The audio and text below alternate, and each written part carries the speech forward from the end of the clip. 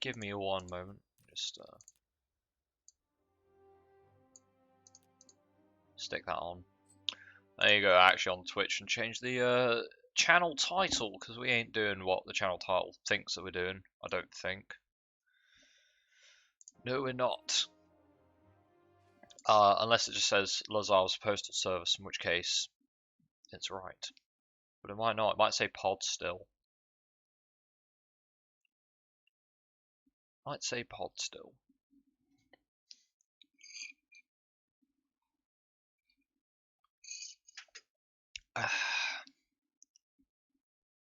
Right, yeah. Still says pod. Still says pod. Gotta change that. And we'll be back to our usual streaming after that.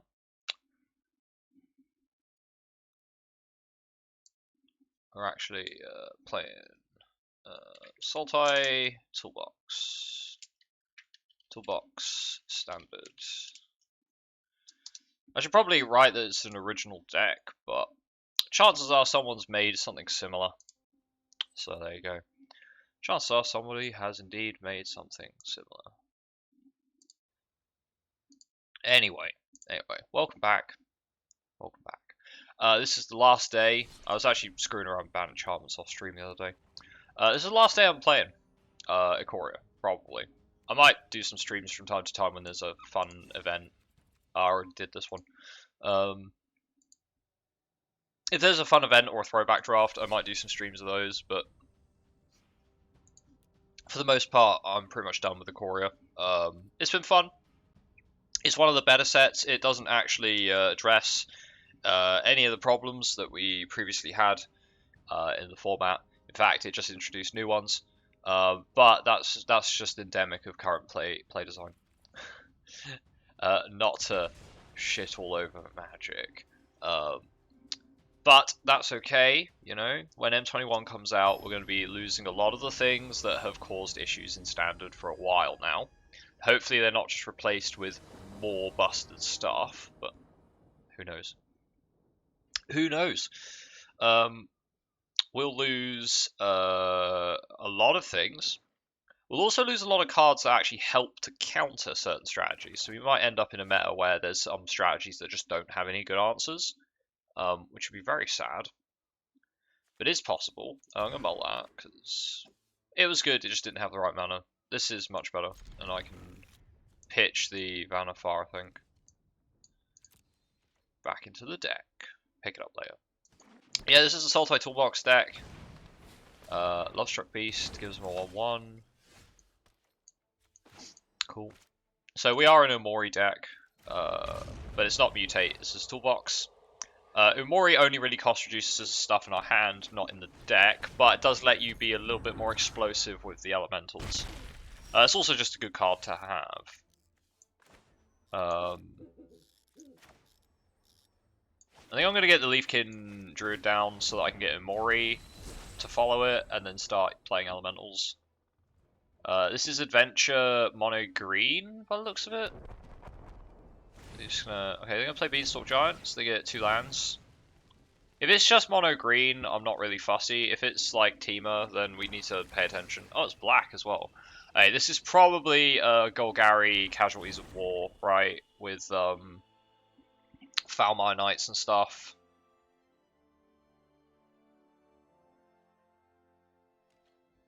So we're going to be a bit slow on catching up because they do just have that much mana.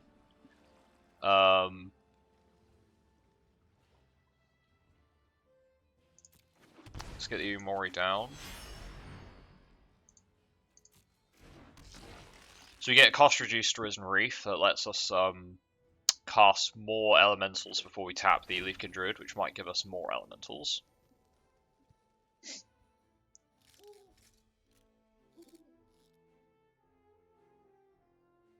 Let's see what they got. I suspect that a land destruction is going to hurt us a little bit. Not too much though, I don't think it'll be that bad. At least the 1/1s can't attack. But he's just going to play a Lovestruck Beast. Lovestruck Beasts aren't that dangerous for this deck. We've got answers to them across the mana curve. That's a double Risen Reef. Me likey. Or Risen Reef. So we're going to go Risen Reef. Gonna grab the top card of our deck. It's a Leafkin Druid. That's nice. They only cost 1 green because reasons. So we're going to get 4 extra Risen Reef triggers, which is probably enough value to run away with the game, but it depends how much land we draw. If we don't draw enough land, this might cause some problems.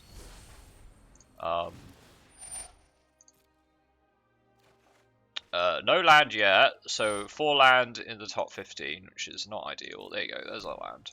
And then hopefully get another 2 land out of this, and then we'll be able to just go away. Just run away with the game. Just literally 5 land in my top 20. That's kind of bad. However, I can trade Umori and the healer for the Lovestruck Beast, which ain't that bad.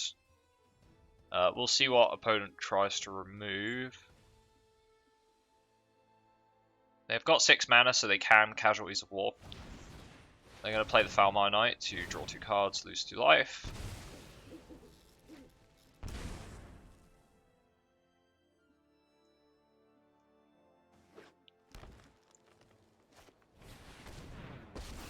Vivian. My heart beats in unison with the wild. Is going to fight the Umori.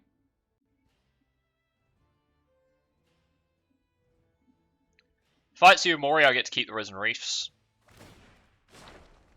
Gonna fight the Leafkin Druid? No, fights the Umori. Okay. He's gonna swing with the 1/1s as well. I would doubt it, but you never know. I can take 5, that's fine. It doesn't swing. It's just trying to protect his Vivian. Okay. Interesting. Gonna crack this in. Let's tap the Druids for mana, play the Cavalier of Thorns, go get some more land. Let's do the Cavalier first. Let's go grab that 1 forest that was there. Lazav can become any of the things in the bin, so whatever we throw is not too bad. I'm going to put 1 in hand so that Uro can put it into play. I think that makes sense. I want a Lazav in play, so let's get Lazav down. Risen Reef, sure.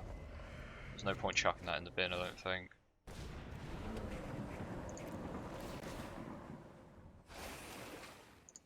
So now we can get a rather large Fiend Artisan down. It's really cool. So we've got 7/7 Fiend Artisan. So board grew quite a lot. We'll see how opponent answers it. Lazav can become a Fiend Artisan, a very large Fiend Artisan. If they kill the Cavalier, then Cavalier can put Agent Treachery back in the deck. We only run 1 copy of Agent as a toolbox thing, because, you know, not running it would be disingenuous, because the card is hella good in toolbox. Okay, so he can't attack. He did exile all of those, so we got 3 cards exiled and a token. So, not that bad as far as exiles could have gone. Another Lovestruck Beast. So, opponent doesn't really have any card draw, they're just kind of stuck with pulling Lovestruck Beast over and over again. On the plus side, Fiend Artisan's going to be hella hench. Lazav can become a copy of Uro and start swinging to draw us cards. Okay, so he's got 2 6/6s, that's fine. I have another Lazav, so I can just swing pretty recklessly with Lazav. Swinging with his 4/4 with Trample, that's a bad move, sir. I have a 5/5. Good job. Good job. Platinum plays here. Platinum plays Poker Seeds, right. Rightio. So yeah, as I was saying, been having fun with this deck. Should probably show off the deck list, actually.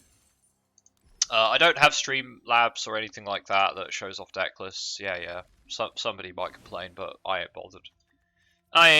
So it's a new Mori deck. It is just... I have only played this in BO1. I was thinking about doing a sideboard for it. If I made a sideboard, I would probably actually just include spells.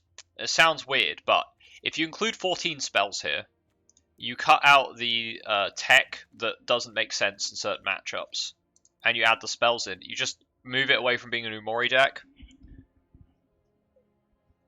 The decks I've had the most trouble with, I mean, you could run things like Wild Speaker, what was it? Return of the Wild Speaker? Return? Oh, I don't have a copy of it, probably. Wait, what? Anyway, Return of the Wild Speaker. Mystical Dispute, Duress, possibly even a couple of copies of Spectre Shriek. You can run Bratuk, all sorts of cool cards you can run as tech cards in the sideboard. All of them spells, and then if you could run other stuff as well. You could run Casualties of War. You could run some Planeswalkers. You could run like Liliana or like a Vivian or something. There's a lot of stuff you can put in the sideboard, and then just take Umori out because Umori is already in the sideboard technically. So you have a 14 card sideboard. Umori comes out of the deck, so you don't have access to your companion, which would suck. But there isn't enough good creature answers for everything in the meta, because we don't have like a Rexage, we don't have a Chupacabra, we're not in the colours for creatures that particularly hate on Planeswalkers, because that's Grixis. I know we're in blue-black, but we're missing a couple at the very least. So you probably want to branch into spells. You can run like Frilled Mystics and stuff, but you can't pod them out, so you have to rely on drawing them. But yeah, decks. Let me actually get it in a better view window. The deck is pretty sweet. We've got the elemental package. So we've got 4 of healers, which have won me a hell of a lot of games, by the way. For those that are about to complain about why on earth would you run a 1/2 that gains 3 life? Well, turns out that flickering a healer with Thassa is sometimes all you need to win a game. Against mono red, against Rakdos aggro. Once the value engine gets rolling, it's kind of hard to stop you. All you need is a little bit extra life. Also combos very well with Risen Reef and Leafkin Druid, getting more stuff on the board, as well as the Fiend Artisans, where they're good sack chaff that you can have down turn 1, turn 2 Fiend Artisan, turn 3 sack the healer, get a 2-drop, i.e. Fubble, Timuret, Cruel Harpooner, Powerless Druid, whatever you need. Biomancer's Familiar is particularly good with that. But yeah, the main elements of the deck are Fiend Artisan and Lazav. Lazav is to become copies of particularly powerful cards in the bin that have either value when you flicker them, or on-board value, or value as a beat stick. So that's kind of how the deck is built. Lazav makes the deck a lot more robust because it can get different threats out of the bin, as well as being a low curve 2-mana creature that's also a good blocker. But he can handle all sorts of different situations. Lazav can become a Timuret and give you Graveyard Hate. So you only need to run 1 copy of Timuret. As long as you have a Timuret in the bin, Lazav can become Timuret, thus enabling you to deal with people's graveyards. He can become a Cruel Harpooner if you want Reach, I guess. I mean, if you want Reach, he just becomes a Cavalier of Thorns, honestly. You just don't exile it, but Cruel Harpooner is more for the Fiend Artisan. Paradise Druid gives Hexproof, right? So Paradise Druid is we only have 1 copy. I could run more if I wanted to care more about ramp, but Paradise Druid, what Paradise Druid does is it gives Hexproof to Lazav for 2 mana, as long as Lazav is untapped. So that can counter a lot of like target removal. He can become a Fiend Artisan for the extra power, or for let's say I need to pod a different creature out or put a different creature in the bin. He can become a copy of Fiend Artisan and do that. Biomancer's Familiar reduces the activated abilities of creatures we control, i.e. he makes Fiend Artisan 2 higher when he cracks a creature. So you can basically, Biomancer's Familiar ramps your pod by 2. So effectively net gains you 1 mana, because you have to pay 1 mana to activate Fiend Artisan, so Biomancer's actually net gains you mana with Fiend Artisan. It's a bit janky, that's why I only have the 1 copy to toolbox out.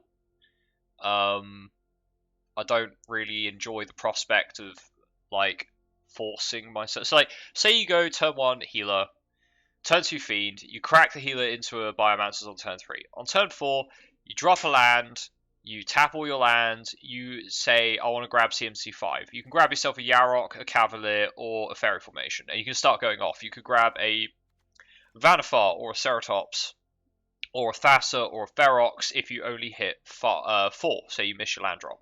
You can get one of these instead. So it's not bad, it's not amazing, but it gets more value as the game goes on, especially with like Lazav, because then he can just for free become a Paradise Druid. Lazav can... I was actually considering putting a Glimmerbell in the deck so I could do some more degenerate shit with Lazav, but like copy of Parcel Beast, copy of Glimmerbell, so Lazav can become a Glimmerbell, become a Parcel Beast, and he can just do that for 2 mana, because he can just become Parcel Beast. I think Parcel Beast is 4 mana to become, which is, it's a bit expensive, that's why I was like, it's a bit janky, don't need to do it, but Lazav could, in theory, become a creature that untaps itself. I don't know how relevant that would be. If there was a creature that generated more than 1 mana when it tapped, I mean, technically there's Elysian Kayatid. So Lazav can generate infinite mana with a Glimmerbell and Elysian Kayatid in the bin and a Biomancer's Familiar on board. That is an option. Is it an option I want to explore? Now I've thought about it. I'll explain. Right, so you've got Lazav. Lazav is an X cost, so you can pay as much as you want, and he becomes target creature with CMC X, right? If you have a Biomancer's Familiar, activated abilities cost 2 colors less, so you can activate him for nothing, and he can turn into any 2 CMC creature. If he turns into a Glimmerbell, he can untap himself for 1 blue, because the Biomancer's Familiar also makes the Glimmerbell cost less, the untap less. And then you get yourself an Elysian Kayatid, which add 1 mana of any color, add 2 of any 1 color if you have a creature with power 4. Now, it's very easy to get power 4. We've got Umori, power 4. The actual Fiend Artisans will get pumped up, power 4.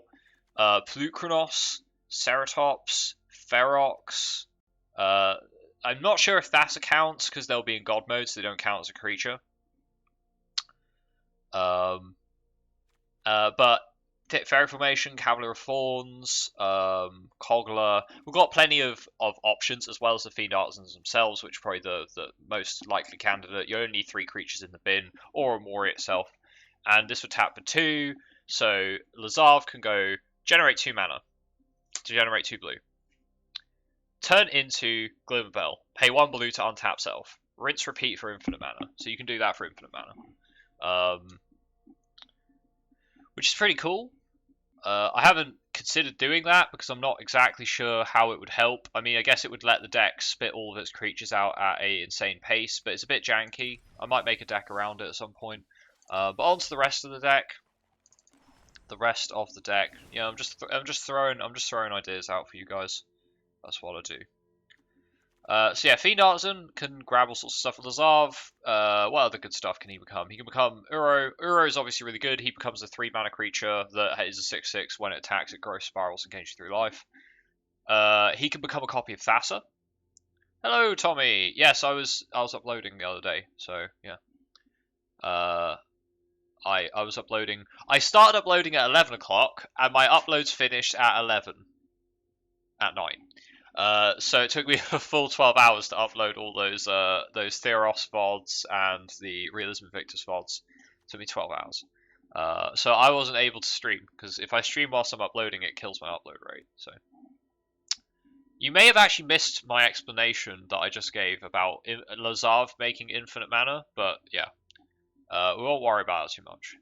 So yeah, Lazav can become a Thassa if you really want the flicker effect. So, or if your Thassa gets removed by a counter spell or something, Lazav can become Thassa, so that's nice.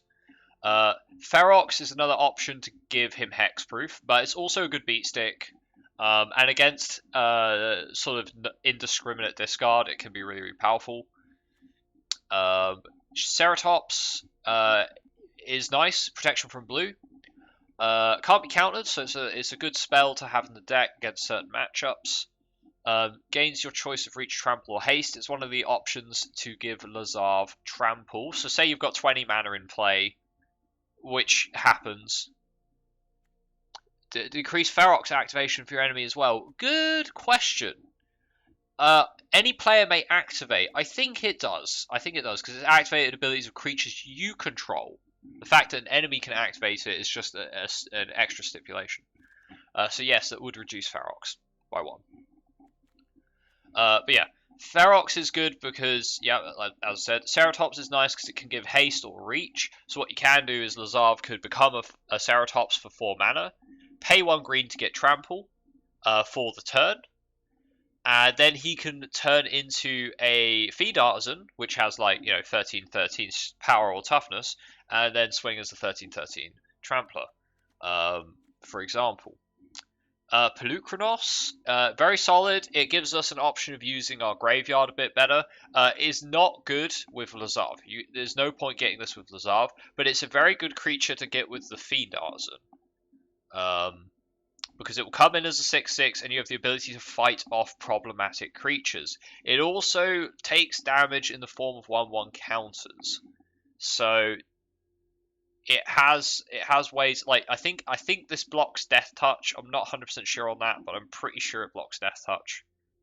Because rather than taking damage, it just removes a counter from it, and removing a counter doesn't activate Death Touch. I'd have to double check that, but I know creatures that work off counters are really dodgy at times like that. But yeah, it also gives us an option to escape, except for Questing Beast, because damage can't be prevented. Yeah. Uro and Pelucranos give us options to exile our bin if we're really out of options. This isn't the worst thing in the world, and yes, it depowers the Fiend Artisans because we are only creatures. So unless we mill lands, there's not much option for us to exile things that aren't creatures. But that being said, sometimes all you need to do is play a 12/12 Pelucranos to win the game. We have added a Vannifar in the deck recently to give us extra pod options. Not sure how well this is working out yet, but the option to pod for free can be pretty relevant. Especially, for example, say you have an Umori on board and a Vannifar out, you can pod the Umori to get a Yarok and then just go off from there. Or you could pod a Cavalier to put a creature back on top of your deck, and then you can search for that creature if you trigger it, like if you set the triggers like that. So you can get creatures back from your bin by podding the Cavalier, which is not bad. Say you want to get Yarok back, or you want to get Kogler for the ETB, or you want to get Izoni, both 6-mana creatures, so you can do that. Or maybe you want to pod Izoni into an Asian Treachery. Maybe that's what you want to do. Also, the option of just like killing off, say, a Risen Reef to get a Thassa is actually quite good value. So there's plenty of things that Vannifar has use for.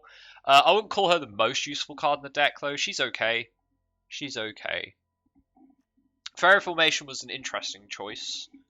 Tommy actually mentioned Fairy Formation. Has additional utility with Biomancer's Familiar, admittedly. I think the best thing about Fairy Formation is, when in doubt, you're not in top deck mode. I think that is the main takeaway from Fairy Formation, is that if shit hits the fan and both of you get ground out, Fairy Formation is like your answer to being forced into top deck mode. And it also gives you a bunch of flying blockers, but also chump creatures. So Fairy Formation actually is pretty useful. It's a decent beat stick as well, and again, it's something that Lazav can become and get value out of. Cavalier's the Elemental is just really good. Can also help you get back some of your like key pieces if you can't interact with the graveyard. I was thinking of adding a graveyard interaction. Apparently I lost connection with the server for a second there. I'm still losing connection with the server. Is Gravewaker. Apparently Magic's having a moment, so you have to give me a second. I was thinking Gravedigger, but yeah, Gravewaker could work. Gravedigger works nicely because you can flicker them with Thassa. That's what I'm thinking. They're also a good creature to pod. You can pod out a Gravedigger into a 5-drop, which is pretty cool. But yeah, lost connection for a second there. Very strange. Very strange. Anyway, let's get back to the deck. There are options. This deck has plenty of stuff you could make changes. It's very flexible for like personal preference. Like if you wanted to, you could just go, I hate Agent of Treachery, I hate Thassa, I don't want to play them. You don't have to. Like I've won plenty of games where I just don't need to use them. I've won plenty of games where you don't need to use Thassa, you don't need to use Agent of Treachery. I've won plenty of games where I've had Agent of Treachery in hand and just didn't play it, because I was like, I wonder if I can just win this game without using it, and sure enough, you do. The main power of the deck is actually I'm not gonna lie, it's actually the Elemental package. The Elemental package is just way too strong, man. It's just, it gives you so much consistency, it's actually retarded, but I mean, this is why people play Simic Ramp. It's why people play Simic Ramp with these cards, because it's just silly. But with Fiend Arts, it gives you the option to filter through your deck a bit better once you got like the mana in play. Once you got all the mana, you got to find a way to use it, and filtering it with Fiend Arts and pull stuff out of your deck's pretty good. Pretty good. Nylea to combat top deck mode. Yeah, Nylea would work. There are again. There's play. I think is Nylea 4 mana. Nylea's 4 mana as well. Yeah. Might be worth it. I mean, if I had to cut anything in the deck, it would probably be Vannifar. Nylea could actually be a good beat stick as well, because Vannifar doesn't do like a whole lot in the deck can't already do itself. You see what I mean? Like, Vannifar doesn't do anything that the deck doesn't already naturally do. So like, if I had to make a cut out of like recent playing the deck, it would be cutting thingy for Nylea. Also, Nylea is probably actually going to get turned on as well, because we have so much green devotion that Nylea is actually going to be a threat. So yeah.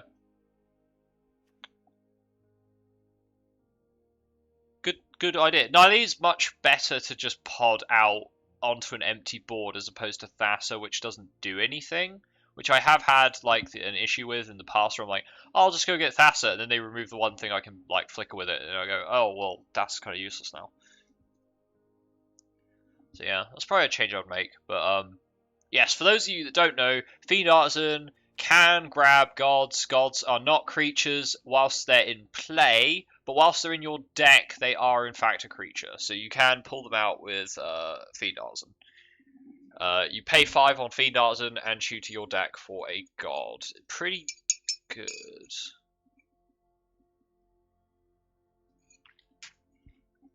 Right, aside from that, deck's pretty good to go, really. Yarok gives us double ETB triggers, which is a hell of a lot of stuff. I am actually, when dies, I'm actually interested in a creature that has an effect when it dies. Now, the reason for this is, for example, I could run a Cavalier of Gales. I wish Erebos was in this. The gods would make a 3 flavorful roleplay deck. Yes. Maybe so, but we ain't doing that. What I was thinking is, I want a creature that has an effect when it dies, because I would like to have a cheap creature I can turn Lazav into, which might be nice. Scorpion, the 1/2/1. Yeah, that's kind of weak. Like, I want a creature that has a good effect, right? Which might mean it's not a cheap creature. It might be actually a good creature. I could get Cavalier of Night, for example. But then it's like, how much do I want to increase the curve of the deck, and what am I cutting out for it? Because the deck's very nice how it is, like how it plays. I might take the Ferox out. I think the Ferox has probably been the least exciting of the lot. Maybe put a Cavalier of Night in. Cavalier of Night could be good as a piece of actual targeted removal.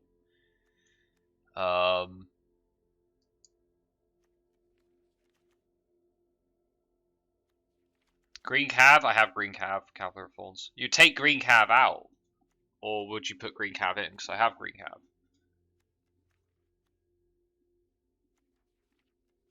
Put a Roalesk in the deck. No, we're not doing that. Anyway, I'm rambling. I'm not sure.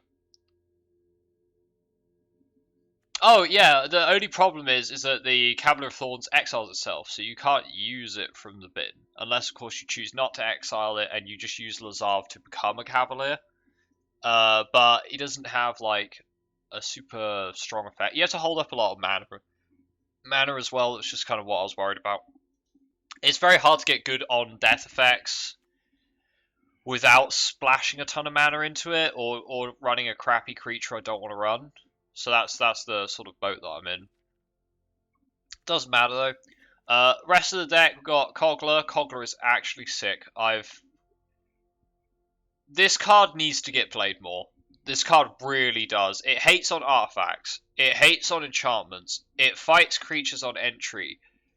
If you play some humans, you can give it indestructible, though you absolutely do not need to do that to make this card really, really good. This card is genuinely sick, and more decks should play this as a ramp target. And a hate card. It's a hate card that's actually really... it's really good to play in the main deck. That's what makes it so good.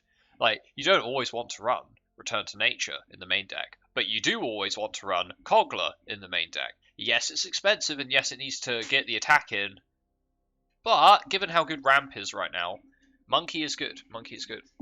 Izoni is for giving us lots of sack usage. All of our cards are creatures, so Undergrowth is really powerful.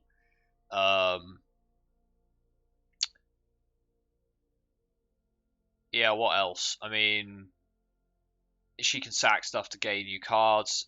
She can flicker her with Thassa to get a ton of an absolute bucket of bug tokens, which I have actually won a game doing that. Specifically that Winota game.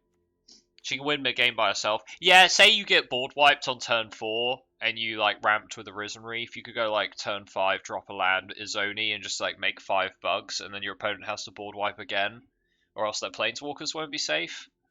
That's the main usage I've seen her in the Jeskai Fires matchup, is that she can just shut down planeswalker boards by having too many attackers. She loses Sarkhan, mind you, because Sarkhan is Sarkhan. And there's the good old Agent of Treachery, because he's really good, and you can pod him out. You could flicker him, and either way he's strong. He also gets double activations with Yarok, so you know. Save and exit. So yeah, that's the deck. I was talking about a combo, Tommy. I don't know if you heard it about Lazav making infinite mana. Did you know Lazav can make infinite mana?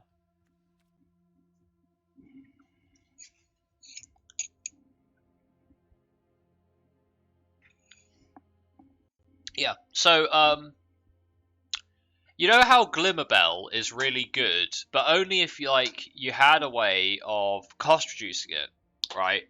Glimmerbell can't mutate onto other creatures. Here's the problem. It's an untappy-tappy creature. Untappy-tappy creatures are really strong.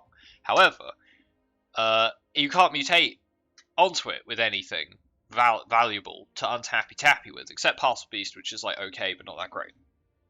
Right, so Lazav has X, become target creature with CMC cost X, right? Biomancer's Familiar means that the activated abilities of creatures you control cost 2 less. So you can activate Lazav for 0 and turn him into a Glimmerbell, which he can then untap himself for 1 blue. What creature in Standard taps for more than 1 color? There's actually quite a few. And most of them cost 2 mana. You can do it with Elysian Kayatid, taps for 2 if control power 4 or more, which actually synergizes quite well with Fiend Artisan, because you probably got power 4. It works with Incubation Druid. Incubation Druid, as long as he has a counter on him, he can add 3 mana. Also gives you the option to adapt for 3, because you have Biomancer's Familiar. So you can generate infinite mana with an Incubation Druid. I don't know what else taps for 2. Tap for 2. Not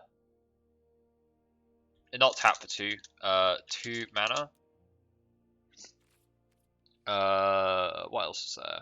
Don't think there is anything else that does 2 mana. Incubation Druid. Yeah, Incubation Druid and Elysian Kayatid are two dorks that can tap for infinite. But I'd need to add Glimmerbell, I'd need to add Elysian Kayatid, I'd need to add thingy. Makes Druid able to adapt multiple times. Yes, but only on once a turn, because you have to tap the Familiar. And before you say, yeah, but Lazav could become the Familiar, and then And then, yeah, now we're getting into like, I need 2 biomass, and then we might as well just play another deck, right, that can generate infinite mana. And it's like, generating infinite mana is all well and good, but how are you using that mana? How you need a way to draw cards on a stick. So you need draw a card on like you can just keep doing it. Yeah, you could do a Kenrith deck, I guess. A Spectral Sailor, Nylea is a good way to spend mana. Yeah, there's a lot of ways you could do it, and you could just like go ramp, Lazav, turn sideways, make mana, untap, turn sideways, make mana, untap, turn sideways, make mana, untap, draw cards, win. You could just do that, right? You totally could do that. That's a pretty sick combo, not gonna lie. Yeah, I know. I am nothing but someone who likes to play jank. I like to play jank. So I have been playing around with, whilst I was off stream, whilst I was uploading, I was playing Bant Enchantments and Lazavs, and I was like, I bet you Lazav can do some busted shit with Glimmerbell, and I thought about it. I was like, yeah, sort of, but it's a bit janky. I'll brew up the deck quickly just so you can take a look at it. So you go like Glimmerbell, you need 4 copies of this. You need Lazav, and you would want to run 4 copies of him because you absolutely need to have him. Fiend Artisan can help put stuff in the bin, and it's also pretty good. You could run the full elemental package if you wanted. You've got the Jellyfish Boy already, so you know that gives additional value to the to getting elementals on board. The green ones, we've got Healer, we've got Leafkin. You could run Fertilids as well if you wanted, or Overgrowth Dudes. But really, we're more interested in the actual elementals that are good. So we got Risen Reefs. So we're in Sultai again, obviously. You don't have to run elementals, this is just an idea. You need Incubation Druids. These are probably the best of the lot. And you want Biomancers, Familiars. And you want to run a couple of copies of Thassa's Oracle. And you want things that draw cards like constantly. So the Risen Reef does give you the ability to keep drawing cards as long as you keep drawing elementals. As well as if you get a Fiend Artisan in the bin, you can constantly sack creatures to get more Risen Reef triggers. It is possible to do that. You probably run out of time. But you want things that draw cards on a stick. So you're looking at Sultai draw card on a stick. Probably, which means you'll be in creatures, because creatures are the ones that have the ability to do that. Spectral Sailor's a cheap one, so it's easy to get out with Fiend Artisan. You could do it with the Fairy Formation to give you a bit more punch. Not that you'll need it, because the idea is the deck just freaking wins, so you don't really need to do that. Aside from that, there's not any other really good options. So yeah, you basically Spectral Sailor or bust, but that's fine. You run a couple of copies of Spectral Sailor and bam, deck is done. That's all the deck does. All the deck does is ramp and do Lazav combos, and that is literally it. So you could even cut some lands out of the deck because you don't need as many lands. You just have to activate Incubation Druid. Well, you need to activate Lazav. That's the main thing. You gotta have Lazav. So if you wanted to like maybe make the deck a bit more consistent, you'd run Mythos of Brokos. Or just Mythos and find it. Oh, they're not creatures,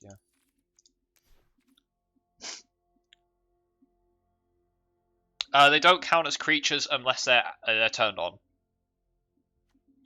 So it doesn't cost reduce them unless they're turned on. If they're turned on, which Nylea is very easy for our other Lazav deck to turn on.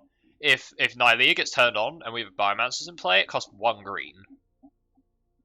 Which is really sick, because Leafkin taps for 2 green, so it can go off, it can draw cards like a motherfucker, so 1 green Surveil, pretty much. Yeah, 1 green, yeah, but it's not just Surveil, it draws it if it's a creature, and the only cards we run are creatures. So it's basically land, hits bin, creature, goes into hand, land, hits bin. Or you can set up Risen Reef turns by going 1 green, is it a land or a creature? Or I suppose it doesn't really matter if you're going to play Risen Reef anyway, but might be because you want the land to play untapped. I don't know. Either way, Mythos of Brokos can help put things in your graveyard and also put things in your hand. So you could run less copies of the combo cards So you can search library. You just put it straight into the bin. You could run Gravebreaker Lamia and put cards specifically into the bin.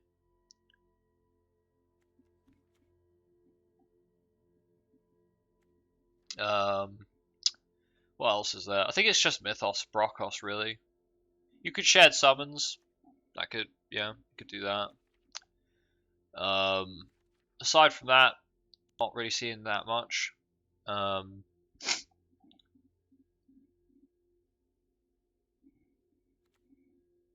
yeah, that's the idea. That's the idea. Something roughly like this.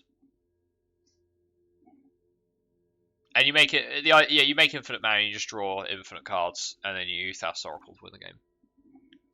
And your opponent, upon realizing you have infinite mana, will probably concede. And if they don't concede, then they're ballsy, and fair enough.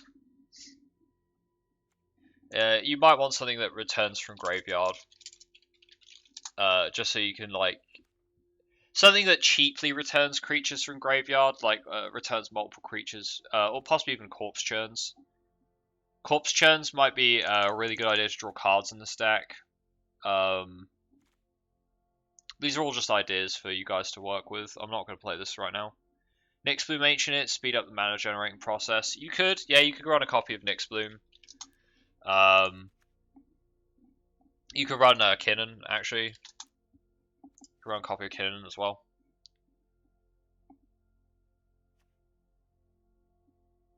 Which also lets you filter your deck for non-humans. So, yeah, you could run a Kinnan. You cut down to like one Thassa's Oracle, one Spectral Sailor.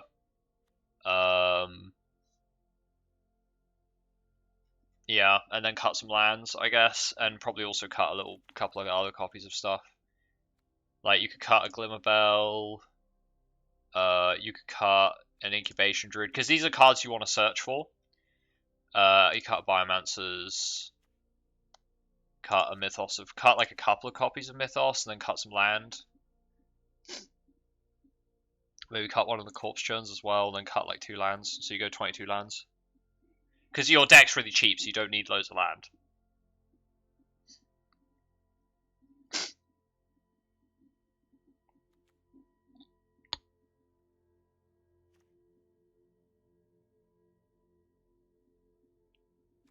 But yeah, just a thought. Just a thought.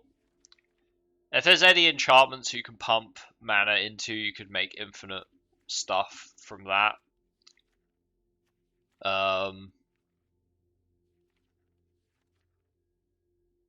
So yeah, very janky but fun. I don't think it's that janky. The deck runs nothing but 1 and 2 drops.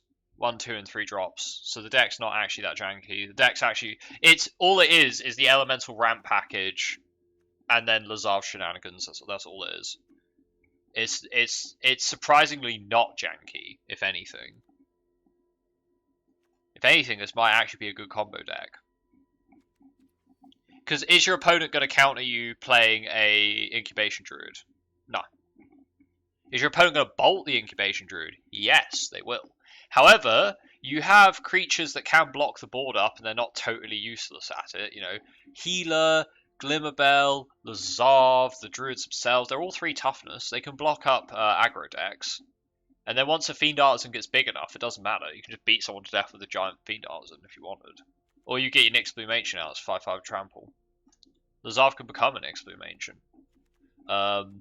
Kinnan gives you a way to get your busted-ass cards out. Yeah. Brokos is... I'd probably run more copies of Brokos, honestly. This might even be like an 18-land deck. This might even be an 18-land deck, because you need to have the tutor. You've got to have the tutor. It might be worth running a Gravebreaker as well. Because what you can do is you can generate infinite mana and then just turn Lazav into the Spectral Sailor and draw loads of cards and then turn back. Like, there's nothing stopping you from doing that. You can generate like 1,000 mana and then do that.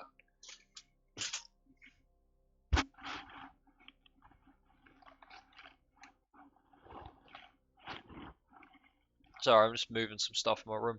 But yeah, I've been talking about this for a while.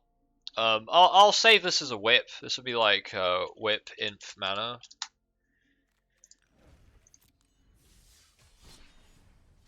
But yeah, today I was gonna talk about Ikoria in general and actually just play some Postal Service, because that's how it be. But I'm gonna just take a quick break for a cup of tea and then I'll be back to playing Lazav's Postal Service. We are currently in Platinum Tier 3. I have only played Lazar's Postal Service whilst climbing, by the way. When we were playing all these janky ass decks like down here, we were in silver, and I've climbed solely with Lazar's Postal Service. Yesterday when I played Band Enchantments, it was like a couple of games, but I didn't really get anywhere with it. But so it has been Lazar's Postal Service climbing us through the ranks.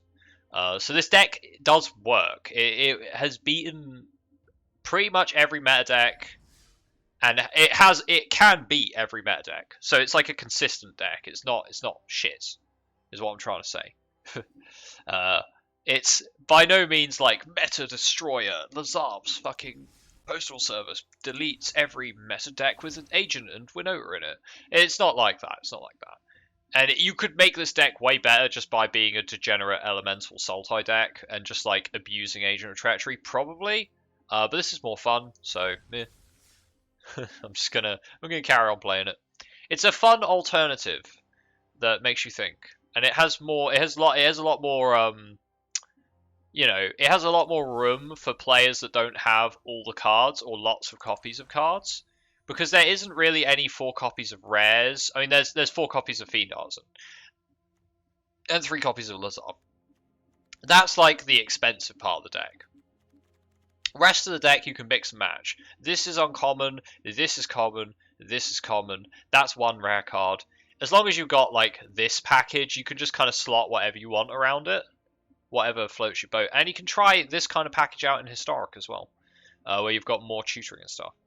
So yeah, it's totally modular. If you go up against nothing but mono red aggro, you can run some anti-red cards like Cerulean Drake.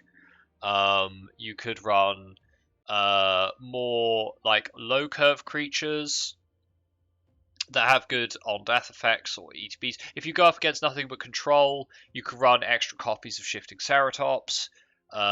You could run some more 1-drops like Goose to try and get underneath them. You could run your own flash cards. There's nothing stopping you from playing some flash cards in this deck. You could play Night Pack Ambusher. Night Pack Ambusher would be absolutely fine in this deck too. You could run nothing. Frilled Mystics are a bit odd because you have to draw them to make use of them, but there's nothing necessarily wrong with that. So there you go. But yeah. So I'll leave the deck list up whilst I just go get some tea. So I'll be back in 5.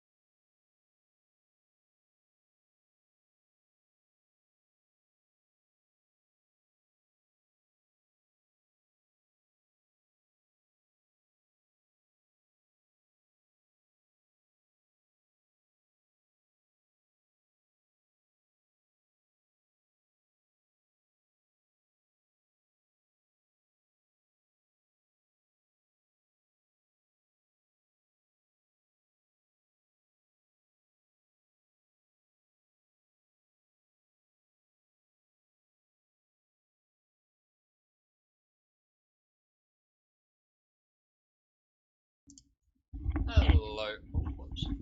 There we go. Right, hello, hello. Hello, hello. Right, I'm back. Got my tea, was having a chat with everyone else that was in the house. Everybody else that was in the house had a chat, had some tea, ready to go. Let's add another Castle Vantress. Let's add another Castle Vantress just in case I need that. Yeah, actually, you know what? Garenbrig. Give me some Garenbrig, boys. Garenbrig. Give me 3 Garenbrigs and give me another Vantress. I don't think I want a Lochthwain, but I'll add one. Just I've got a Castle Lochthwain anyway. Suggest lands. Yeah, we've got plenty of shock lands and stuff. We should be fine to run those mini castles. Fabled Passage to have something to exile for Polu. Nah, the problem with Fabled Passage is that we run very few basics, and I feel in many cases, since we have Triomes and Shocklands, we don't need Fabled Passage. We have 10 Shocks in the deck, and we have the 3 Triomes. So we've got 13 like dual color lands. So I think, and playing a castle on turn 1 isn't the end of the world. This is a mull because we don't have any real ramp. This is a great hand. I'll definitely keep this. Look at that double Risen Reef with a Plukranos. Just tuck the Treachery away, and we're good to go. Garenbrig's really... I wasn't thinking enough about Garenbrig, but it's basically land which ramps. That's pretty much what Garenbrig is, right? Garenbrig is land which actually self-ramps, as long as you're casting creatures. Hello. It's mono-white something. Let's get the Lazav out, because he can block the Alcide, and also might surveil something good into the bin. Breeding pool. Do I want a breeding pool? Yeah, I'll take a breeding pool. Extra land in her. How many lands do you tap for Garenbrig? 5? 4. You tap the Garenbrig and 4 lands, and it generates 6 mana. So it does ramp you by 1. So it's land which ramps you by 1, for purposes of casting creatures. So yeah, it's definitely very relevant. I think a lot of people underestimate that the Garenbrig is actually just free land. So that is 5, yeah. Tap 5, generate 6. So it is land. It's land that taps for 2 effectively. Taps for 2.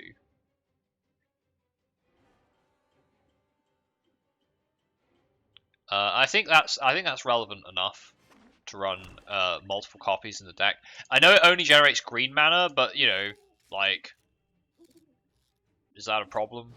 Angrath's Rampage, sack a creature. I'll sack the Lazav. Because I can then get another Risen Reef out. No blocks. He's only got 1 white up. He might play another creature. No. No more creatures. Let's go for Fiend Artisan and the Paradise Druid. I want to have both. Do animated lands from this account as creatures? They are creatures. They're also lands. They are creatures and lands. They are both. They become elementals. Specifically, that's their type. But they don't enter play, they're already in play. So you're just turning them from one thing into another. That's why they don't have an ETB, or don't trigger elemental ETBs. If you had Biomancer and you animated Garenbrig, it would be Mega Mana. You'd be able to tap Garenbrig for... you tap 2 other lands and Garenbrig, and you generate 6 mana, yes. But those 2 other lands... is that necessarily worth it? If you tap Garenbrig with a Nyx Bloom Ancient in play, it taps for triple mana, I think. It would generate 18, I think. I'll have to test that.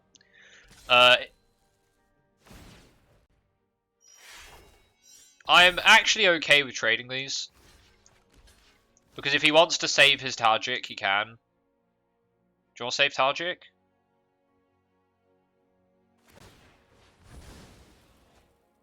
Okay, he wants to save Tajik. Right, so now I just play a new Mori. Naming creature.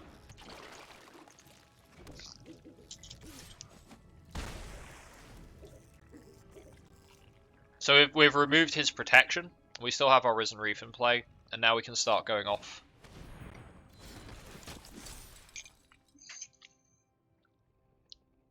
Exile Fiend Artisan. Interesting. Okay, well he hasn't got any more mana, so...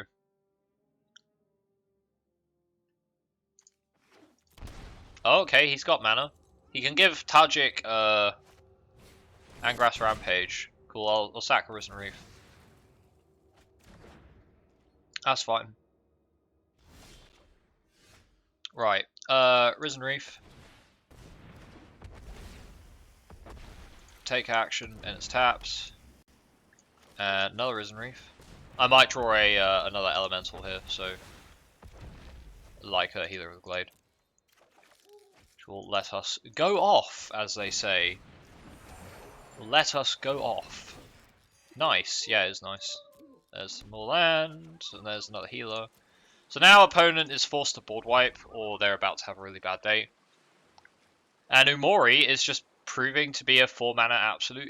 This is Yeti. This is Yeti that cost reduces your creatures, man. Yeti was good in good in Hearthstone. Yeti is good in Magic. 4-mana, 4/5. Just how it be. He's going to Mentor Kudro. We're going to primarily kill Kudro. And I'll take 4 from Tajik, that's fine. I get the feeling he's got a board. He might have like a Clarion or something. Mortify, okay. That's fine, that doesn't really do anything. So now I can just keep on abusing elementals, honestly. I'll play the Nylea because it cost reduces my creatures.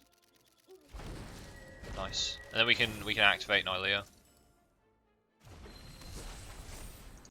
There you go, we have a Nylea in play. Yeah, I'll take that. So this is Mardu Humans, and it doesn't seem to actually do very much.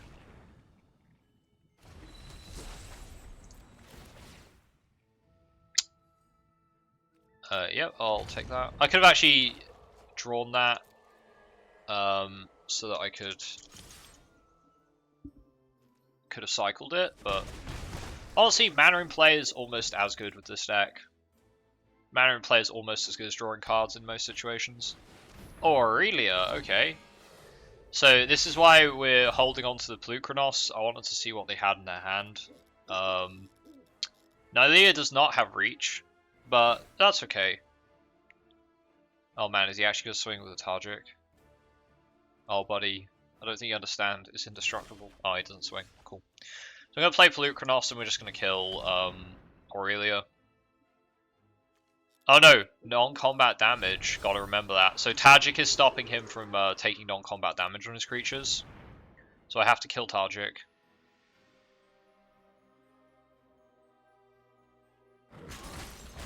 Else I can't damage these guys. Let's play a healer. Yeah, I'll take land. Yeah, I'll take land. Another Garen Brig, so tons of mana. I'm going to play the Lazav so we have access to Lazav for next turn. Fiend Artisan. I'm actually going to put that in the bin. Feed Lazav and other stuff. Let's play the other Leafkin Druid.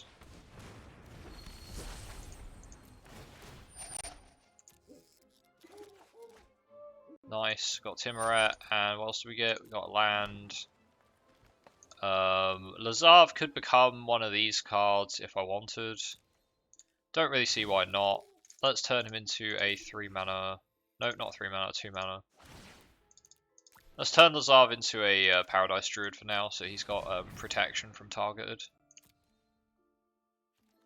And let's swing with a Nylea.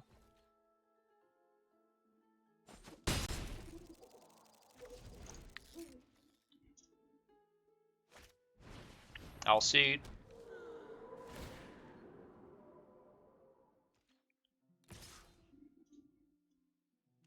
So yeah, just the elemental package itself with a couple of bombs is more than enough. That's why Simic Ramp's so strong. But I think the toolbox gives it so much more utility. Pluchronos gave me the option of exiling my bin to just bring it back and kill the rest of his creatures. So that would have been good.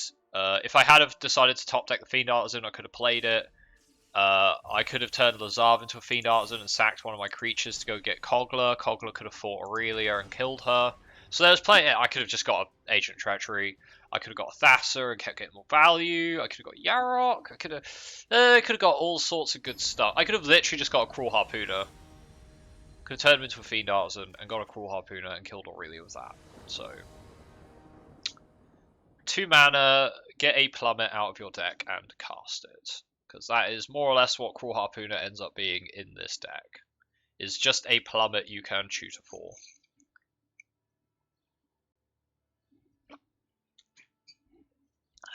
T. Love how consistent the deck is. What's consistent is the elementals. The deck itself is not consistent. Toolbox decks never are, because the game plan changes depending on what you draw and depending on what your opponent plays. It's always the deck is actually very inconsistent in its play patterns. What gives it consistency is the fact that the elemental package, because like elementals are just a package, you can staple Leafkin Druid, Risen Reef, insert other elemental 4 copy. You can those 12 cards, like 12 cards in elementals, Risen Reef and Leafkin, plus one other of your choice. I would say the healer is good because the life actually really matters. So those 12 cards that you have in your deck can make pretty much any Simic deck like incredibly consistent, incredibly so, because of just how they interact.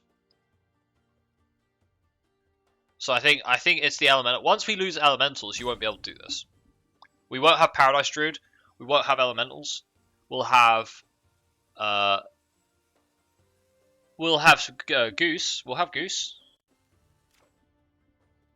We might end up running can't run Incubation Druids, they don't work. Honestly, I think post Ikoria, a lot of decks are going to have to change massively because elementals as a package are incredibly potent. The entire Fires deck is going to have to change. It won't have Cavaliers. It won't have all the Planeswalkers. What on earth is the Fires deck going to become? People are going to have to come up with new ways to play Fires. They might just play more expensive Planeswalkers from Ikoria onwards, which would not surprise me. Rather than playing the cheaper 3-mana ones. But then the 3-mana ones give them a lot of tempo. So Fires might also just get banned. Yes. Agent or Fire... No. Agent won't get banned. And the reason Agent won't get banned is because... Unless... They did say they were doing bans soon, actually. I wonder if they've spoiled any of the bans. Let me look at the Magic ban list and see if they've got any bans planned. They might actually ban Lurrus from older formats. Lurrus is basically everywhere in the older formats, so...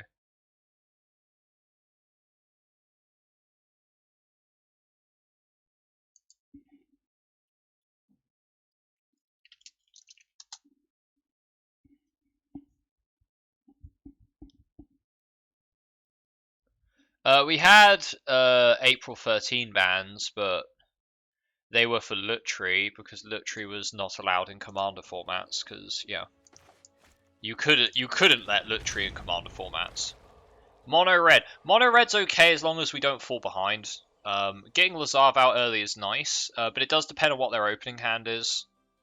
Mono Red can just be incredibly explosive and hard to deal with. Ideally against Mono Red, you open Healer. Oh, it's Rakdos. Pro Rakdos Knights.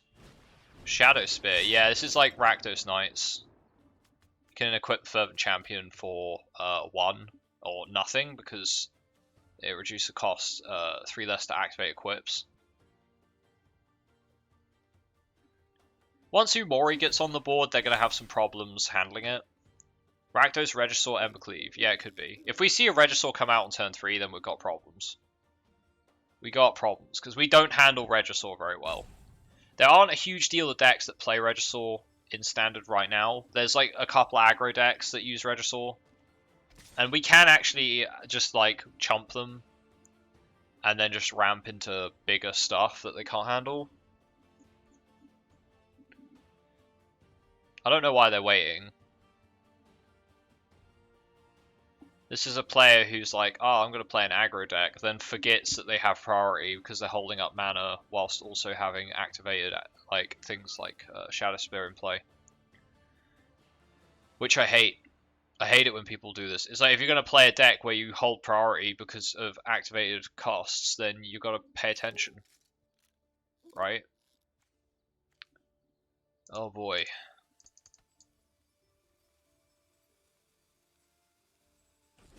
Oh, now you realize. Jeez. Please pay attention, opponent. I don't want to have to deal with this shit. Right. Lazav blocks it. That's the important thing. Lazav blocks it, which gives me some time to get towards other more important creatures. Maybe their first time playing this deck, maybe. But like, they still have priority now. If they're just the kind of person that like alt tabs to go onto YouTube to watch stuff in between turns, it's like, goddamn. I mean, I don't mind people doing that, honestly. I don't mind people doing that. As long as they understand that, oh, the Lazav can become Ferox. Now that is spicy. That is spicy.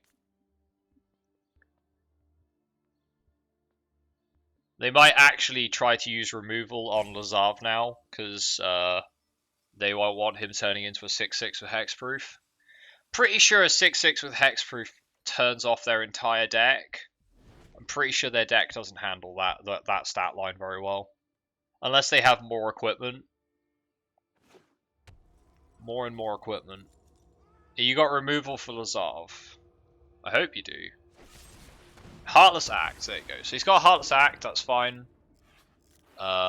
We can live with the Heartless Act, honestly. I'm not too fussed about that. It even trades well with Regisaur, yeah it does.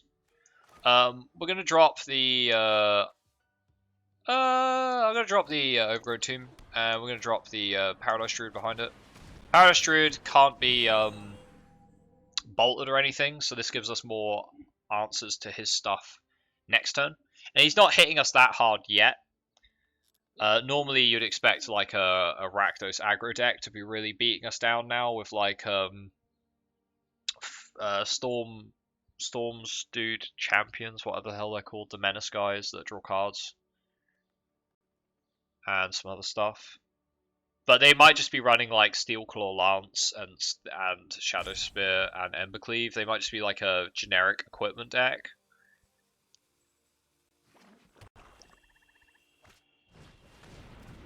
That's the one, Stormfist Crusader. So Stormfist Crusader we can block the coming turn. They do still have priority. I'm not sure it's the card that they have in hand, which is giving them priority. They might have an Embercleave trade upcoming.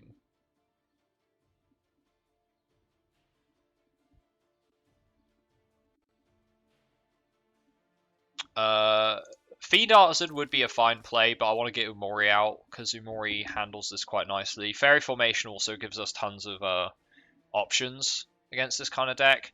Because the only reason that Fervent Champion is an issue is because it has Trample. That's the main issue behind Fervent Champion. Because of the Shadow Spear. Ceratops. Ceratops is not beefy enough. I think we're just going to go with the Umori. Just going to go with the Umori. I have the double block on the Stormfist Crusader, which I will probably take over killing the Fervent Champion, honestly. Fervent Champion's scary depending on how much equipment they have. If that's another Heartless Act in hand, we're just going to not have a very good time. But then if their opening hand was Champion, Spear, Crusader, double Heartless Act, then yeah, I can't really blame them. That's a very good opening hand. Kogler shits on them. Depending on how much more equipment they play. But yes, Kogler does absolutely troll them. Because he fights a creature and then he has the option of also breaking up their equipment after combat. So we both draw cards. I draw more land, which is actually okay. Because I can play the Garenbrig, tap it for 6, get a Ceratops and a Fiend Artisan in play. So that's very nice. They didn't attack. So let's tap the Garenbrig. Let's get the Ceratops in play.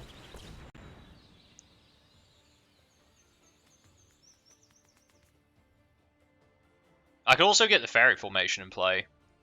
Might be better to get the fairy formation in play, actually. Because it's just a bigger creature. And I think we're playing the value game, because I don't think they beat us in value. They have to be quicker. And the Stormfist Crusader is going to give us hella card draw. Maybe they're trying to Embercleave Infuriate. That would make sense. It's a bit cheap, but they might also just be playing like, oh, you have to, I'm going to steal your creatures and hit you with them, because I'm a Rakdos player. Which, I mean, sure, if they want to steal the Paradise Druid, go for it.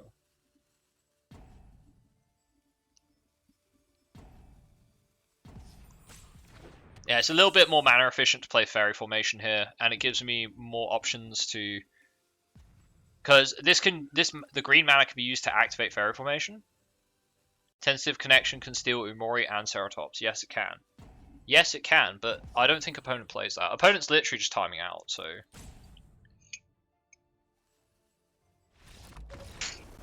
God damn it. I don't know if their connection was bad or if they just decided the game wasn't worth it anymore. I don't know. Tentative Connection. Tommy, are you psychic? Because our opponents certainly seem to have quite a tentative connection in that match. Ha ha! Oh boy. Oh, kill me. I hate puns. Kill me. I need a kill me emote. That's what I need. Shut up. Oh man, I need a kill me emote. I use that way too often. And whenever anyone puns, I can just post it because Jesus Christ, I hate puns. I absolutely hate puns. They really ruin my day.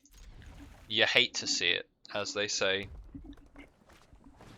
Scorch Spitter Kahira deck. Huh. So it's... I'm not actually sure. Agent yoinked his internet. Damn straight. So this is Teema? Gruul Elementals or Teema Elementals? I'm not sure. Let's get the Lazav out first. Look at all these castles. Try them, man. Creeping Trailblazer. Do I want a Leafkin? I do, actually. I do. Because we're about to get Risen Reef value. Risen Reef value. Overgrowth Elemental. Okay, we'll just block the Scorch Spitter. So this is when he ETBs, you put 1/1 counters on things. Right, fingers crossed they don't have like really bonkers stuff to handle this. Double Dryad, okay. We're gonna take some damage here. They might play the Kahira. No, they don't have enough mana to do that. Domri's Ambush, okay. They don't have extra mana, they have 1 mana up. They can tap Chandra's Embercat to get a 2-drop. Another Chandra's Embercat, sure. We'll just block the Scorch Spitter. Ouch, taking really big damage here. Big damage. Did not open very quickly. Okay. Double Leafkin gives us a lot of blocking power. Umori lets me trade. So we're going to play the Umori because it also makes everything else better. Because that's just what Umori does. Elemental aggro seems so. Elemental aggro has always been good. Well, actually, you say it's solid, but I'm on turn 4, so if I was playing a control deck, this board would disappear. That's the only problem. I'll just shatter the sky. They draw a card. Sure, whatever. Elementals get +2/+0 until end of turn. So I have to block the Overgrowth Elemental.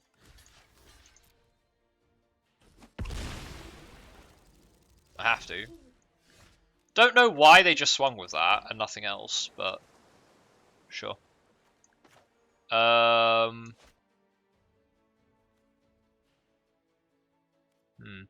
Might be able to finish the game turn 4. Yeah, possibly.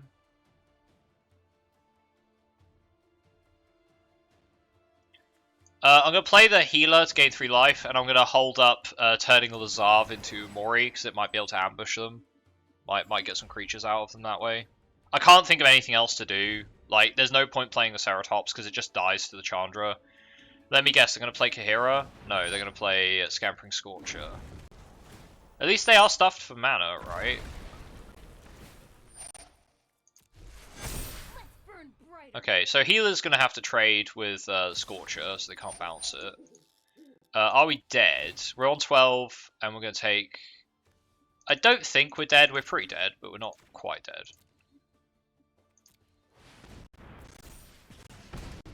So if I block the 4 there, and this blocks the 3 there, they go through for, 10, so we're not dead. But they can't kill me with the Chandra activation, because Chandra can just, like, bolt me. I ain't got any more, healers. If I could bounce the healer, maybe. Technically I can hit Chandra for 4, but it's not enough. If I had, like, an Uro in the bin, we could probably do this, but... we don't have an Uro in the bin. I don't have enough mana. I don't have enough life is the problem.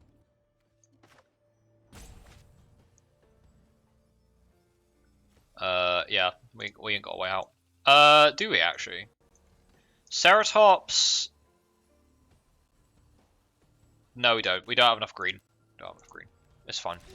Yeah, we just had a bit slow on getting the creatures down. Honestly, just a little bit slow. You'd have to block every creature, yeah. Bit slow. If we had had a one drop, if we had healer into Lazav, into Risen Reef, that would have actually been a lot better.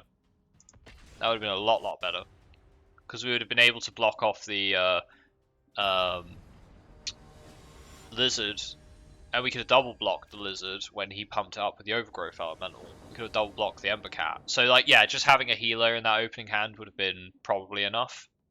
That's the thing. Like, the deck is, even in situations like that, it's like, if only I had a healer on turn 1, it would have been fine. But you can't rely on having things like that every game. Is this hand any good? I don't see... They don't have a companion. It's a bit slow, so I'm going to mull it. This is also... I'm going to mull this as well. Okay. Kogla goes back. Thassa goes back. Sure. This feels bad, but maybe we're okay.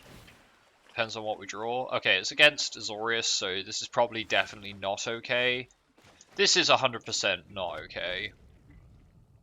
Didn't see a single druid. Yeah, it's against S, but we're absolutely fucked. Absolutely fucked.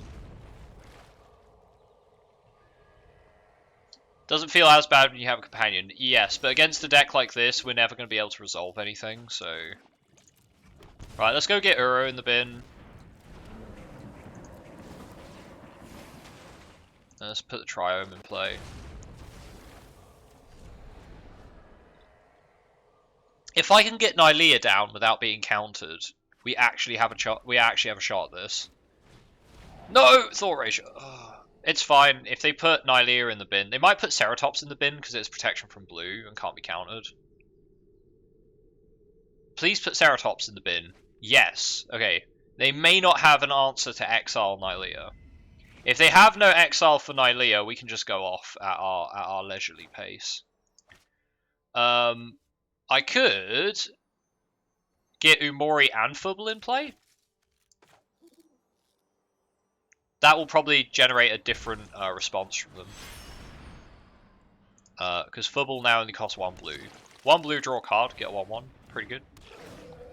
Should run a copy of that green dude that makes your creatures uncounterable. Oh, what, the Destiny Spinner? I could do, but the only problem is, like... Atris? What kind of freaking deck is this? I'm going to allow them to have Teferi or these two. That's what I'm going to say. You can have Teferi or you can have those two. You make the choice, buddy. Takes the 2 lands, loses Teferi. He actually might have needed the lands there, so I'm not sure. He probably just needed the lands. This is probably going to be Esper, like, agent. I'd guess it's Esper agent, right? Okay, drew another Risen Reef. That's cool. Play another Breeding Pool. Shock that in. Play the healer. Maybe I should have held off on doing that so Nylea wasn't a creature, but Nylea is still indestructible, so they need to have, like, very specifically, they need to have exile. They might have an Eat to Extinction. Shatter the Sky, draw a card, we get wiped. That's okay, because Nile is still in play. And we can go Risen Reef. They don't have a counter spell. There's Paradise Druid. Risen Reef number 2. Number 2. There's a Palukra Daddy. There's a Crawl Harpooner. Play the healer. Let me just get some value, opponent. Let me just get some value. It's delicious. Delicious value. I will also play the Harpooner, but not the Druid. I don't really see the point in playing the Druid, and the Harpooner just is a threat on the board, so we're kind of incentivizing them to board wipe again, if they've got it.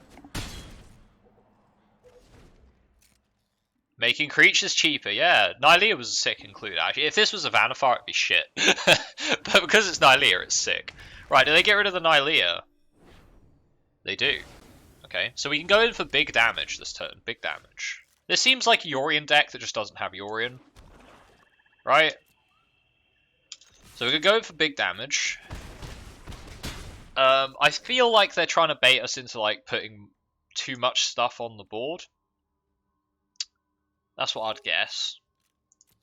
Oh, I could have killed them there, actually. I could have killed them! Lazav could have become a shifting Ceratops, given himself haste, and we could have won. Missed lethal! There you go, see? We have the answers, we just don't use them. Let's play... I know, let's just play Palukra. I might even just, activate Lock Thwain. Draw a card. Donk. Take 3, that's fine. Non-lethal gamer, yeah.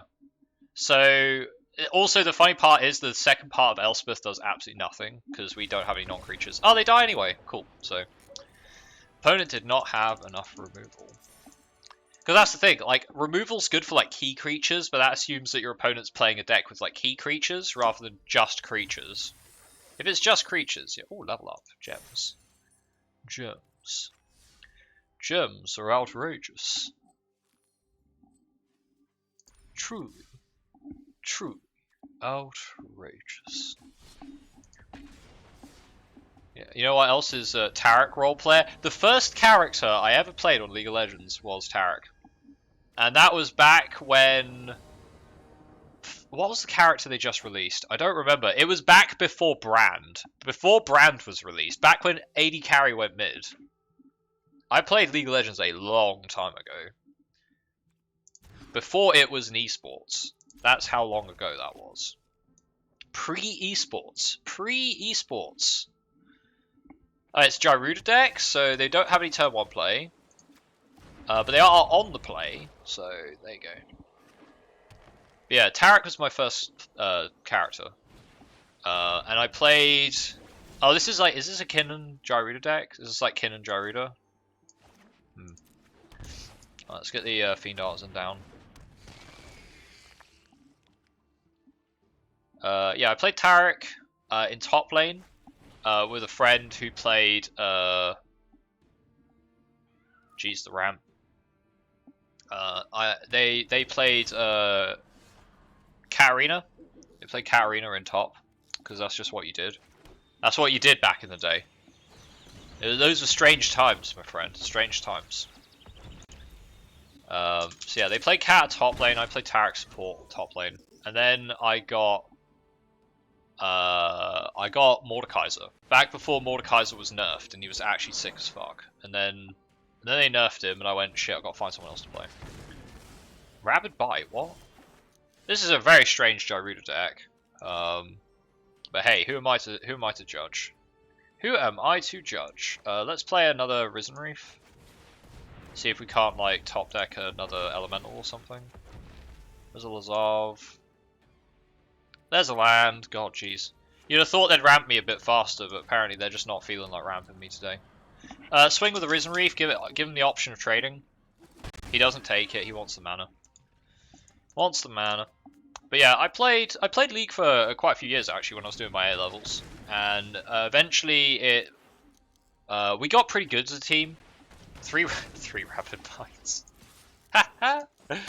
Rabid Bite roleplayer. That's what we got. He's angry.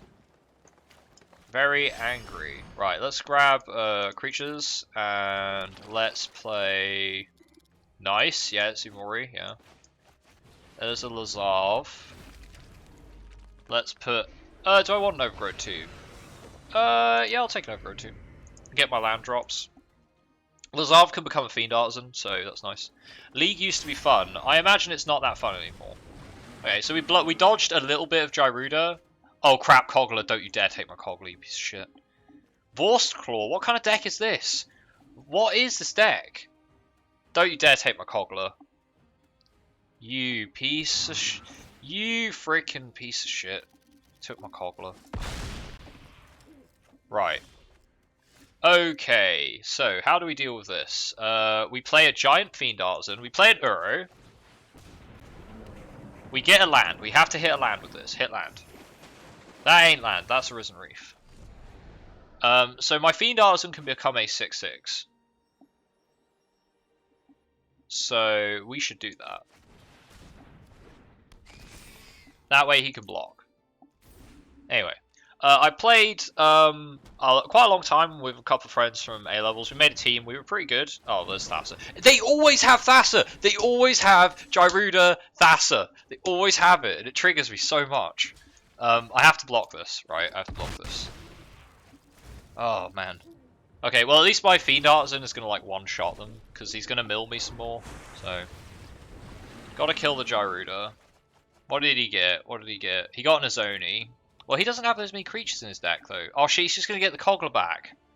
No, he can't. It has to be the one thing. It's not fun because all the min-maxing people curse at you for building a non-meta item or pick the wrong champion. Yeah. I played in our group. I played mid. I also played support because nobody else wanted to play support. But I could play every lane. I got very good at every lane. I got very good at League, honestly. I could have carried that on, but I didn't really feel like it. It just like this. I just didn't see the appeal really. After a certain amount of time, I just didn't see the appeal. Should I just Azoni? Is this just an Azoni like board? Or do I play the Kogler? Ah, I've got nothing to get rid of the Thassa. It's the only problem. Oh, I could. I'm just thinking. What I need is Pelucranos, so I can get rid of Gyruda. That's the big thing. Him making a Zoni every turn, I don't really care about. I think I'm gonna make Risen Reef, and then a Leaf Kindred, because we're gonna try and draw Yoink Thassa. I could also Yoink Thassa, yes. I gotta draw Yoink first. Right, double Leaf Kindred is fine. That gives me plenty of mana for next turn. Yoink Thassa would be sick. You've forgotten you have Agent in your deck. I do have Agent in my deck. I tell you what, if I hold up my mana, right, if I hold up my mana for Fiend Artisan, what I can do is I can turn Lazav and Fiend Artisan to block his stuff, but I can also turn Lazav into a Paradise Druid to block spells. I can, wait, no, my Paradise Druid got exiled? No, I haven't played it yet, that was the last game. Gravewaker. Okay, that's an interesting inclusion. Does he swing with the Gyruda? Oh, he does! Oh, you're an idiot. Oh, Lazav. Oh, it's just so good, isn't it, when people just misplay like crazy. Haha, look at my degenerate deck. Yeah, but you gotta learn to play it, sir. You gotta learn to play it! You gotta play the deck! Get out of my game! Get out of my game. Nice? Nice? I'll tell you what's nice. What's nice is the fact you just got wrecked by Lazav. 2 mana wrecked. Right, okay. So, I could sacrifice one of my creatures, right? So if I play the healer, this taps for 2, so I actually generated mana there. Well, I mean, I got to play the healer for free. That's the main thing. Right, I could sack the Leafkin Druid to steal the Thassa. I can tap for 1, 2, 3... Oh, I could Garen Brig, right? Garen Brig helps activate Fiend Artisan, and now I just need to tap this for 7. So search our library for another creature. I'll tap this for 7, and we will auto pay. I didn't need to use Garen Brig, but you know, that's what we're doing. So we're gonna now go grab Agent of Treachery. Garenbrig can pay for activated abilities. Yes, it can. Yes, it can. Yes! And we're going to take the Thassa.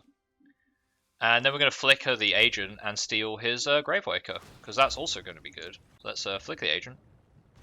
You didn't even realize that. Not many people know about it.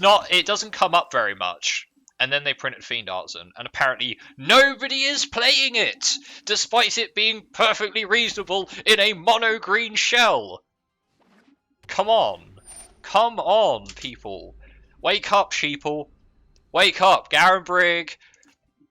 Fucking Fiend Artisan is really good. Fiend Artisan is going to be like the archetypal card of so many decks for the future. I'm not joking. M21 onwards, when we get Zendikar and we get big stupid creatures in Zendikar and stuff like that, Fiend Artisan is going to be a defining factor of many, many, many powerful decks. Good game, sir. Good game. Good game.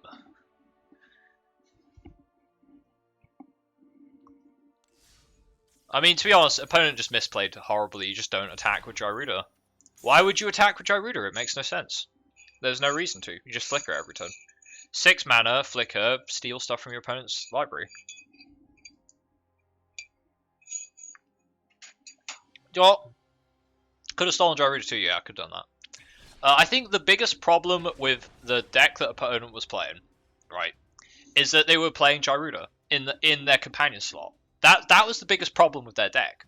What they could have done instead is they could have just played Gyruda in the deck, and then they would have had access to Agent of Treachery instead of Vorst Claw. Why would you run Vorst Claw? So weird. Run Kogler. Kogler's just Vorst Claw on crack, like, and is also 6 mana, so it's just better. We go first. We're against a Kahira deck. This could be fires. It could be all sorts of stuff. You know, Kahira doesn't mean tribe. Kahira just means I have a companion. Beast. Has somebody made like a really weird mono green deck which like actually uses Kahira properly? That would be kind of cool. I'd be down for that. Probably should have played the Paradise Druid first, but whatevs. Kahira.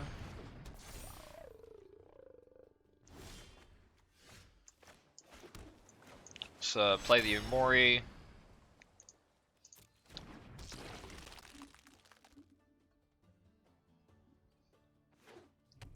Look at those cost reductions, man. Look at that! Look at that, Yarok. Oof, spicy. Questing Beast! Hey, Questing Beast is a good card. No blocks, I'll take 5. Whatever. Garenbrig! Nice. So I can activate Garenbrig for 6 mana.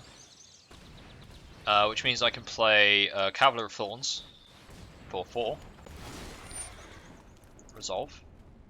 No land cards! Absolutely no land. Okay, well, at least now that we know we have no land, we have a giant Fiend Artisan. 2 mana, 6/6. No land, Andy. Actually, I'm okay getting no land there, because now, that's a big lad. Is that turn 4 play, or what? Turn 4 Cavalier and Fiend Artisan as a 6/6?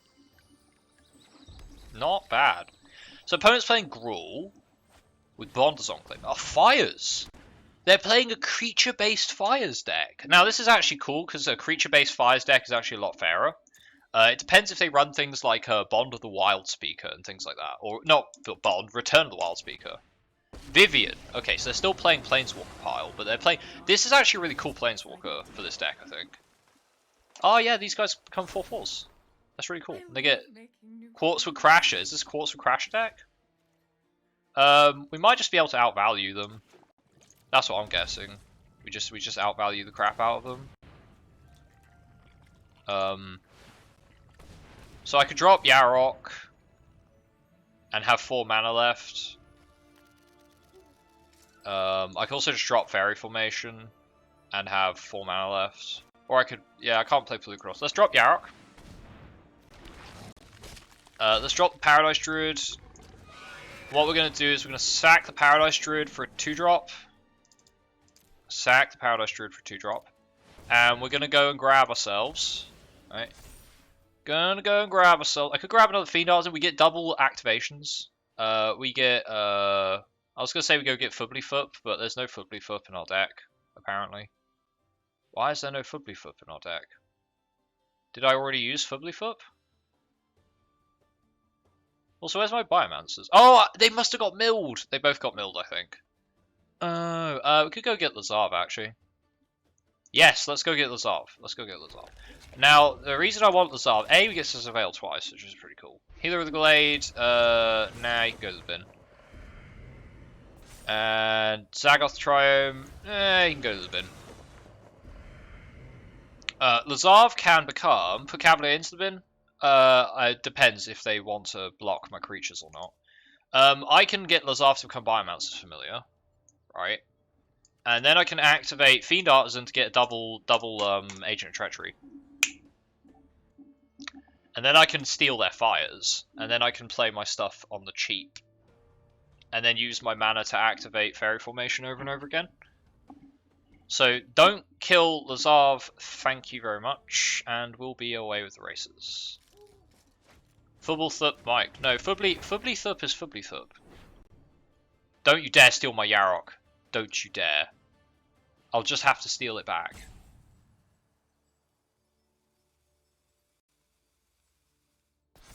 Fuck's sake. Right, so as long as this remains on the field, right? So I have to get rid of this somehow. I'm not quite sure how I intend to do that. Create a 3/3 beast. To be fair, the beast tokens can't swing past through Mori, which is good. I'd like you to meet my friend. A Crow and War in Gruul. This is interesting. This is interesting. I like this, but I also have no answer to this. Kogla can destroy Sagas. He can, but he won't destroy it before he forces the next trigger on it. So the best thing to do would be to go get my agent, steal back my Yarok, I think. Or I could steal his Vivian. Or his fires. I'm not sure. Lazav can attack in as Kogla. Is Kogla in my bin? Kogla's not in my bin, though. It's the only problem. Embercleave. He just cast an Embercleave. Well, yeah, I suppose you can just do that. Lazav could attack as Kogla. That would be good, though. That would be good. If he attaches Embercleave to the Questing Beast, I'm dead.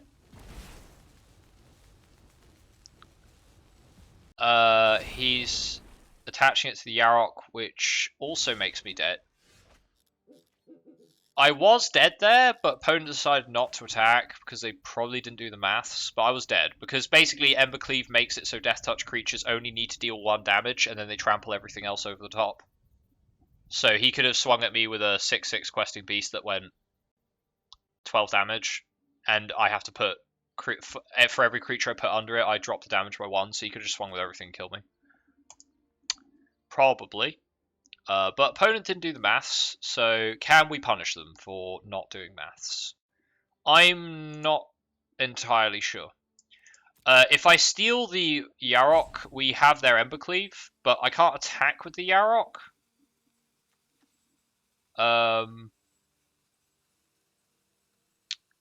So I'm not quite sure what to make of that. Anyway, we're activating Garenbrig. I have 3 mana beside. So I could turn... Okay, right. We're going to crack this for 7. I think we have to do this for 7 and hold... Yeah. We just have to do this for 7. Leafkin is tapped, so it's actually useless. Lazav isn't necessarily useless. I think we just have to Agent. I could also Zoni, but Zoni doesn't give me enough stuff. I think we need to take the Yarok.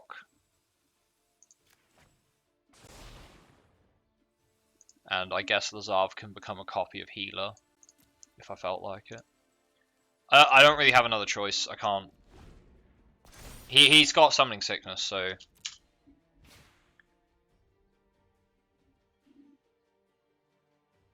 So he needs to now spend his mana to re-equip the Embercleave to another creature. But he might not do that. He might just tap the Bonder's Enclave for more cards.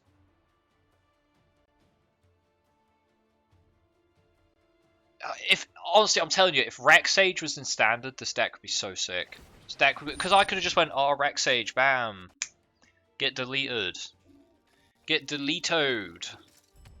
Right, so Yarok's gonna go kill the Vivian. Is he worried about Lazav? I mean, he should he be? Should he be worried about Lazav? Lazav can become nothing particularly important. Unless something of mine dies, and then it can become something important. Rabid Bite? You just got Rabid Bites in your deck? Domri's Ambush. Okay. Sure. Well, Yarok kills the Questing Beast. No, you can't re-equip Embercleave because you've gone and frickin' tapped away. Oh no, you can. He's got 3 mana. Shit. He's re-equipping it to the. Alright, opponent is equipping that to all the wrong creatures. All the wrong creatures. However, I don't really have a way out of this because I can't destroy the Ikoria War. I don't think. Oh no, he just gets Cavalry Force as well. That Ikoria War is absolutely wrecking us. Like, this thing has just, like, fucked up all my plays. It's literally screwed everything up. Everything. So I have to attack, even if I remove a Ikoria War, I have to attack now, so... Everything's got to go in. I'm not sure how we make the most out of everything having to attack. So... Might as well get it out the way. Right? Might as well get it out the way. I can't see what else we're going to do. So... Turning Lazav into Fiend and searching up Thas are good enough. No, because I still have to attack all my creatures. And the Agent of Treachery is going to die. So... Yeah, I have to just swing. I'm going to swing everything at face. And then just Lazav at Vivian. Because he'll just choose not to block if I don't. To be fair, I should have swung everything at face, because then he'd just like go, oh well, I don't need to block, do I? So now he could literally just pass and then kill me. Wouldn't he? He doesn't even need to block stuff if he doesn't want.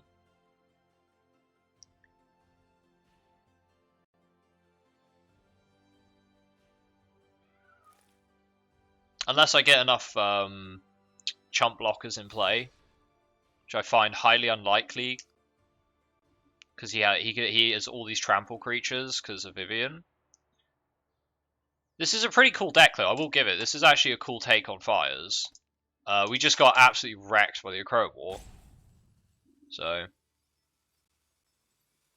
Opponent curved out just a little too well, and also had loads of good answers, like Embercleave, and Ikoria War, and the Fires and stuff. It's pretty nasty. So Yarok won't even get lifelink, because he won't actually survive the hit there. So we can kill Vivian by changing Lazav for 2 into a Fiend Artisan. So we can kill Vivian, but that doesn't really do anything. Like, sure, we kill the Vivian, but I can't give it lifelink, so what does it matter? Mori dies, so I have a tapped Lazav. Yeah, it's just like a Ikoria War just absolutely wrecked us, so there's nothing we can do about that. And the thing is, like, I think the Ikoria War really, like, put the pressure on because of the Vivian. If they didn't have a token generating Planeswalker, it wouldn't have been so much of an issue. But the fact that they had the ability to put 4/4 Tramplers on board behind us forcing to attack them, that's what really wrecked us there. So... yeah, that was opponent's opening hand was just perfect. I think that's probably one of the best opening hands they can get, because it was just like land into ramp into Questing Beast. Yeah, you know, it was land, Grazer, Kahira, Questing Beast, Vivian, Fires, Ikoria War, like that, and then they just played on top of that. It's like it's such a good opening hand. I can't really, very difficult to play against. Depending on what kind of mana they are, we'll either play the Druid or we won't. I'll either go straight for the Risen Reef and be greedy, or I'll just try and get the Umori out. I think probably just trying to get Umori out makes the most sense. So I should just do that. Best they get is Crasher plus Red Cavalier turn 4 after they play Fires turn 3. They'd have to have a hell. They have to go like Arboreal Grazer into Growth Spiral into Fires into get wrecked, I guess. Right, let's get Leafkin Druid out. We're against Simic, so they could be Flash. So I want to try and get the Umori out before they have counter spells up. Hey, it's Adventures deck, cool. Let's get the Umori out. That should hopefully make some of our plays a little bit more explosive.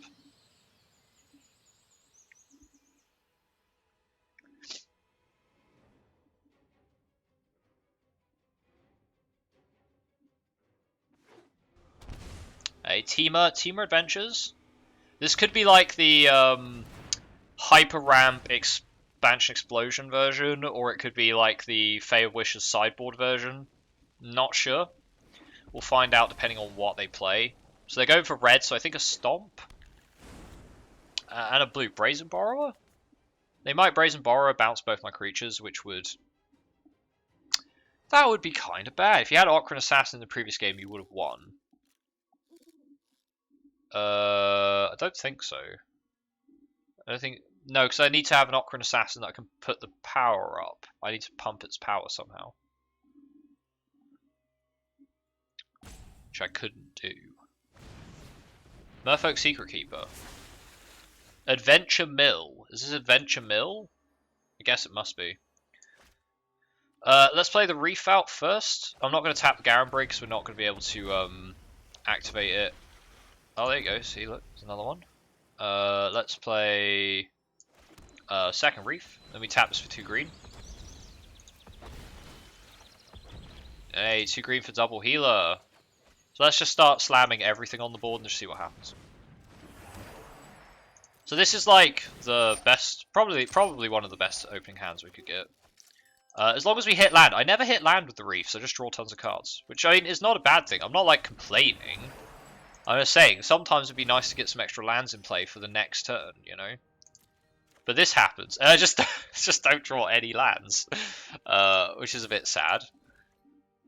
What do we want to put in the bin? I'm thinking Cruel Harpooner's probably... Well, no, Cruel Harpooner might be good. Nah, Cruel Harpooner can go. Cruel Harpooner can go. I was also kind of tempted to throw Fubble, but Fubble's 1 blue draw card, so... It's just a cantrip. 1/1 cantrip. Imagine if they actually printed a 1 blue creature. Like a 1 blue wizard for 1.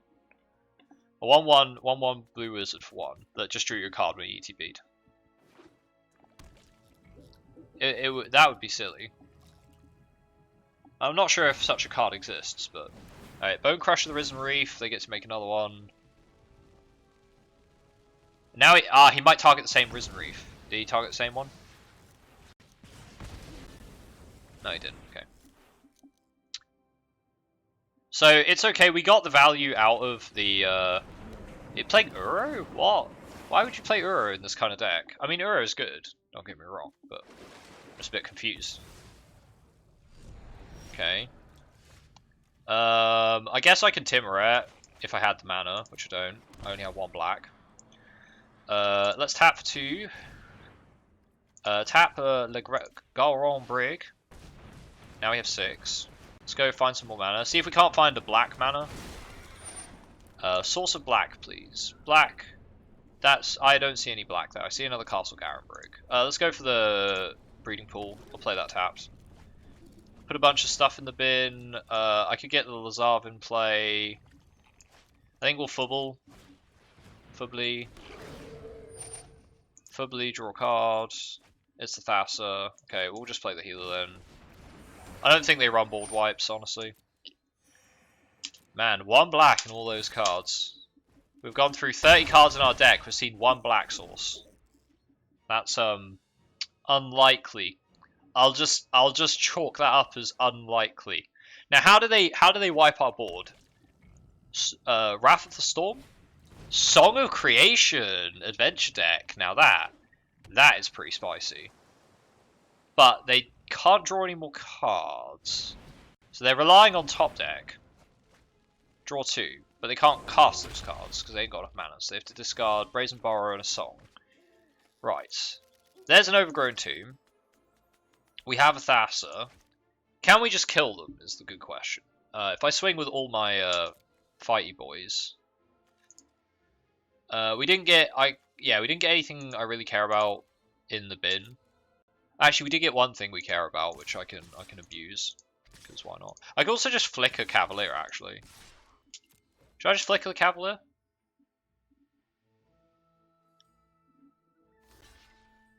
Okay, he's blocking damage. That's good for us.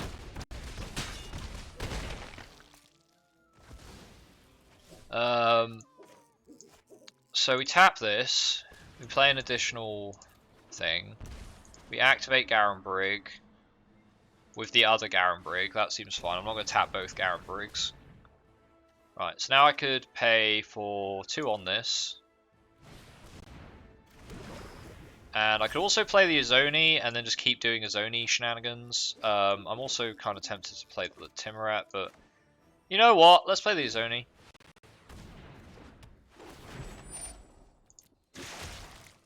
Well, I doubt opponent's going to have a board wipe, so either they kill us. What do we want to bounce? The Azoni, I suppose. If I bounce the Azoni, they basically have to have a board wipe, right? They do have a lot of mana. So let's see if they drew land. It doesn't matter if they draw land, though, because they've got adventure cards on the side, so they can still draw cards. Beanstalk to get extra lands. They should have... Yeah, they did stack it correctly, so that's fine. Draw 2 cards, and then they get another land. I wonder if this deck can go almost infinite with enough Clovers and Beanstalks. Who would win, a Bean Lad or a Fiendy Boy? Totally depends, actually. Beanie Lad or Fiendy Boy? They might actually be able to just get us here. I'm not sure. I don't know. I've never seen this variant of the deck that runs Song of Creation. But they have to have an answer that deals with our entire board, basically. They're going to bounce the Cavalier. Cool. They draw 2 cards. They bounce the Umori. They need to draw... Okay, they play a Fabled Passage, so they crack that to get more land out of their deck.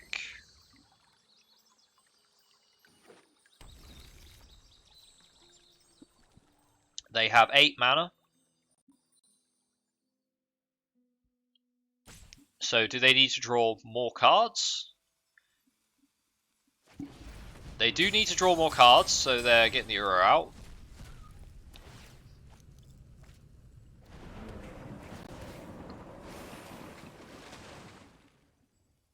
There was no more land in that hand, so they got 4 cards, which are gas. The only thing is, do they have cards that deal with board presence? Because I have 12 1/1s, so they're dead just because they don't have enough blockers. Bounce the Azoni, that's not going to cut it. Bouncing the Leafkin Druid, right? Also doesn't cut it.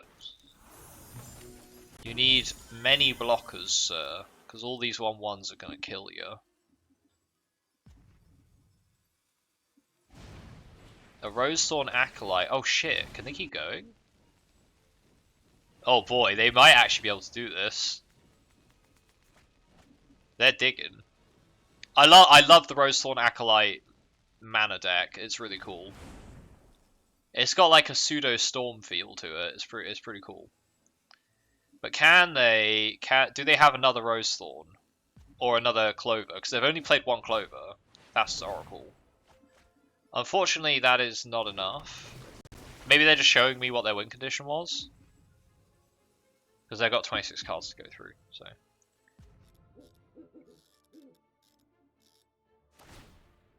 Discard hand. Yeah, so it's the Thassa's Oracle creation deck. So I'm going to go game them. And they've got 1 mana up, but they've got nothing in hand, so we're just going to swing with everything.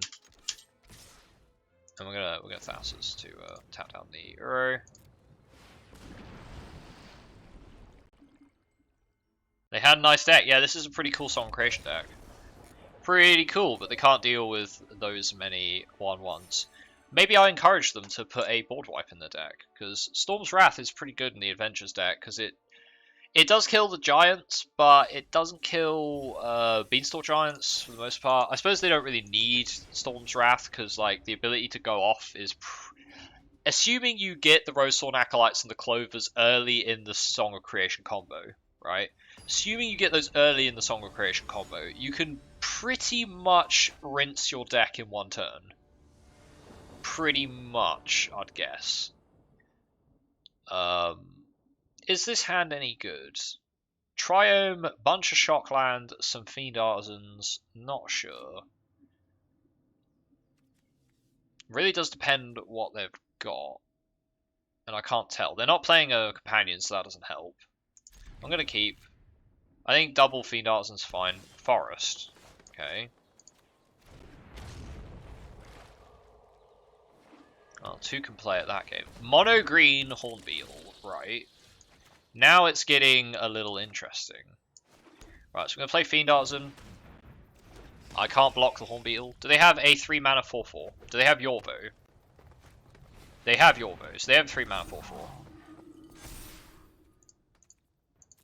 Outvalue us? Yeah, but they can just kill us by going first and having more value than us. They can just do that. By the time I get Umori out, Hornbeetle's going to be too big to block. And then Yorvo's going to be too big to block. So you say they can outvalue us, but yeah. Leafkin Dryad or Druid, that's fine. Oh, okay, I guess they don't actually have those many cards in hand. We're dead next turn, by the way, so yeah. Mono green things. Just mono green things. So I can play the Ceratops. That will trade with the Hornbeetle, and then Yorvo I just have to chump. Umori doesn't trade. That's what I'm worried about, so I'm going to play the Ceratops because it trades.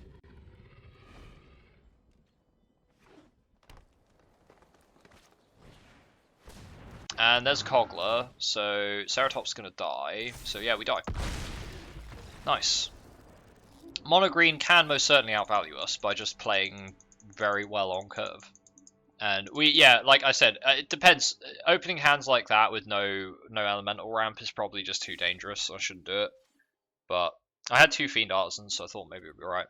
Didn't expect that. Well, didn't expect green to just drop the biggest creatures in green and then hit you. That is what mono green does. Unfortunately, it's a bit too fair. Like, what that deck doesn't do anything against like most control decks. Most control decks go turn 4 board wipe. Oh boy, look at all those creatures you don't have. That's the problem. In a meta where 4 mana board wipes are quite accessible, creature-based beatdown decks like that, which have no way of like bouncing back, because I don't think mono green doesn't expect it to be that fast. It could have been faster if they had a Pelt Collector on turn 1. Never underestimate mono green's ability to kick your ass. Especially since they keep printing great cards for mono green. Alright, so it's Flash. We just need to play a threat that forces them to counterspell every turn. That's basically what we have to do. So I'm gonna go with the Fiend Artisan and see if they counter this. You got another Quench? Convolute? Another Quench. So 2 Quenches out of their deck. They play land, or do they not have land? They have land, so they've now got Frilled Mystics active. I could play the Uro. But Uro sacks anyway, so he's not a threat. Risen Reef is a threat. They might counter this. They don't counter the Risen Reef. Okay, so they're probably going to play a Night Pack Ambusher here.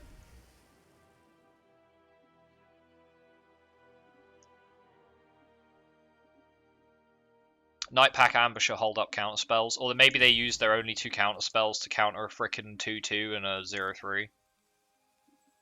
I mean, countering the Dork is like fine, I guess. Oh god, my Risen Reefs never draw land, man. They never hit land. It's like I have to get like 8 triggers on them to hit like 2 land. They just never hit it otherwise. Brineborn Cutthroat, okay. Do they have another? Brazen Borrower bounce the Risen Reef. Cool. Well, I suppose they're giving me another shot at finding land. Have they got counter spells? They probably have some counter spells in hand. Okay, so we got land. Fiend Artisan's a decent blocker, and I can play football behind it in case they counter this. If they play the Brazen Borrower, I can always sack the football to get Mystical Dispute. Okay. Main deck, Mystical Dispute. Alright, they don't have any more counter spells. Cool. Good to know.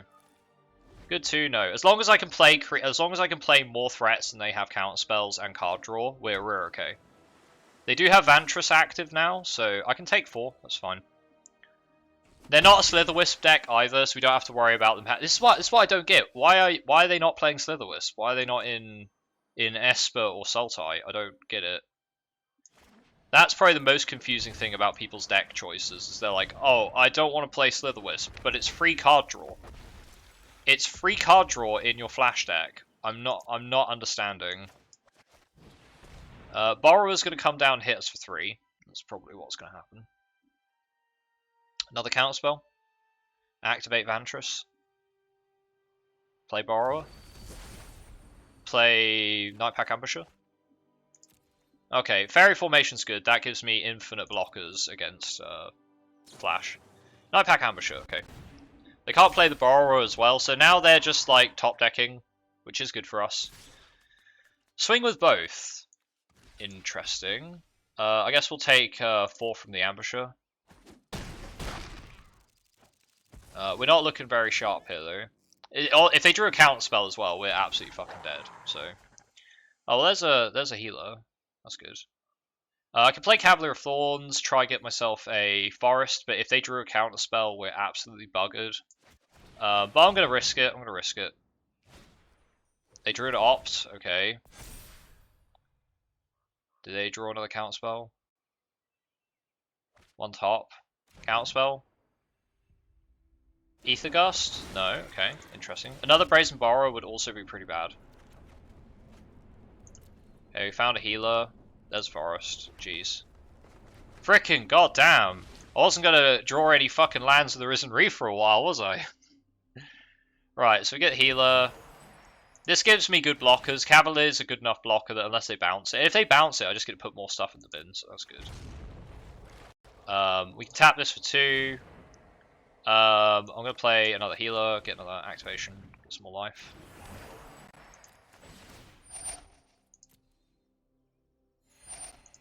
Okay, draw a Nullhide Ferox, interesting. Are you yoinking something next turn? Possibly, depends what they play. Another Night Pack. Okay, so all their wolves are now absolutely hench. But I have chump blockers, so it's fine. I've got chump blockers for days, and I can start making more. So, huh? I'm so confused. What? Why would you swing with a wolf? Flash decks, man.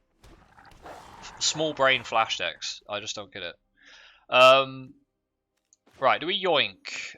Is yoinking good here? I can also just play the Umori just to give myself some more explosion. So I'll play the Umori. I want to test what they have as well. Also, more creatures that can block their tokens is always good. So I think I should probably play the Ferox as well. If I play the Timoret, and the Timoret will also block their stuff because he has... I can use him, I can actually just sack him or maybe gain some life with him. Let's play the Ferox too. Let's just get it all down, man. They can't punch through this. And as soon as I find Kogla, those ambushes are dead. They are very dead. Plays the Brazen Borrower? Or does he scry? He scries. He prefers to scry. So I'm not sure what that card is, but possibly just a draw spell. Might be a dispute he didn't want to use. 2 top, interesting. 2 top. Huh. Well, I got most of my value onto the board already. Swings with the Brazen Borrower. Or Brimble Cutthroat. I'm just going to double block that. I'm going to double block this before it gets out of hand. Let's just block it the Cavalier and the Nullhide. Umori goes under a wolf. And a healer goes under the other wolf. Okay, well, we'll do it around this way then. Cool. Go for it, buddy. You want to kill Ferox, you want to kill Cavalier, 'cause you can't kill them both. You do not have enough spells to kill both of them.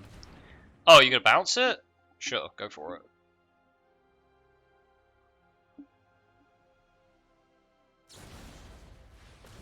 Sure, I'll replay that. That's fine. That's absolutely fine. Right, what do we want to get back for the Cavalier? We want to get back a 12-12 Fiend Artisan? Think we should do that? 12-12 Fiend Artisan? Could also get back shifting Ceratops, and then, you know... I want Lazav to become a Ceratops. I don't have a Lazav in play. I don't have one in the bin either. Ceratops would be nice because I don't need to worry about that. But I think Fiend Artisan because, like, you know... It just wrecks them. It's such a huge creature that the Cutthroat's never going to get big enough. Alright, they drew land. Cool. Very nice. Let's play a Yurok. So we get double ETB activations.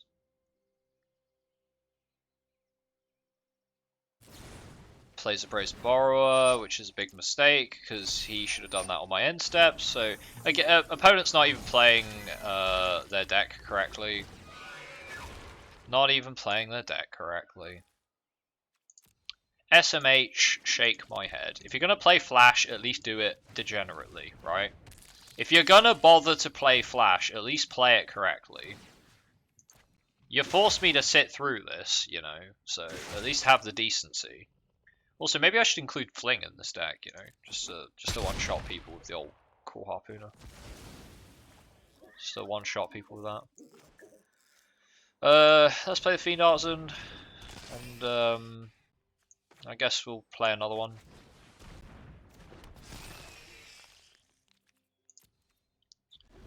Your move, Holy Man. Passes, just create some wolves, sure. It's great because I get to play loads of magic and opponent doesn't. Because they're just like, I pass. I draw a card, I pass. Let's see what they have. Do they have a counterspell? No, they're letting Uro resolve. I don't know about that. Don't know. Okay, we get Lazav, and we get a Castle Vantress, which we can play. Sacrifice the Uro. Play Lazav.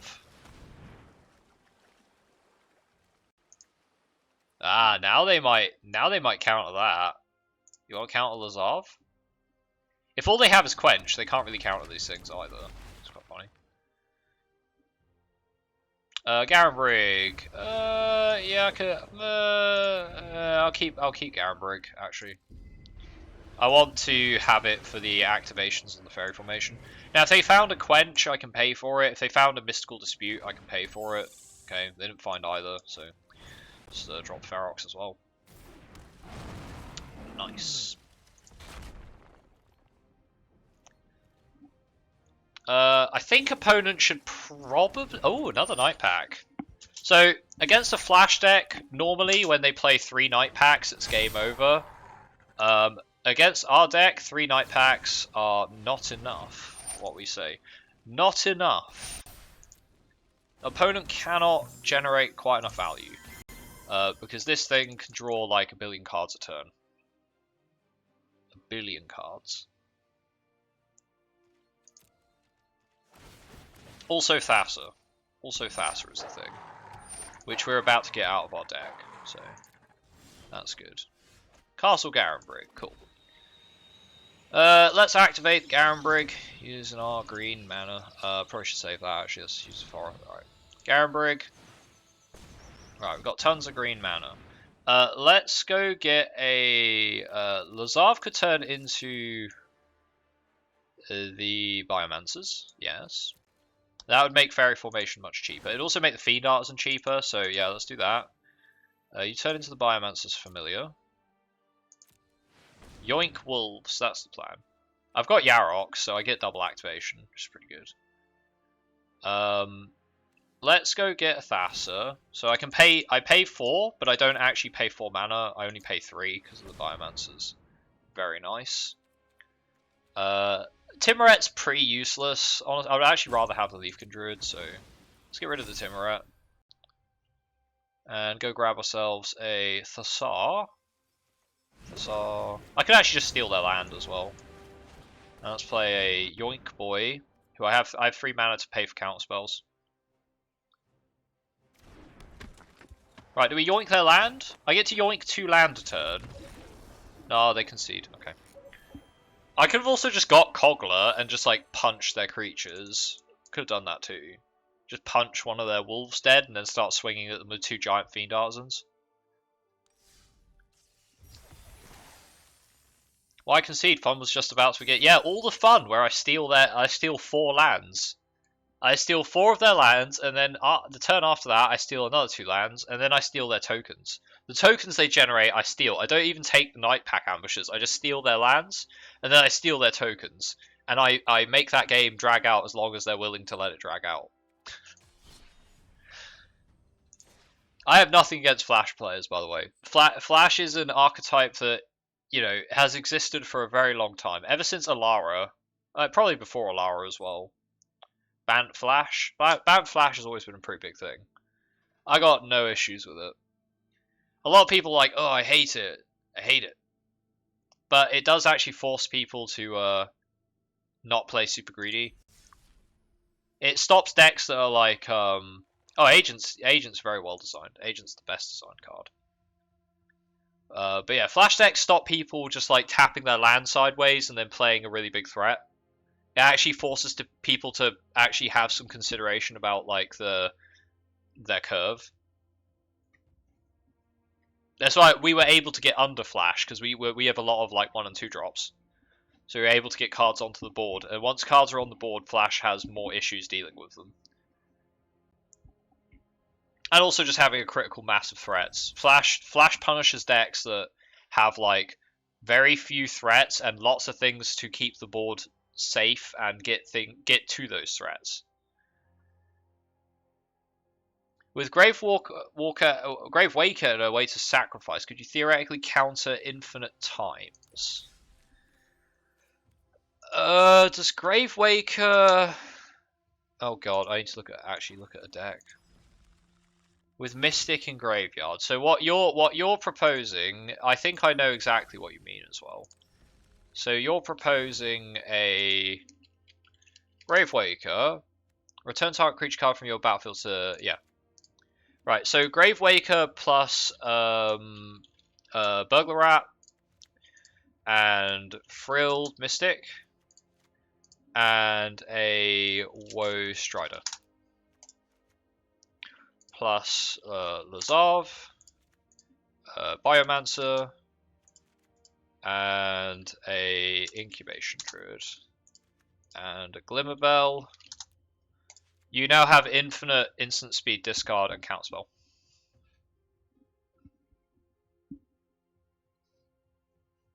Because I know that this works, because I used to play back when Dominaria was out, when I played Sultai Toolbox in Historic, or what is now considered Historic. Back then it was Standard. We had a lovely little card in black-green, which was, if I can find it, Journey to Eternity. When Journey of Eternity transforms, you can return target creature card from your graveyard to the battlefield at instant speed, which allowed you to play Sultai Toolbox with Frilled Mystic at instant speed, and also let you play with Burglar Rat at instant speed. The only problem is that ways to sacrifice things. You needed ways to sacrifice stuff. There was stuff to sacrifice things that you had to pay for. Like Vraska was very good in the deck. But yeah, it was like you needed to find something to sack your creatures. But we now have things that we have a free sack outlet in Standard. It also is something. It's a self-recurring free sack outlet in Standard, which I think a lot of people are kind of ignoring for now. I imagine something is going to break Woe Strider beyond belief. I mean, Woe Strider is literally the reason that the pod deck can go infinite and just blat people on turn 3. So, or rather, your turn 4, they just had their turn 3. So Woe Strider is like single-handedly is already a busted card. It already completely turns pod into a really broke-ass deck, right? That can just combo people out on turn 4. Woe Strider will become more busted as they accidentally print cards that are either really good with graveyard synergy or other such stuff. Woe Strider will accidentally become really powerful.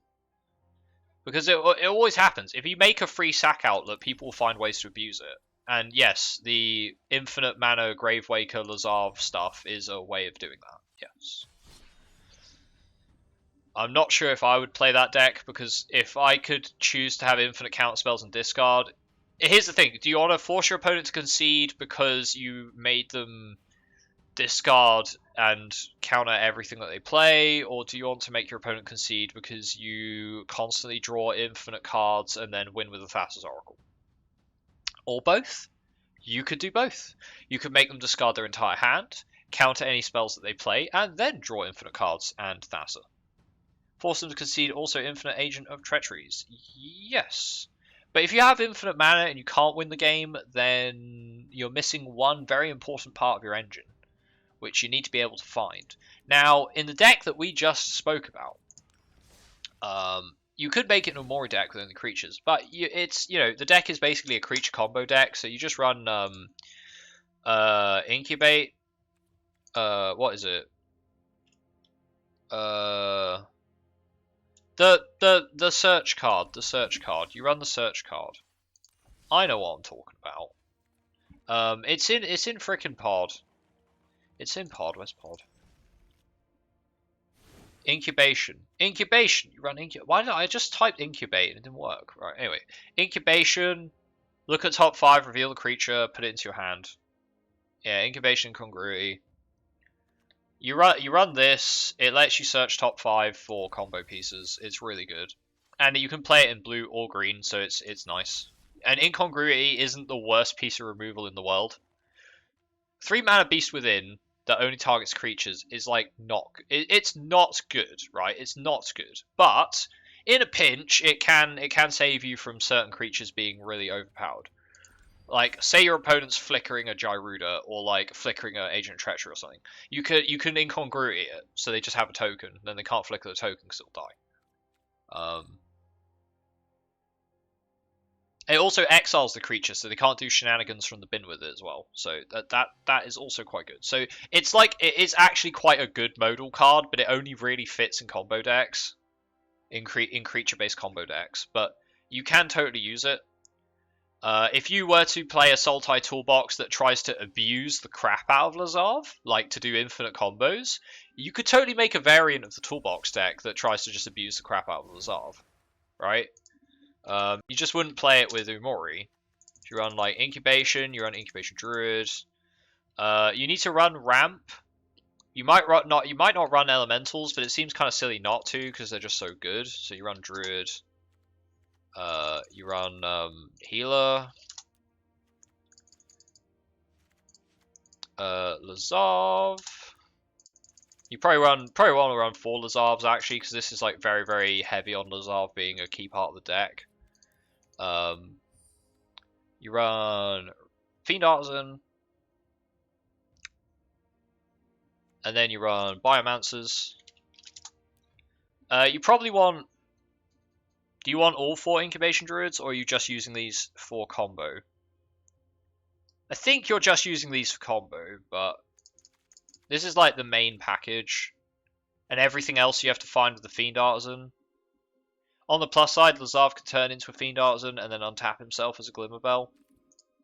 So, Glimmer, Frilled, Gravewaker, and Burglar Rat. Or you could run Yarok's Fenlurker, it doesn't really matter, but I suppose with Yarok's Fenlurker you can do infinite damage, because it can self-pump itself. So yeah, this is probably better than Burglar Rat, because it can do infinite damage. So yeah, you just make infinite mana with this deck.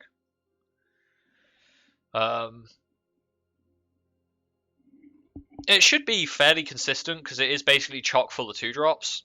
So it should be pretty consistent. You've got 8 1-drops as well, so your deck should be able to search for the stuff and or put stuff on board to get it going pretty easily. You probably want a Spectral Sailor in there. because he can infinitely draw cards. You probably want Thassa's Oracle so you can like mill your opponent out. Yeah, there's plenty of ways you can win the game. Ebon Knight's better at dealing infinite damage. Yeah, but Fenlurker lets you instant speed force your opponent to exile their cards with Gravewaker. You need a Woe Strider in the deck because you've got to be able to sacrifice stuff to be able to do shenanigans. And then you cut like a copy of Biomancers and a couple of copies of a couple of copies of Incubation, or maybe you don't cut the Incubations, you just cut some land. Just cut land, 23 land. You're basically all 2 drops. You could probably go down to about 20 land and you would be fine in this deck. Probably be okay. And overdrawing isn't a problem because you just pitch the cards to the bin and you can just get them back with Lazav anyway. In fact, Lazav requires certain cards to be in the bin, so you want stuff like card to graveyard or search library. You want what is it?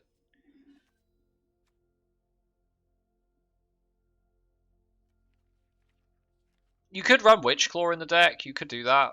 Gravebreaker Lamia wouldn't be bad either because it puts the creature straight to the bin. Brokos is probably the best though. Brokos is by far the best shooter for this deck. You probably run all 4 copies as well.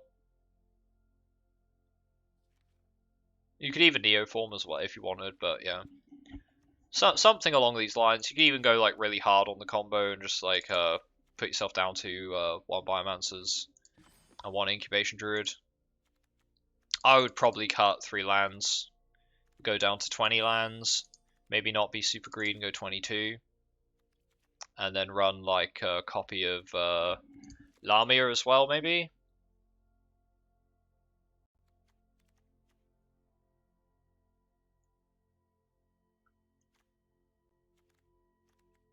The deck is very all-in on Lazav, Fiend Artisan, and Elementals. But some of your cards have like self-recurring, like the Woe Strider can self-recur, so that's not so much of a problem. Gravewaker can pull back stuff that you're missing if you go late enough into the game. Spectral Sailor's like Spectral Sailor, Thassa's Oracle, Yarok's Fenlurker. You can play these cards early on in the game. It's not an issue. You probably want all the Triomes. You want the Indatha Triomes or Zagoth Triomes, or 3 of those, and then probably just the same mana base that I have for the pod deck. A couple of Watery Graves, all the breeding pools, and I'm not sure we want all the overgrown tombs. So go like 3 overgrown tombs. No, probably all the overgrown tombs. I think blue-black land is the land that was sort of like meh. Bit meh on. But yeah, something like this.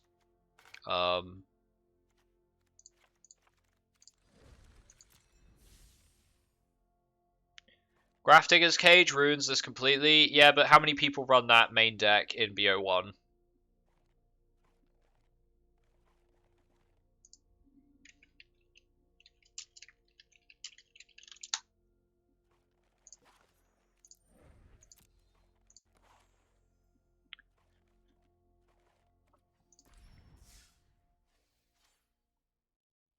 In BO3, sure, but then you can just run Artifact Hate in your sideboard.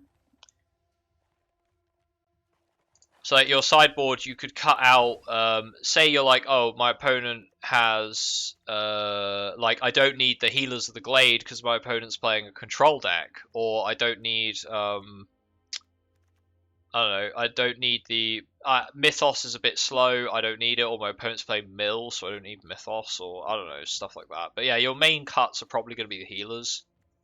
You cut the Healers if you're against control, and you cut the Mythos if you're against aggro, and then your sideboard is just informed based on those 2 decisions. That's what I'd do.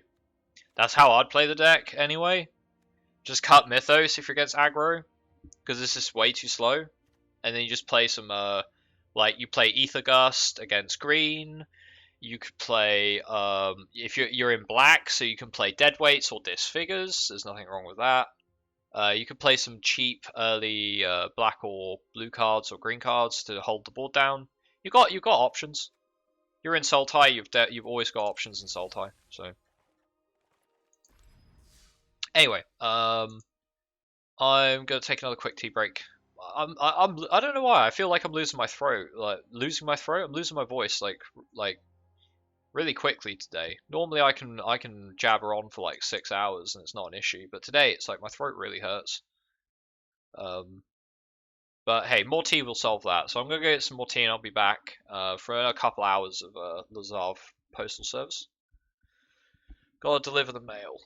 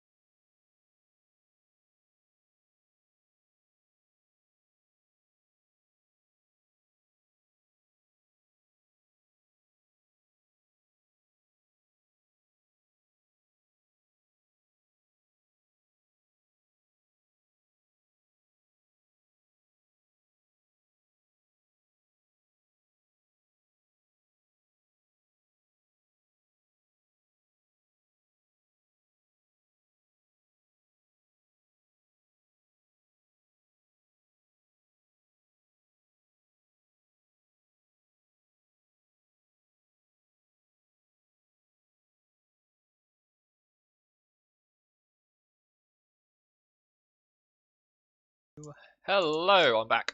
Right. Had a bit of lunch. Yum yum. Let's play some more Lazav.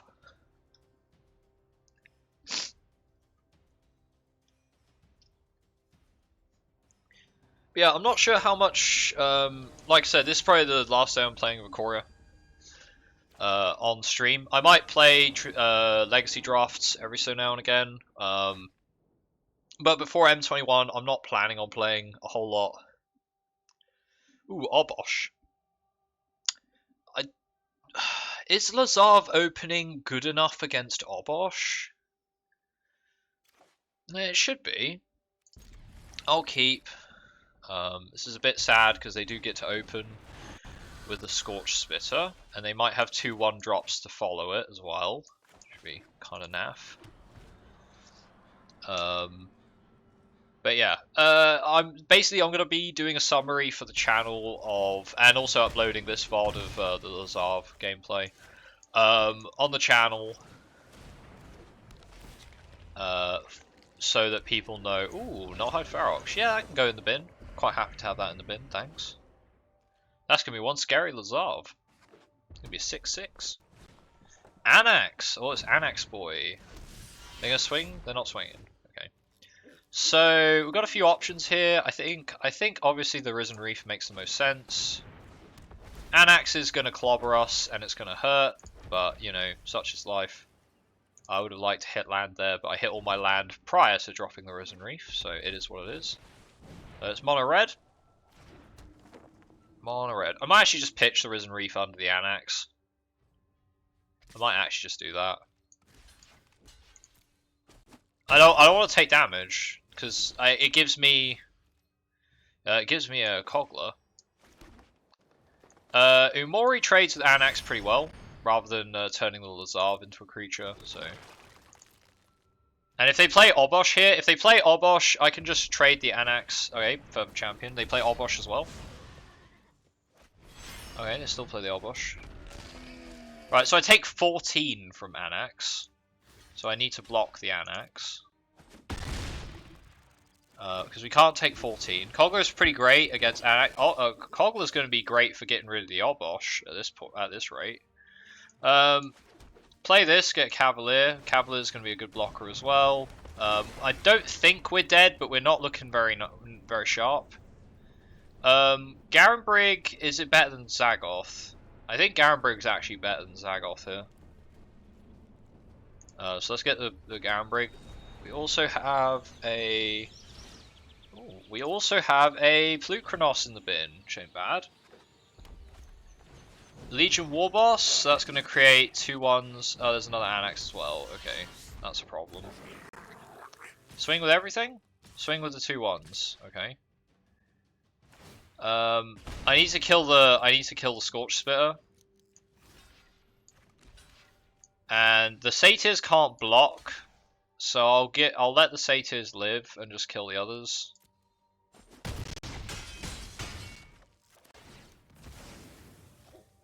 Also, these are technically tokens, so they don't have double damage because they cost 0. That's one thing to remember when playing against this deck. Those are in fact 0 cost creatures.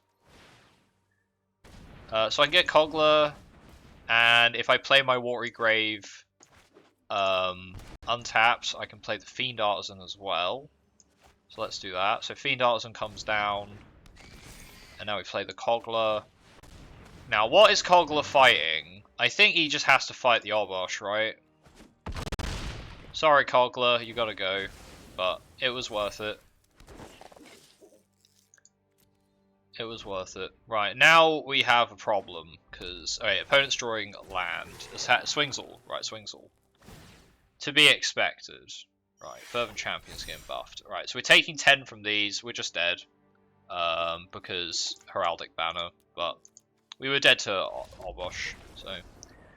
Heraldic Banner. Turns out it's pretty good. Killing the Anax wouldn't have made a difference there. 1 or 2 Healers of the Glade would have been enough, I think. We didn't see any, so that's just how it is sometimes. Oh man, Obosh decks. I'll tell you the worst thing about Obosh decks as well. is that they're red decks that basically spit their hand onto the board, but they have an extra card. You know, that genuinely feels bad, man. That your opponent can just like play their cards reckless. They can just play a deck full of 1-drops, recklessly throw them onto the board, and then also have Curve Topper on tap. That's what feels bad about it. Companions feel bad, he says as he plays a companion deck, but they do feel bad. Right, let's get Lazav out on curve. See if we get any good stuff to throw in the bin. Another Lazav. Yeah, don't need another Lazav.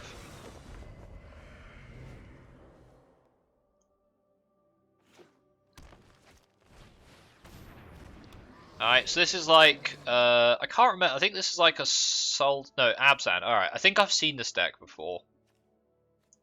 I think I have seen this deck before. Can't exactly remember how it played out. Yarok, cool. No attacks. Make Lazav become a Lazav. I can do that. I'm not sure why I would do that, but I can do that. Okay, Grim Dancer, Cavalier, find Leafkin. Okay, so this is like a value. This is like a value pile, I guess.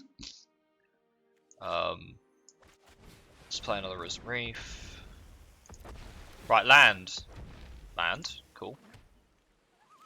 And another Risen Reef. Don't mind if I do.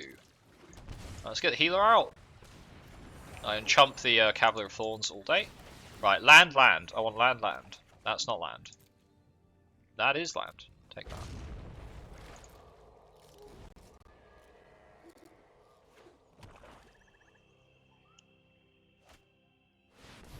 Finality.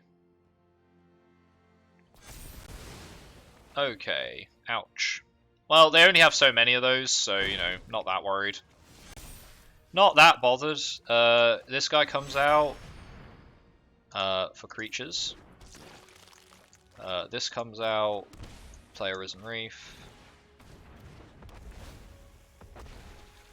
Uro, nice. Play a healer. You got another one, buddy? Have you got another one? No, yeah, no, crawl hop here. Okay, does opponent have another finality? They put one in the bin already, so here comes Kahira. Have they got removal? They're just swinging for a ton of damage. Okay, well, we'll block the Cavalier. Don't think there's much reason blocking with anything else. Let them gain 5. I can't imagine. Their deck's probably just going to use a Casualties of War style thing to get rid of us. Okay, they're holding up their mana. Interesting. If I Garen Brig, I'm not sure I have enough other stuff. I could do that. And then I have enough to play Yarok, but then I can only play green cards after that, so I think I need to untap that. Untap. Let's just play the Yarok for his appropriate mana symbols. And then get a Risen Reef and a Dryad out, yeah. Or Druid out.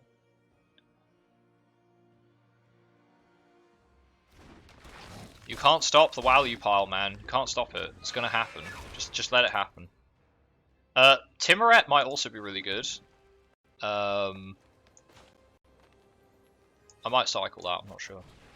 Probably won't. Mana in play is always really good with this deck. Kills the Yarok? Finally kills the Yarok, okay. That's fine. I say finally, we only just played it. But like, yeah, I would have expected him to kill it in response, you know. And it's tapped. Zagoth Triome, ends battlefield tapped. Leafkin Druid. Get another 2 triggers.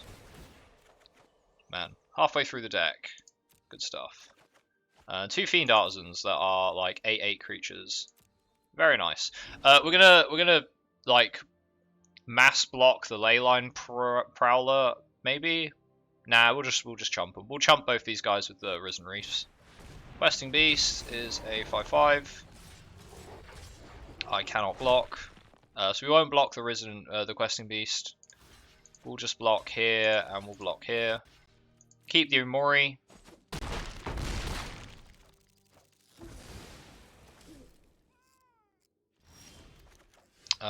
Right, we get an island, that's good.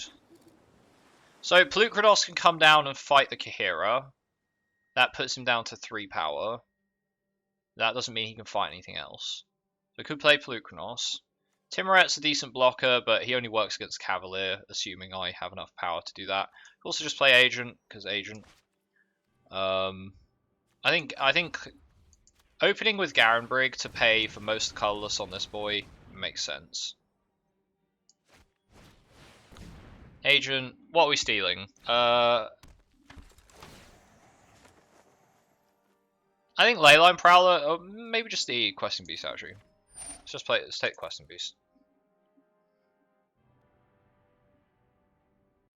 Let's play the Pelukronos with our Open Black, and I can then fight something. We can go and fight the Kahira with the Pelukronos.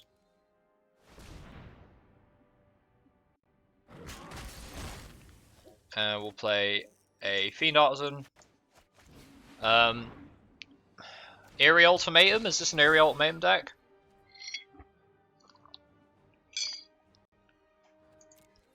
Sorry, I just knocked my mic in case it went a little bit fuzzy.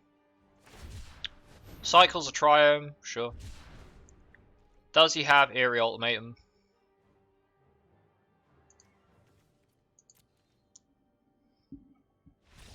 Polar Concedes, cool. Nice. Mega value. Good old Agent doing what he does best.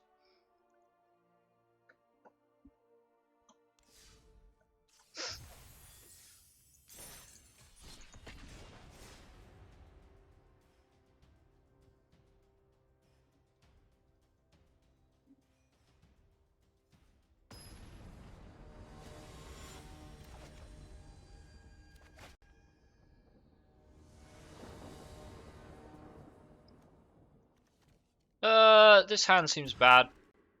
And this hand seems much better. Keep this. I'm gonna keep the Fiend Artisan and probably pitch the Paradise. Yeah, Paradise Druid seems like what we're pitching. I want to get the healer out, so we're gonna shock ourselves to get healer out. Sounds dumb, but it's the right thing to do. It is in fact the right thing to do against mono white. Haven't played against mono white in a while. I should actually get around to making my mono white deck at some point.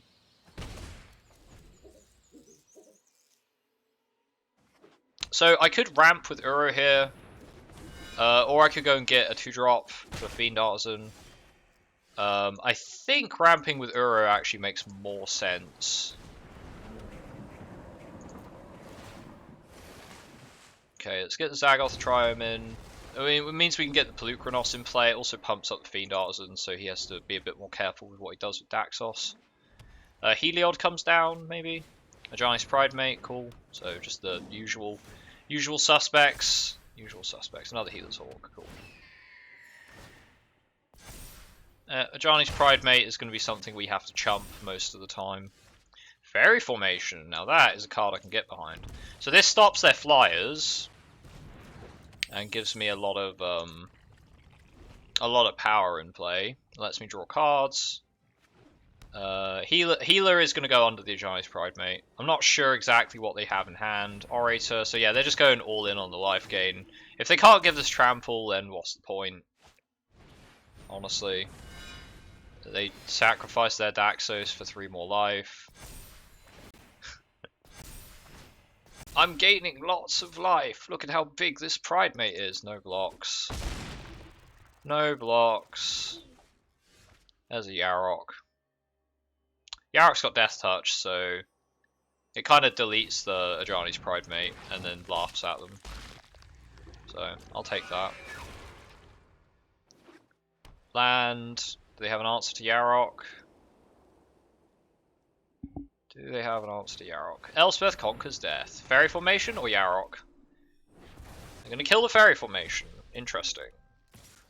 So Pelukronos is going to come down and basically rinse their board of all of their tech pieces.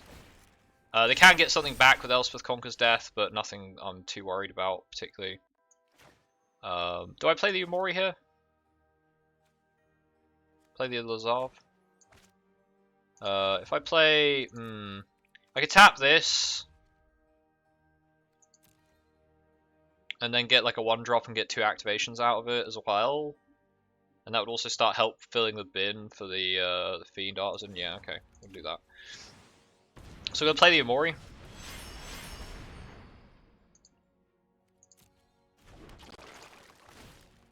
Pay 1, auto pay. Gonna sack the healer. We're gonna go get another healer. It just helps fill the graveyard and also gives us 2 healer activations with the Yarok. So quite nice. We're a bit low on mana. I really need to get Risen Reef out and start going off with that, but... okay, they just top deck Banishing Light, so out goes the Yarok.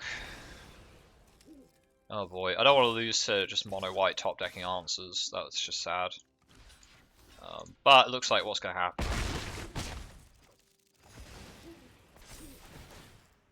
I can get Yarok back by getting a Kogler. Ooh, there's a Nylea.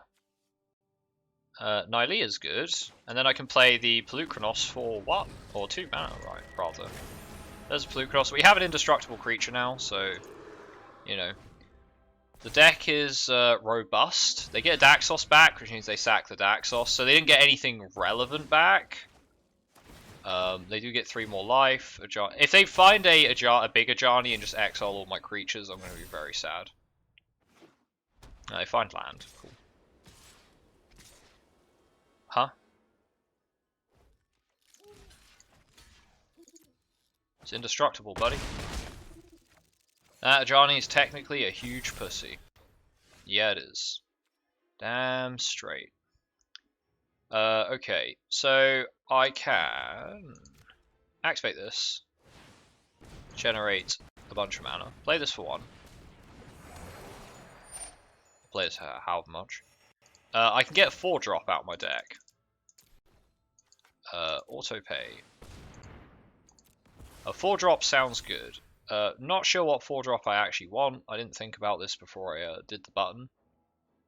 Ceratops could be good because it's got reach, but I need something that lets me like actually, you know, go off a bit more. Thassa can keep a Johnny. I suppose that's true. Thassa is pretty good here. Thassa is always good, right? I can actually just swing with all my creatures and then just flicker the Nylea. No, there's no point because the Daxos is too big. So I flicker the Fiend Artisan to reset it. Gives me another blocker. I can reset the Pelucranos actually. I can reset the Pelucranos. So that's what we'll be doing. We'll just be activating Pelucranos over and over again.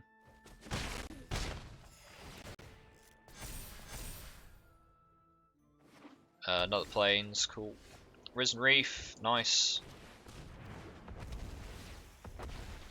Yep, I'll definitely take more land. It's been a while since I saw one of those. Let's eat the Healer's Hawk.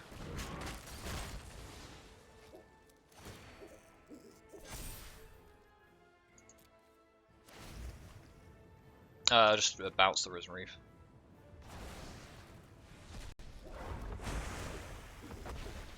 Nice, Fubbly. 1 mana, draw card. Fubbly. So, yep. Just goes to show Ajani's Pride Mate is all well and good, but it doesn't actually do anything. Ajani's Pride Mate is a big, absolutely does nothing card. SMH, shake my head. If you couldn't tell, I'm not a big fan of mono white. That's Fiend Artisan, cool. So activate the old Garenbrig. Let's start off with a Leafkin Druid. Let's see what we get off the top. It's a Cruel Harpooner, nice. So the Harpooner can get rid of the other Healer's Hawk.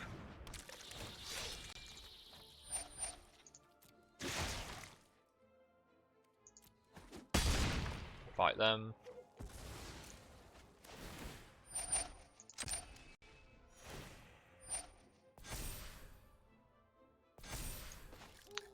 Play the other Fiend Artisan. Crack this Fiend Artisan for a 1-drop. Also pay. We're going to go sack the Fubbly. Just filter the deck out, get another healer out.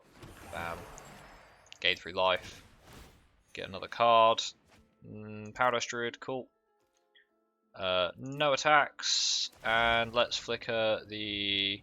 Let's flicker the healer because it activates the Risen Reef as well, which gives you some more life. Is Agent in your deck or in the graveyard? Wouldn't matter. There's absolutely nothing opponent can do here that has any consequence whatsoever. Except playing the Ajani that exiles my entire board. But they're mono white, so they're stuck with drawing 1 card a turn. So maybe they're hoping I accidentally don't block this.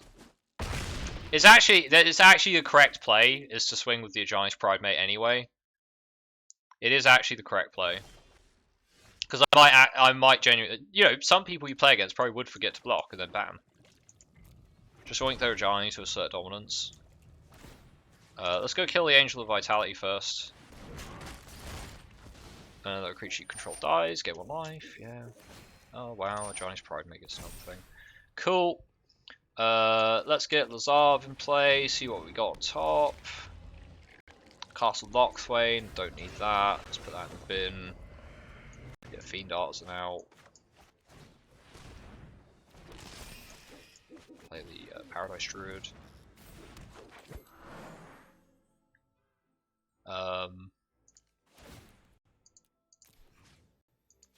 Lazav can become a healer of the Glade, I suppose.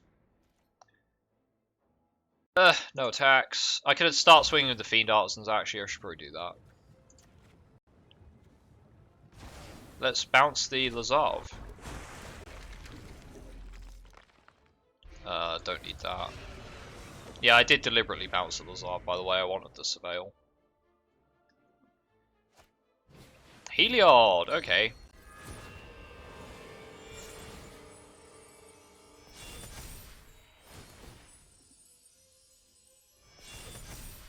And he's going to spread those counters out. Is he going to attack? Doesn't attack. Okay. Castle Vantress. I could probably get the Uro out now. I could also just get Lazav to become Uro. Which works almost just as well. Let's Fiend Artisan for a 2-drop. Auto pay. Actually, let's activate Garenbrig. Activate Leafkin. Let's pay for 2. Sacking. We don't need the Cruel Harpooner. Goodbye, Cruel Harpooner. Let's go get Biomancer's Familiar.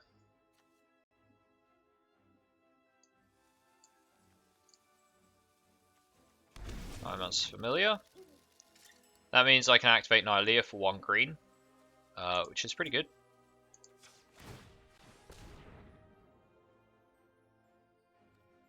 Graveyard. I can fuel the Uro with just land.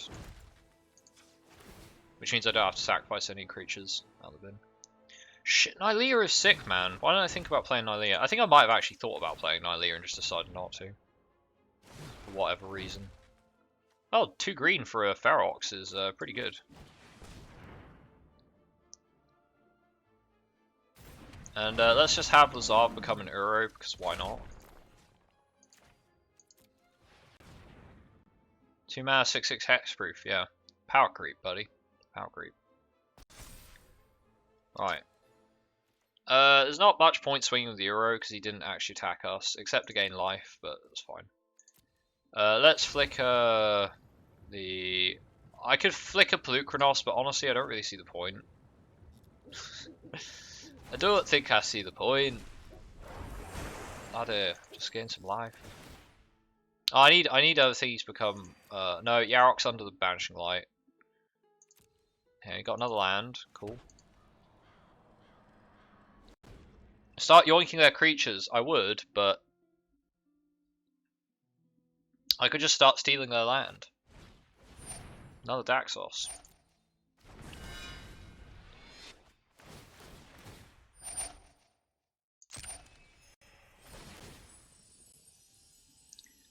Oh, look at all the triggers.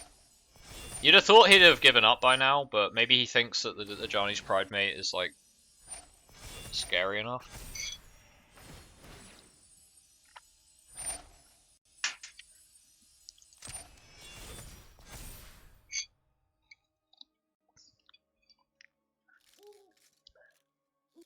Doesn't run Shadow Spit? Yeah. He should run Shadow Spit, man. I mean, I could just chump the. This is the thing. The problem with Pride Mate. I can put out more creatures than he can swing with Pride Mates. One Pride Mate gets chumped by one creature return. I'm definitely playing more than one creature return. Just as a general rule of thumb. Right, let's go grab a 7-drop.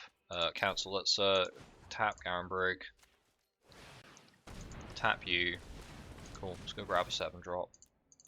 It's now cheaper because we have to buy Mancer's Familiar, so I need to pay 6 for this. Let's just delete the Pluchronos because he's only a 1/1. Don't need him.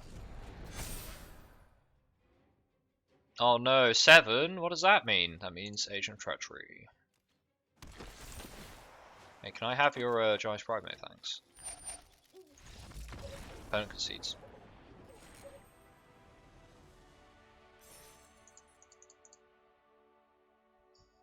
The funny thing is, I didn't even need to grab Agent there. I could have just grabbed Kogla, killed his Daxos, Heliod would have turned off, and I could have literally just punched him to death with Fiend Artisans.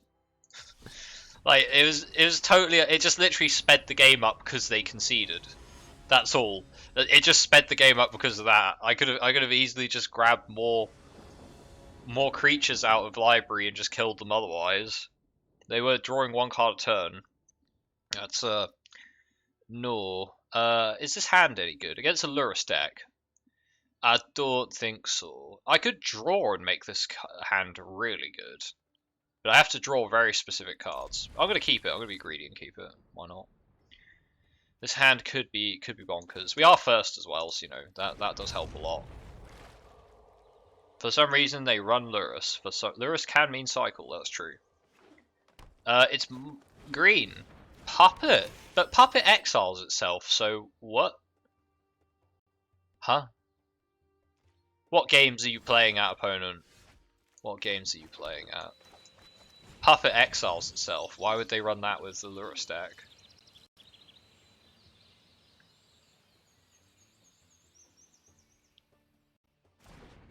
Opponent is Wrinkly Brain. They are very wrinkly. Their brain is hyper wrinkly. So, any of my 3-drops would be good here.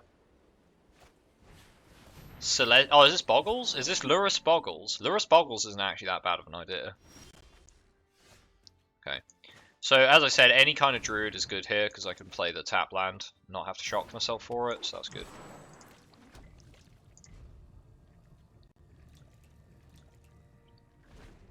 So, I think do we open Umori, then go into Nylea? I think Umori into Nylea makes a lot of sense. He's not going to... Oh, yeah, it's full Boggles. I would guess it's Abzan Boggles, but he might literally just be playing Lurrus because he can. Sure. Don't have a problem with that, necessarily. I can just sacrifice the Familiar. So, nothing's stopping me from... Oh, there's a Thasser as well. Alright, I could actually just play the Cavalier as well. That would help me ramp.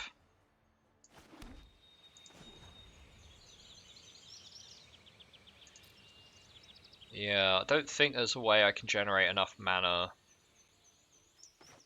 to use the Garenbrig properly, so I'm just going to play the Cavalier and it should stick. Black mana would be nice, blue mana would be nice, green mana is also perfectly acceptable. That works. So we put Fiend Artisan, Risen Reef, Druid, and Ceratops into the bin. None of those particularly matter. Yeah, I might as well swing with a Familiar. Why not? Let's go for it. Take my 3/3. Gonna block with the Puppet and exile, or... Nope, just take 3. So Puppet is an artifact, so it does work well with all that glitters. The only problem I have with the Boggles deck is that it's very reliant on getting Season of Growth, and we just need to get Kogla, and then...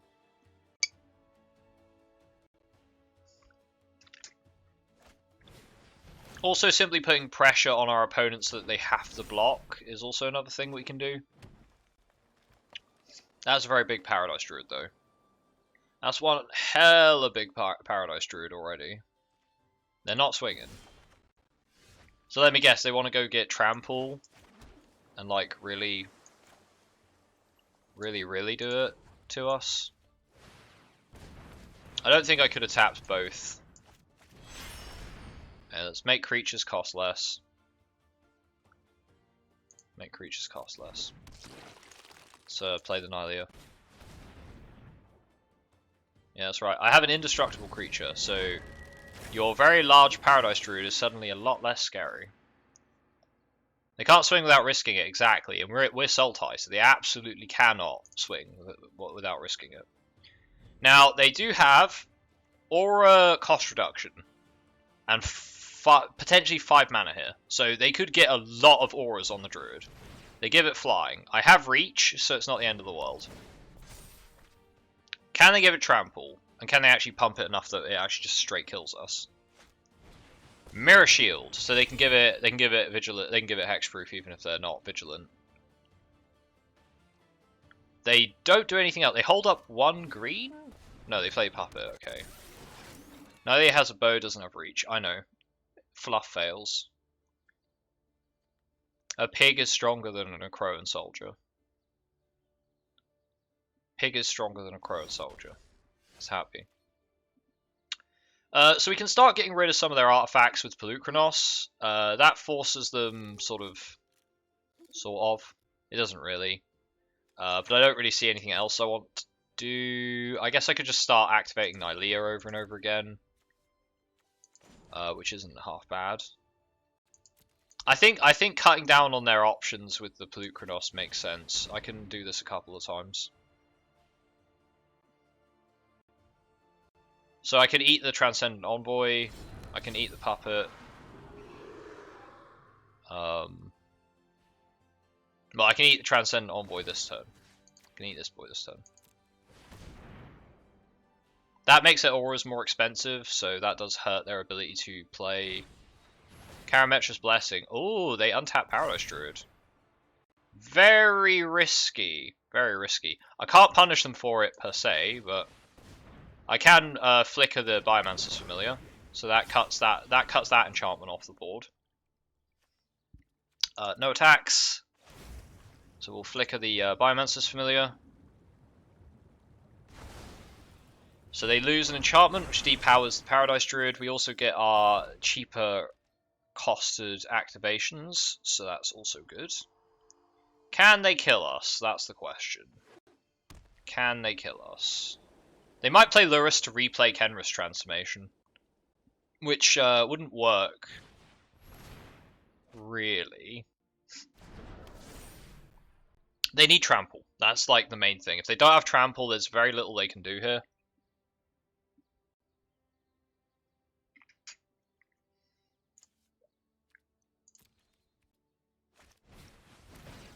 Why are they putting auras on the other creatures? I don't understand.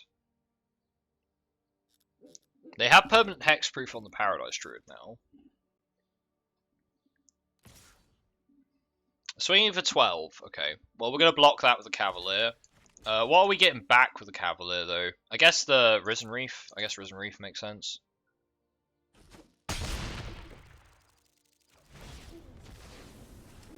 But do I need a Risen Reef, or do I want Fiend Artisan?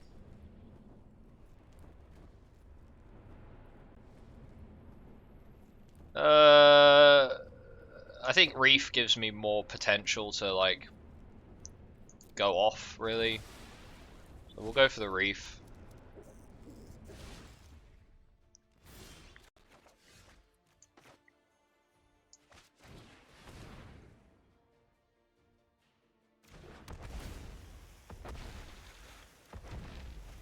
Healer. Okay. Let's... If I tap all that, I only have green mana available, but I can spend excess green mana on other stuff. I'm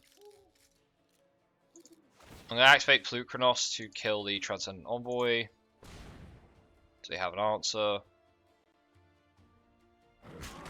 No, they don't. Okay, I'll use Blue Cross to kill the Inquisitive Puppet. That gets rid of 2 enchantments. And I can still play a healer. So they're going to exile the Inquisitive Puppet. Make a human. They get Scry. They're holding up green mana, which doesn't really make sense to me.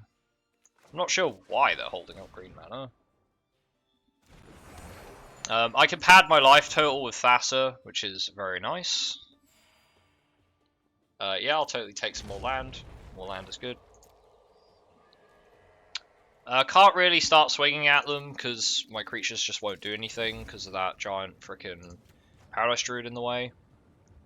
On the plus side, I can steal his enchantments with my Agent of Treachery. I can also Cogler. Cogler can just delete his most irritating enchantments every turn. But I have to attack with Cogler is the problem. This is why Rexage would make this deck actually nuts. Okay, we might just be dead, depending. Yeah, we're pretty close to being dead. Did he draw another one? Alright, it's got Trample. Okay. If he draws another All That Glitters, we are very dead. Every enchantment gives it +2/+2 now. Okay, that gives it +3/+3.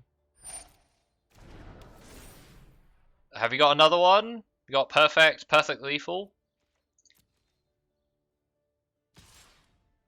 Okay. If they don't, we have 2, 4, 8, 13. We have lethal on our side of the board, so that's nice. I think. He can block 5 damage with Paradise Druid. I think they're dead.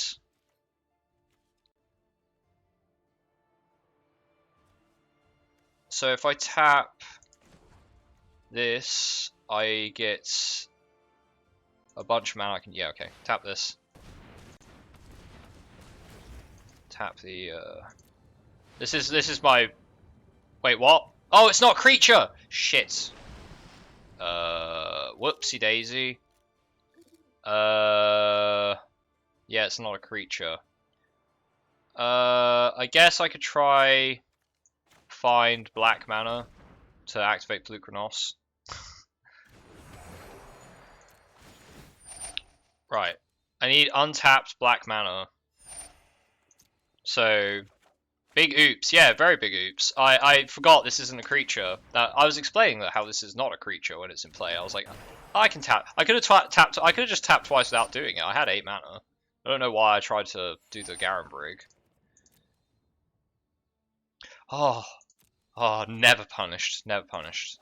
Never, ever, ever punished. Right, Blue Kronos kill the puppet. Unless he's now got Karametras. He doesn't, he exiles, cool. So he's actually dead now. Oh no, I tapped Paradise Druid. Is he dead? Oh shit, he got another 1/1. Fuck. I might actually, okay, maybe I can't kill him now.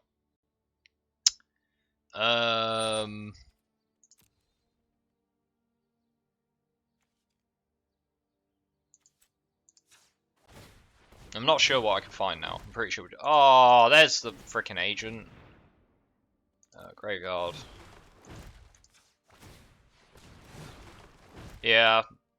No, I think we fucked that up just by tapping that. Because I had 2, 4, 8, 13, 18. Assuming he blocks 5, 13. No, okay, I wouldn't have had enough if he had a blocked. So, don't think we had the kill there. I should have dug for agent. Wait, would Agent have done it? Agent could have stolen one of the All That Glitters, but I don't think that gives me enough life, does it? Does that save me? Oh, I could steal both the All That Glitters. Yeah, dig for Agent. I didn't have a Fiend Artisan in play, so I couldn't, like, crack to find one. It's pretty unlucky to see only one Fiend Artisan in my top 30. If I had a Fiend Artisan in play, I could have done it, but... Whoops. Missed our cards. Missed a few cards. This is why we need Wreck Sage. Wreck Sage needs to be an M21, and this deck will just skyrocket to whole new levels of busted. I could run Night of Autumn, but I'd need to also splash white. I don't want to do that, so I don't think there's any other creatures that destroy enchantments on ETB. Bronto, yeah, but I have to sack Bronto. I suppose it makes more sense to run him and have to sack him than to not run him at all, but might take out the Harpooner actually and put Bronto in instead. The Harpooner's okay, but he's not that good. In fact, even Ferox might be a cut. I don't see he doesn't have. You can most likely pull out Night of Autumn with Fiend. Yeah, but that's like now we're going into. You have a lot of Fiends to do that. It is true, but I think Harpooner, right? If I had to critically assess the deck, right? If I had to critically assess the deck, I'd probably even say that Paradise Druid can go as well. Paradise Druid can go. Ferox can go. Not sure about Ceratops. It's nice against some decks. There are some things I always seem to be pulling, right? That always seem to be good.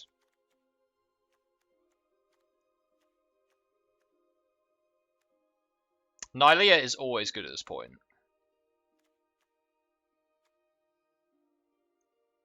Thorns is good. Coglet is only. Right. Bronto. Brontodon.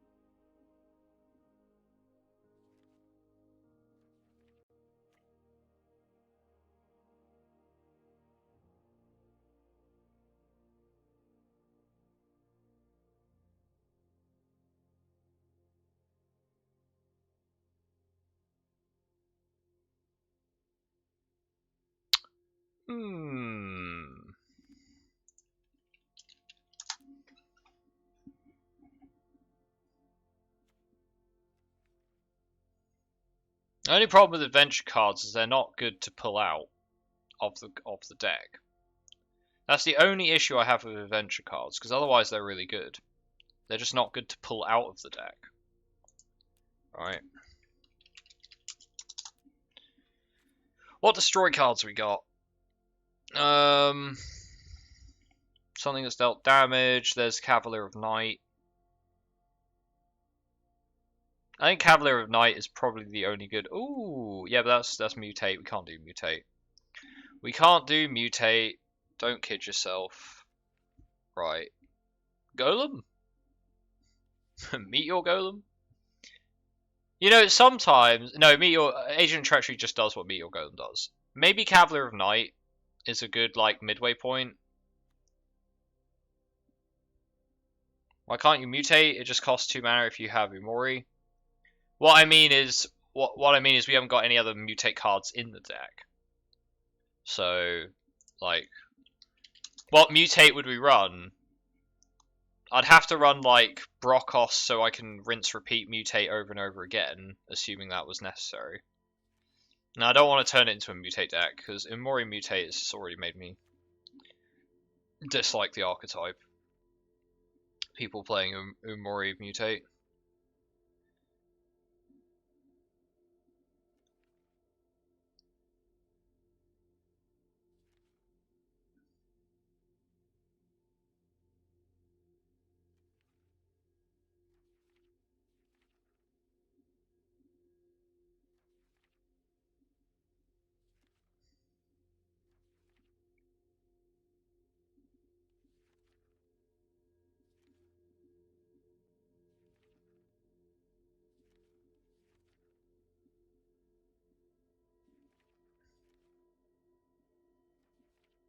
Hmm.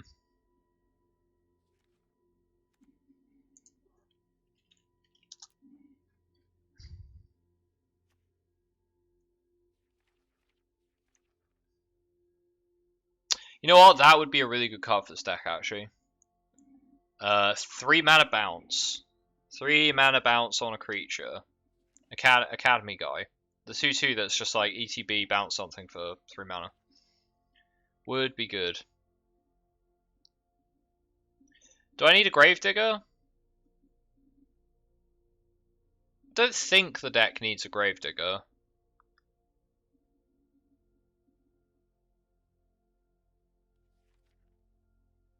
If I wanted a Gravedigger, I'd just run fine. No, that's permanent card, so we're only returning creatures anyway.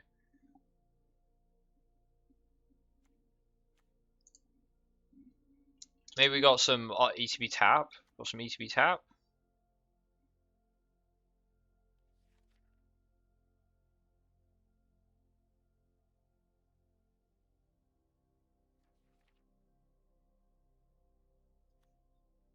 Troll? Nah, Troll's not good. Troll ain't good. Could run a Frostlinks or a Dungeon Geist or something. Lazav into Troll. To be fair, turning Lazav into a Troll's not bad. I could go with that. I'm actually thinking something like Frostlinks. Right, this is an elemental that slows the game down. It is an elemental that slows the game down. I think if I cut Fairy Formation, right? Hear me out. Cut Fairy Formation. Cut Ceratops, right? And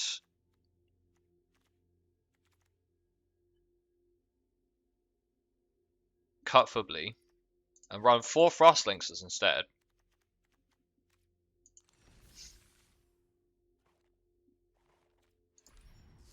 I think that's actually better. I'm gonna try with this. I think all the cards that I just cut aren't like super exciting anyway. I think that actually this makes the core of the deck a lot more, like, you know, we've got more elementals to work off of Risen Reef. They get cost reduced by Nylea and Umori, and they keep stuff from being a massive problem for the most part. They also make good chump creatures and good sack outlets as well. I will keep this because it has playable cards. Because I don't like mulling down further. Right, tapped. Give me land. It's Yorion deck. Yorion. Have I played against this person before? That seems like a login that I recognize.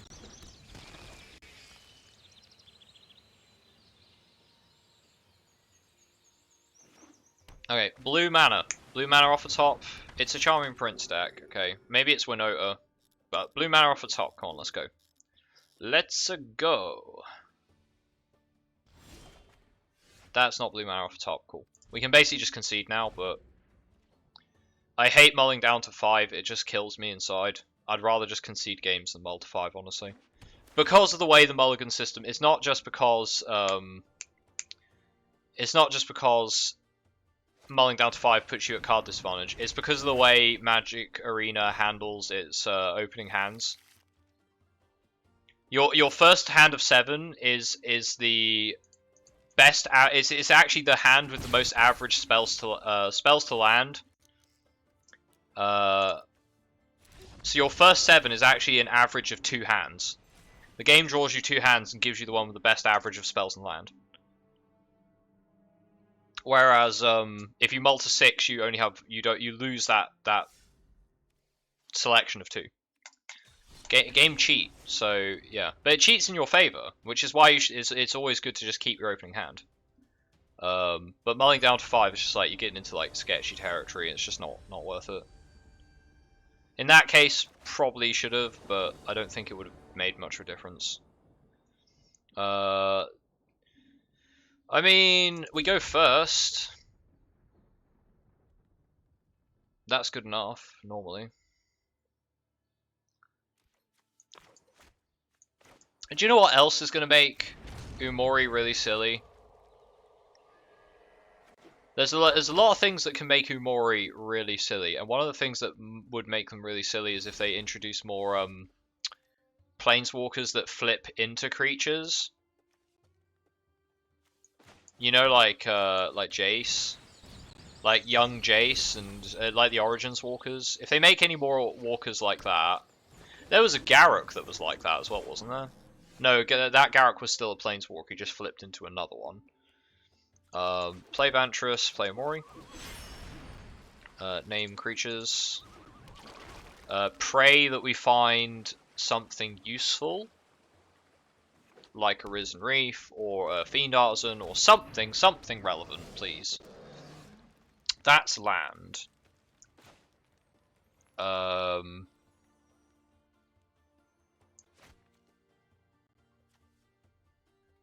That's land. Let's play a Frostlinks to tap down the Leyline Prowler. That way we can swing for 4. Right. Right, don't screw me, game. Don't screw me. I don't want to draw land again. I know last game I didn't draw any land, but I want to draw, like, you know, a playable card. Blood, what? What kind of deck is this? What kind of madness is this? Right. The madness of man has clearly taken hold here. Scry 2. Blue-Chronos, Azoni. Azoni can go back. Blue-Chronos can stay, though. Blue-Chronos can, in fact, stay right where he is. Don't really see why I wouldn't swing with the Umori.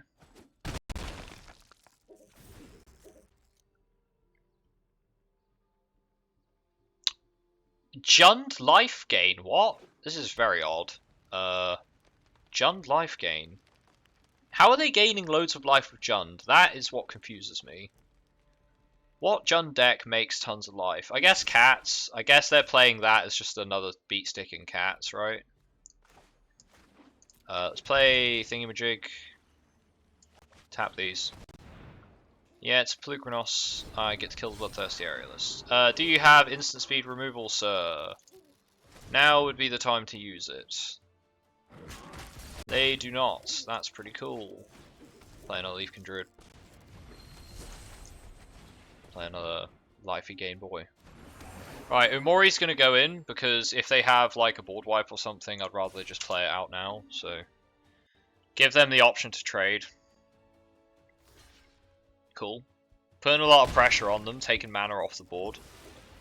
So yeah, I guess we're just going to beat them to death with an Umori and a Blue-Chronos, unless they play some actual cards. Another Leyline Prowler. Okay. Blue-Chronos, fight Leyline Prowler. Nice. Garenbrig, Scry. God, can we find... Oh, game! You've gotta stop this. you gotta stop this. Yeah, swing with those. Why not? Donk, donk, donk. The worst thing about this is I can't even kill them in 2 turns. It's still gonna take another 2 turns. And they have a blocker, so it's gonna take more than that. What Jund deck is this? Is this like a Irencrag Feat Finale of Devastation deck that I'm just not paying it? Porcuparrot. It's a Porcuparrot deck? Are you kidding me?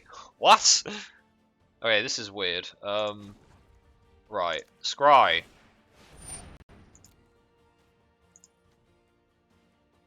Risen Reef.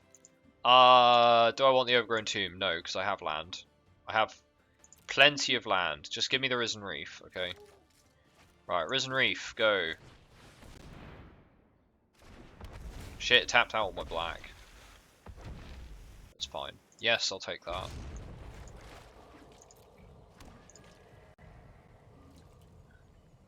Insta-kill stuff by mutating Parrot into Leyline Prowler.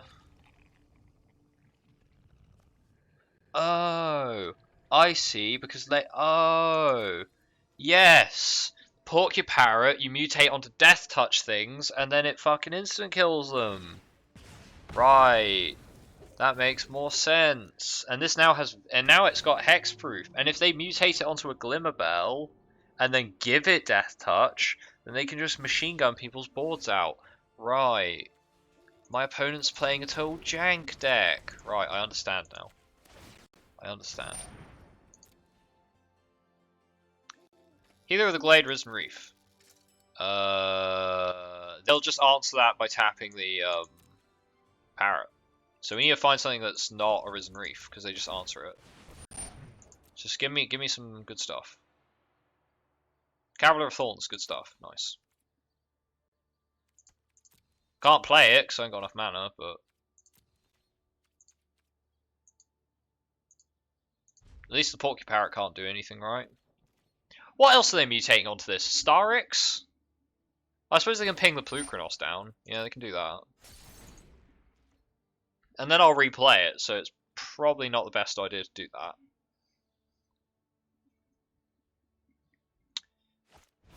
Angerus, okay.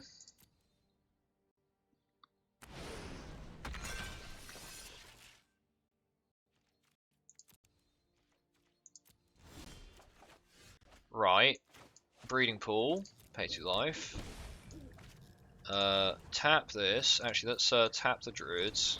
They're only good for green mana anyway, so tap 2 Druids to activate Garenbrig. Generate 6 mana.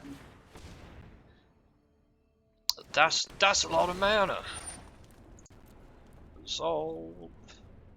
Get ourselves an Overgrown Tomb. Haven't seen a Fiend Artisan or anything yet, which is really good, of course. Let's scry. Nylea. I'll take a Nylea and I'll take a Lazav. I'll take both of them. Thank you very much. Alright, let's pass. I wonder what else they have.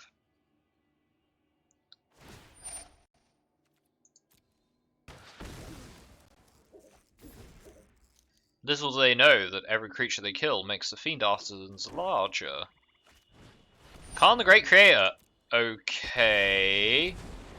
This deck looks like such a pile, but I mean, they're in Platinum, so it can't be that bad, right? This decks look like a total pile. Sure. Well, Shadow Spear? I mean, I do the same. I think Shadow Spear is great, so... Oh, that gives lifelink to equipped Porky Parrot. Right, okay, I understand. Right. Opponent's deck is making more sense now. Thorny Boy, do you want to go kill Khan? And they are not going to stop you from doing that? They could block, tap, shoot the Cavalier, but yeah, they wouldn't be achieving anything by doing that. So, Khan goes, goodbye. Let's tap the Druids. Tap for Garenbrig. Garenbrig creates Nylea. Nylea searches the top card of my deck, finds a Lazav, which we put there.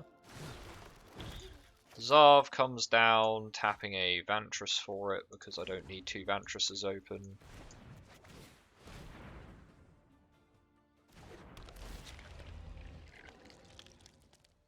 Frostlinks.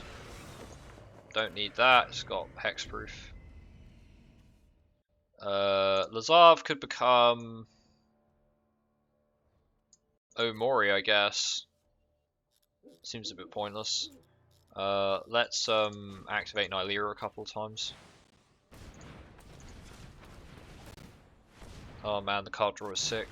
Another Lazav, right, that's totally useless. Agent of Treachery, cool. Opponent may just concede to the Agent of Treachery, I'm not sure.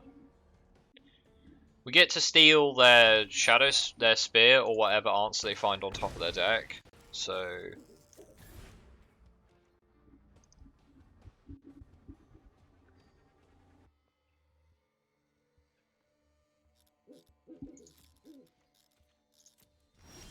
Okay. I guess we'll just play this then. So go grab the Shadow Spear.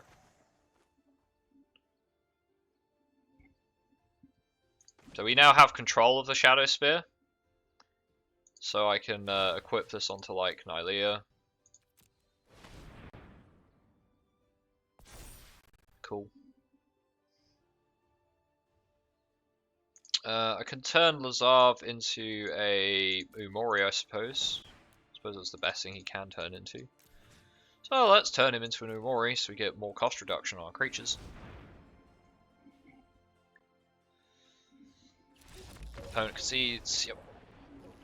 Sometimes I wish opponent conceded sooner. It's like, you should know when your board state can't bounce back and when it can. It should be more obvious. Generally, when you see Agent Treachery hit the stack, that's when you should probably think about conceding. Tends to be the way I see it.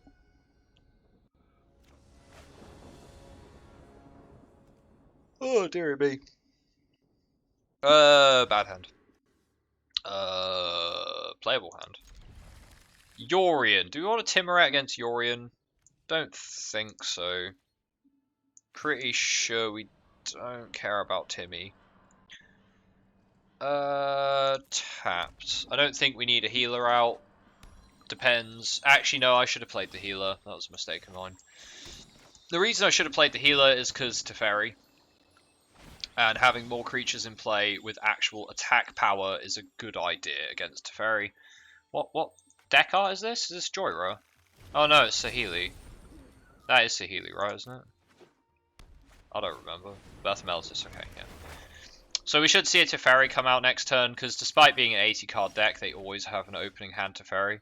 I could look through my VODs all day, and I bet you every single time I go up against Yorion, they have opening hand Teferi. It's just like the law. We basically beat any mid-range deck with this, don't we? Any deck that tries to play value engines, generally speaking, we have a good matchup against, which is like 90% of decks in Standard right now, because ramp is too good and the targets for ramp is too efficient. So yes, to answer your question, the answer is yes. We should do. Whether we actually do, different matter. I could just slap more elementals on board, but I'm actually gonna... I haven't played anything yet. Yeah, slap the healer, because the healer's like pretty worthless and doesn't do anything. It just gains me some life, gets me some more chances to hit land. Yep, that's good. And now you tap for 2. I'm expecting Shatter the Sky, by the way. I am expecting Shatter the Sky. So I'm going to keep the Risen Reef for next turn. Swing the Umori. If they have Shatter, they would block. I guess they don't have Shatter, because they would have blocked there.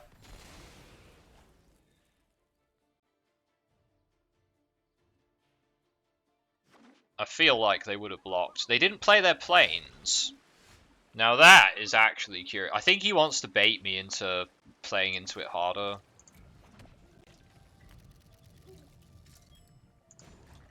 So I'm just going to scry. I could cycle the Triome. Do I want a Fiend Artisan? Not really. I kind of want to stack Elementals in hand. I might play the Cavalier though. I think Cavalier's probably fair enough.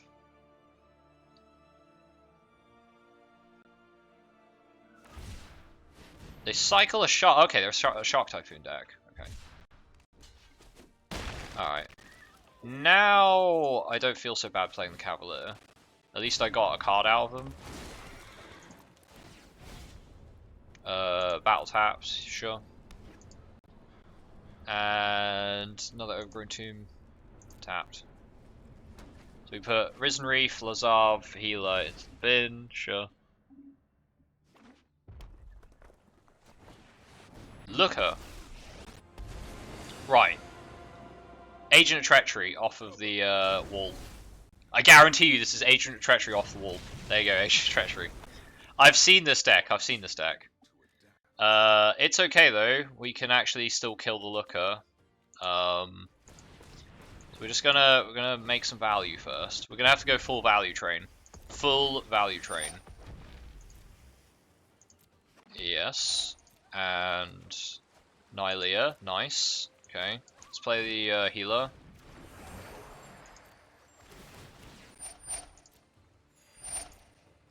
Now keep in mind, this might still be like bait as hell for a Shout the Sky eventually. Lynx comes down, activates the Risen Reefs. So we're gonna tap the Thorny Lad. Yes, I'd love to play that in tapped. And we get another Fiend Artisan. I'm gonna play the Uro just because I can. And there's very little reason not to, since he's going to sacrifice himself anyway. I'm going to play the Nylea. Nylea is indestructible, so again, very little reason not to play her. And I'll also play the no, I'm not going to play the Biomancers. I'm going to go to combat, and I'm going to swing everyone at Looker. He could let Looker die, he could kill at Risen Reef, it's up to him. If he's got a Shout at the Sky, he loses the agent over as well, so he could have a second Looker. I'm expecting Shout at the Sky, but it will eat all of his mana to do so. He could also just Yorion and try and steal like the Nylea. But we're getting so much value right now. Elspeth conquers death. Okay, so he's trying to get he didn't exile the Nylea. He wants to steal Nylea, I guess. I guess he wants to steal Nylea. Right, well, we'll play the Frostlings anyway.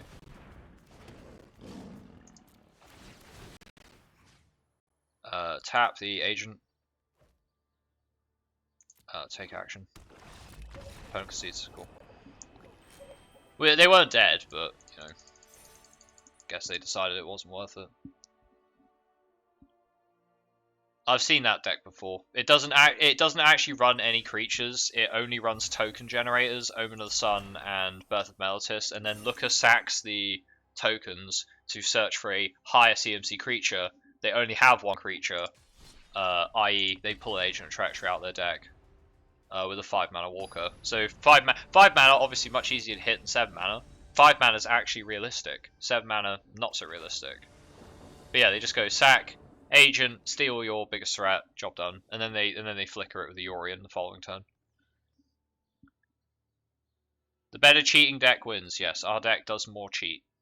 This hand seems meh.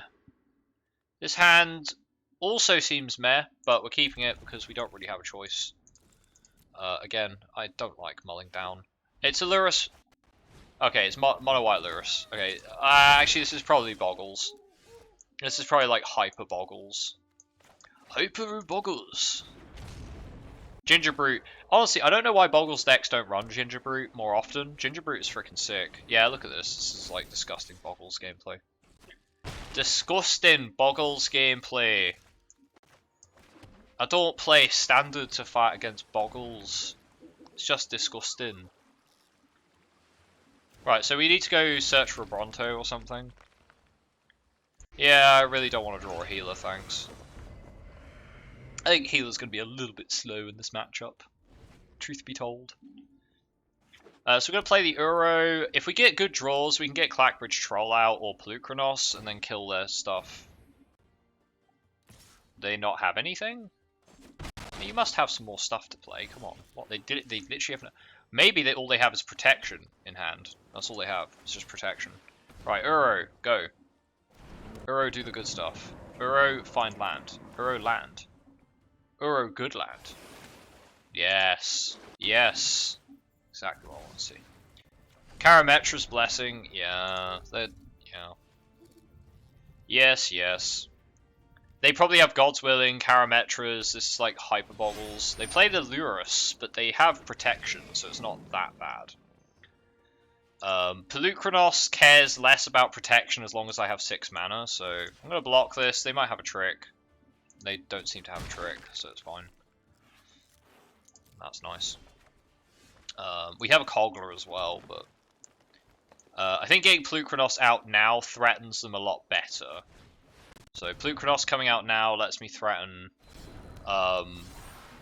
deleting their creatures. They might have some O-rings. I would expect them to have some O-rings. Solid footing. Okay, gets +1/+1 vigilance. Oh no, it's just +1/+1. Solid footing seems like a pretty weak Boggles card, in all honesty. So if I find more land, I can double activate Plukranos. Possibly.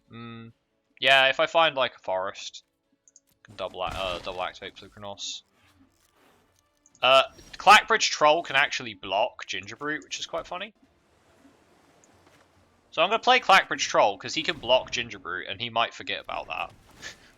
Which should be very amusing if he forgets that that it has haste. It technically has haste.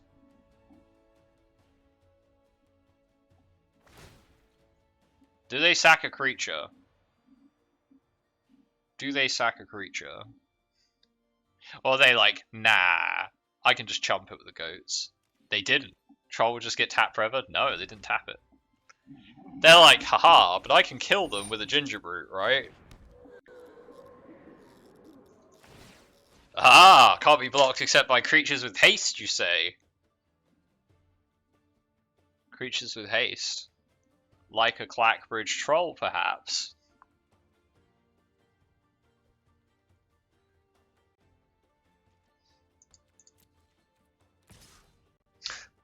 Haha! Why didn't they tap? I don't know.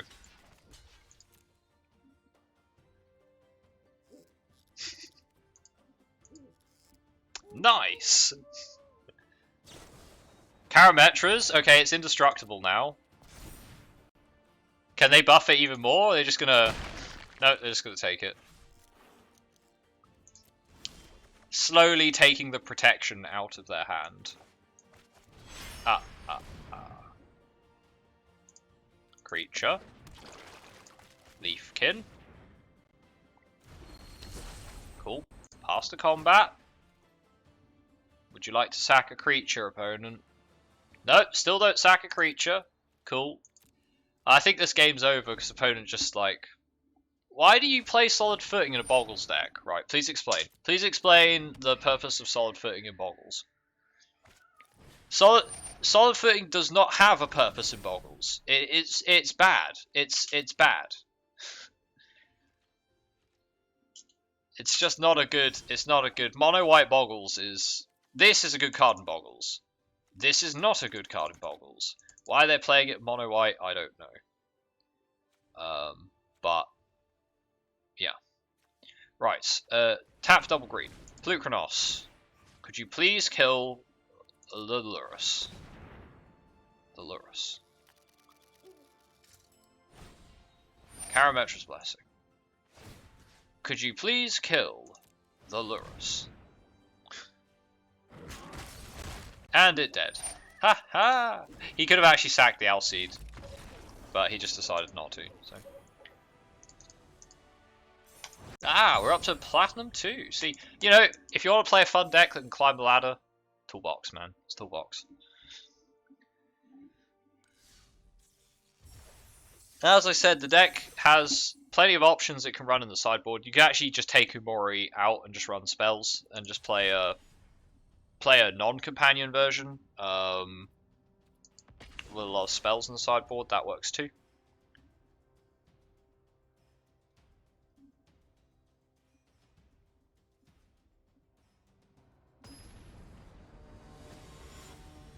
Which also can throw people off, because like post sideboard they'll be like, oh wait a second, where did Umori go? Or they'll forget and they won't be playing around it. Is this hand any good?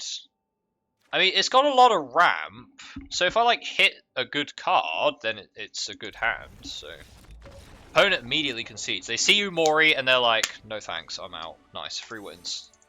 Turn 4 agent. Yeah, I'd need to just draw double blue, but yeah, I could do that. Cool, 3 wins. Platinum 2 is for 3 wins. Nice, good to know. Good to know.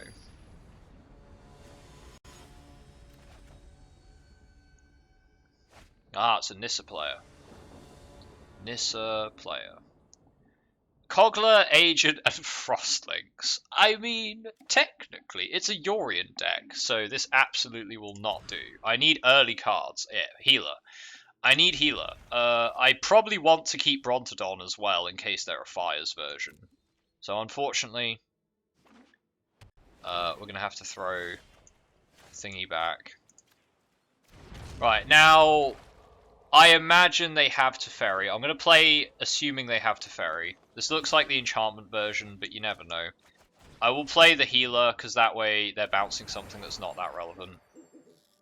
And I need the triomes anyway.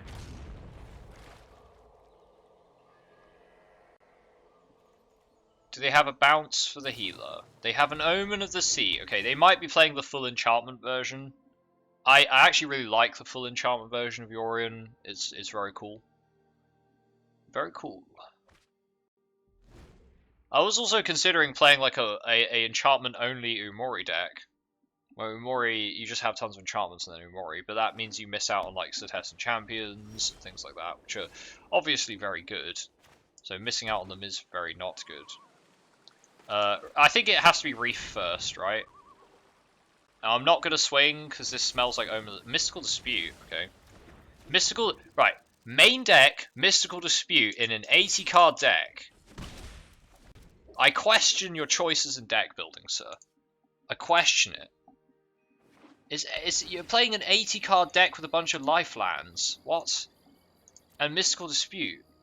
It just doesn't make any sense. It just doesn't make any sense. It worked, so obviously it worked. But it just doesn't make any sense. It doesn't make any sense. Right, so that's gonna get killed by Elspeth Conquers Death. Because they always seem to have that as well on turn 5.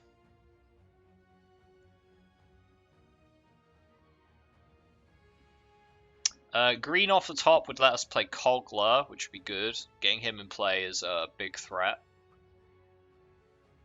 Gonna do some gardening? Rightio. Have a good one. Probably gonna be back to playing Civ tomorrow. Anytime. Anytime during quarantine is a good time to stream. That's the way I see it. Except when it's later and everyone wants to sleep. Then it's not so good, but, you know, what can you do? If I played this, I can't play Castle Vantress. So I think it's better to play Brontodon and hold up the possibility of sacrificing it.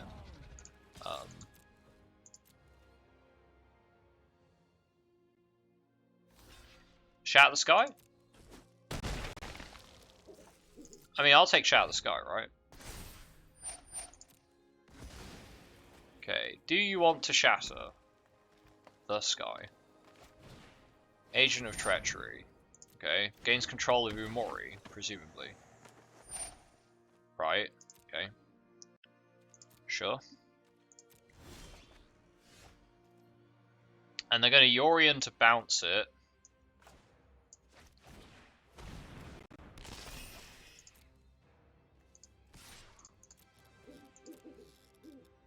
So they're going to flicker the Yorion, the Treachery, the Omen. Great.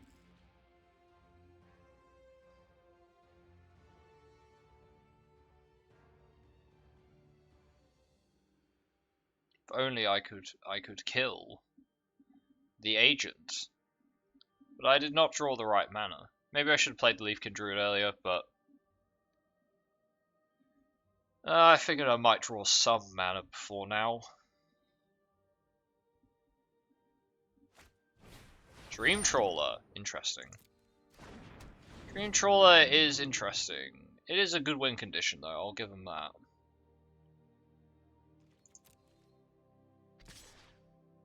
A swing with Agent as well? I mean, please do. Alright, healer goes under the bus. Pumps up Fiend Artisan. My turn. Frostlings does absolutely jack in the situation, but at least I can make them discard a card out of their hand, force them to tap down the Dream Trawler. Right?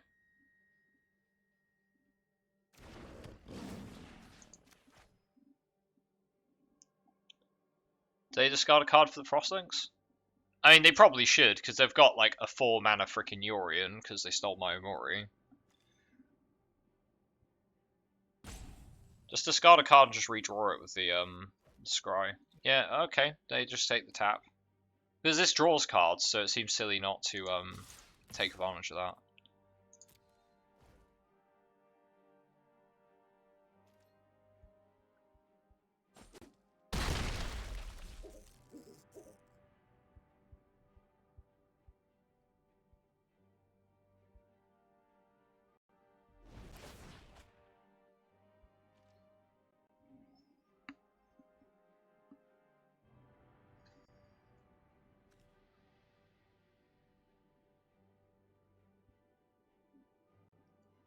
You might flicker the Umori, if we're lucky.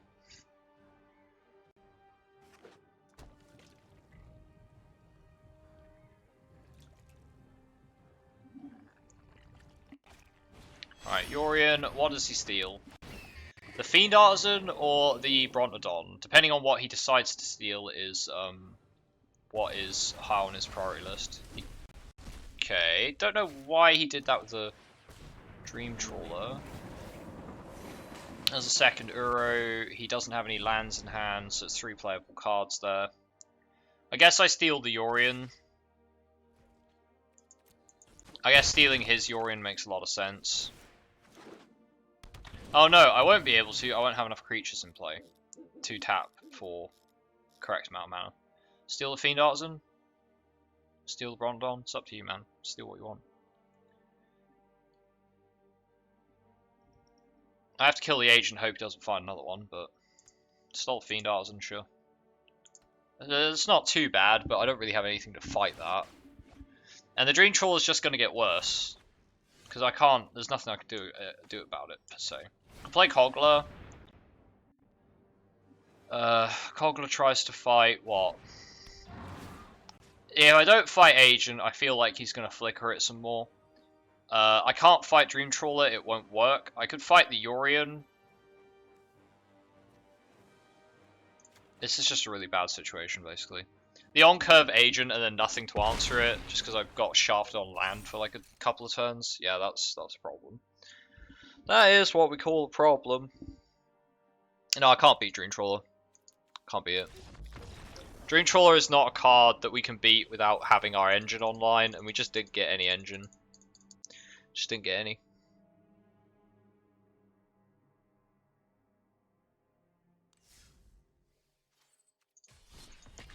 Right, I'll try and get my 2 more wins in for the day, and then I need to go make some videos for YouTube. So I'll finish my games for the day, and I'll go make some YouTube videos. Is this any good? We go first. It's against the same person by the looks of it. Sure, I'll keep it. We got ramp.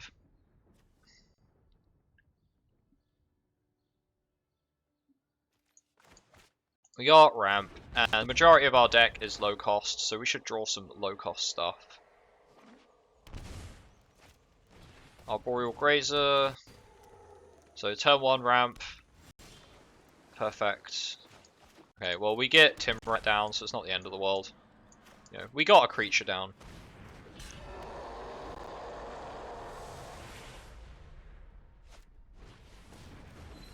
Leafkin, any extra land? Yep. Hyper ramp.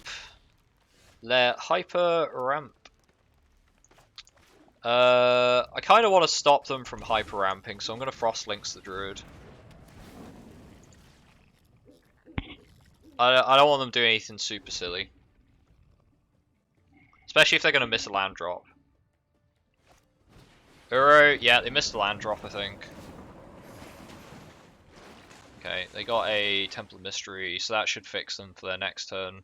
Is this like a Temur Explosion deck? This could be an Explosion deck. I don't know why they've run Yorion, though.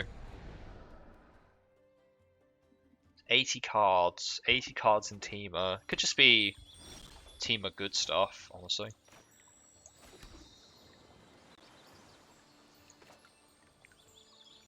Let's play the Umori naming creatures. I think that'll just smooth out our future plays whilst they're unable to answer Umori. We'll swing for 2 because there's no reason not to. Get damage in whilst we can. It really depends if they have a payoff for all this ramp or not. If they don't, then they're just searching for one, and then we get a chance to regain the tempo of the match. They didn't sack the Fabled Passage, which confuses me. I guess what would the best payoff for the ramp be? Another growth spiral. So yeah, that's why they're not sacking the Fabled Passage. They want to increase their chance of drawing land. Now they want to sack the Fabled Passage before they scry, so they have less chance of getting land. Jeez. That's some hella ramp, but they do actually have to have a use for it.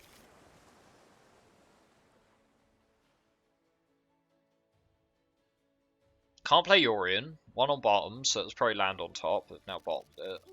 Do they have any other plays? They do have something they can play. I get maybe it's just tap the druid.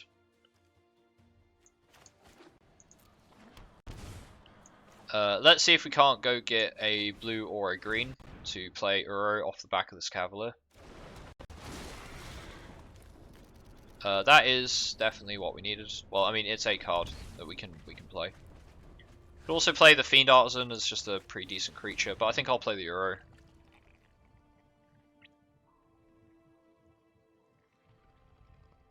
Counterspell? Doesn't seem like the sort of deck that would run counterspells, but I could be wrong. Okay, no land, that's fine. So go in with the team.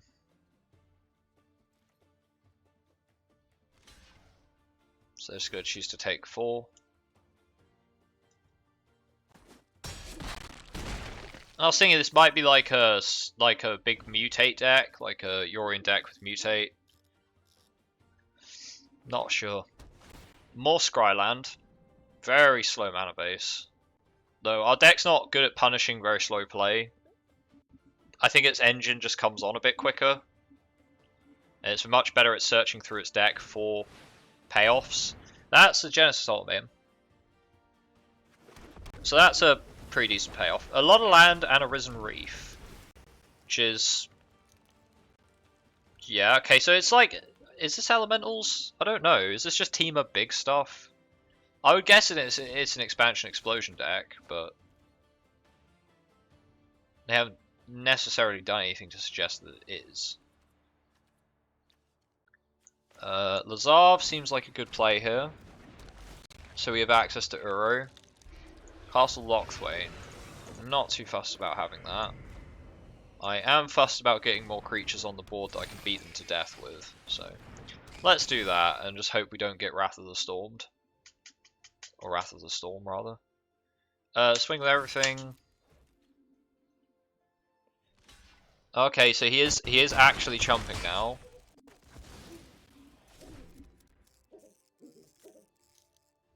Wrath of the Storm. If he has a Wilderness Wreck and an Explosion with another Genesis Ultimatum. Okay, top 20, 2 Genesis Ultimatums. What does he get? Omnath, Uro, and a bunch of land. Okay, so, but Omnath only hits for like 3, so he's kind of meh. He's going to draw a bunch of cards off that, though.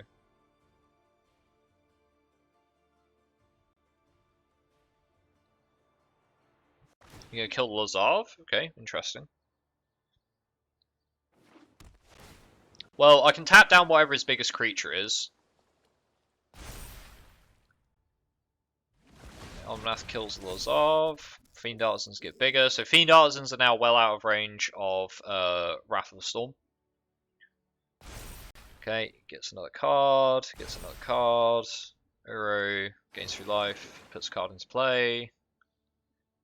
He may play the Uro out of his graveyard.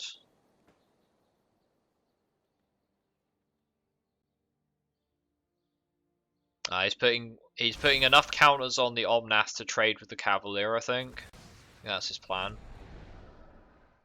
So let's see what he plays here. Uro wouldn't be the most it wouldn't be the craziest thing he could play. Uro is by far the least crazy thing he could play.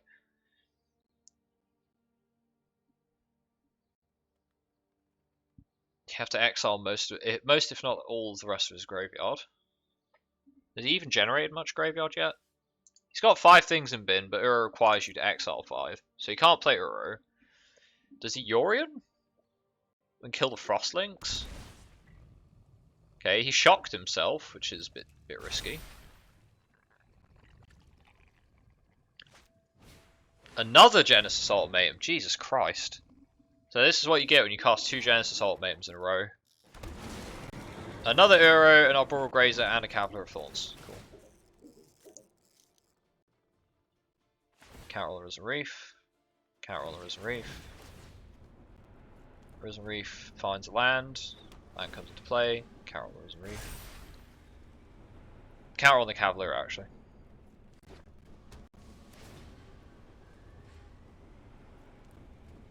Turns out casting 2 Genesis Ultimatums with an Omnath in play is pretty good. Who'd have thunk it? Who'd have thunk it?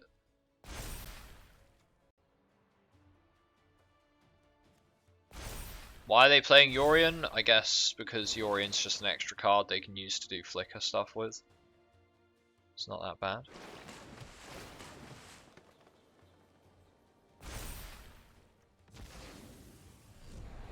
How many cards have they gone through, actually? They've gone through 50 cards in the space that I've gone through 20. Genesis Ultimatum, Omnath. Good stuff. They have 3 mana up. I'm not sure if they can actually spend it or not. Are they dead? They have to block 3 of my creatures. I don't think they're dead. They might be. Okay, let's tap down the Cavalier. So what I could do is I could tap Fiend Artisan to go get another Frostlinks and tap down the Omnath. Which would mean I attack for 4, 8, 10. And he'd have the Risen Reef and the Grazer for blocking. So he'd block the 10, I'd go through for 8. That's not enough. That is not enough. So instead, I think I just exile his graveyard and hope he didn't draw too much good stuff. So let's delete his Uros, I suppose. We could just get domed by a giant Omnath, but I think we're just gonna have to take that chance and just delete all of his delete his 4 Uros in his deck. So he hasn't got really a way to use his graveyard now, so that's at least a plus. But fuck, we're not exact. I could swing for lethal to force him to block, but we're not really getting anything out of it. I might find a way of flickering the Frostlinks or getting some more out more productively next turn. Okay, so he's already used 2 ultimatums. He might just have another one. Okay, he's just going to play agents. Right, cool. Their deck looked cool, and then they just start dropping agents. Come on, they could win the game with an explosion or whatever. They're just going to drag it out by flickering an agent over and over again. That's what I don't like when people like. I don't like it when people go, oh, I'll play agent because it's efficient. Yes, it's efficient, but if your deck's capable of outputting that much mana, you could close the game out with an explosion. And then it's just like, cool. I see my opponent tapping all their land. They're tapping it for enough mana to explode my face off. You know, I'll accept that. I'll just that finishes the game faster. But just like flickering an agent over and over again, it takes so long. It takes so long. I just don't want that. I don't want it. Yarok's gonna go back. Cavalier's a bit more proactive. Can happily play Cavalier on curve. Green. Okay, well, don't have to play quickly yet. Simic something. Simic ramp or something. akin to. Let's get the Lazav out. Lazav puts another Lazav in the bin.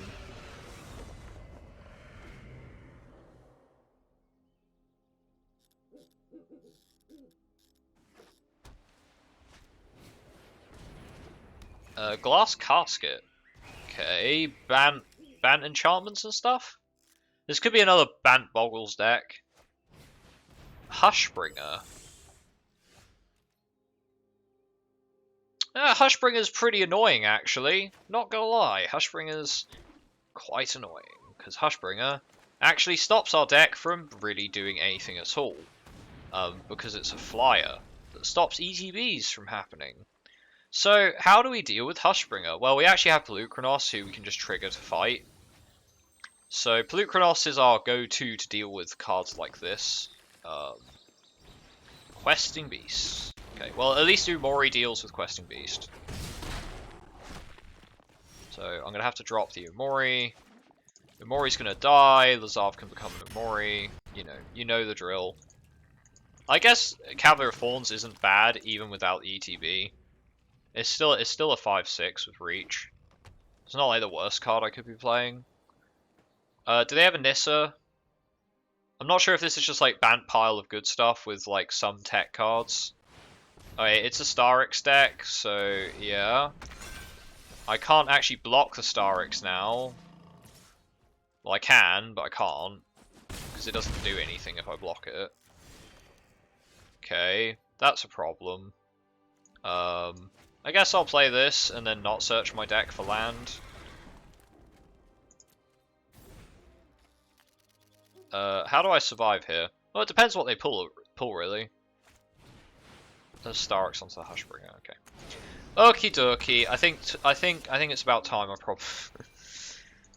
probably got a hand opponent that didn't have like such insane openings, but because it's like I'll keep a hand that's like it's okay, it's kind of mediocre, it's fine. It's something you can normally play with, and the opponent's just like power, power, power, power, power. Like, right, okay, we ain't winning that game. That's fine.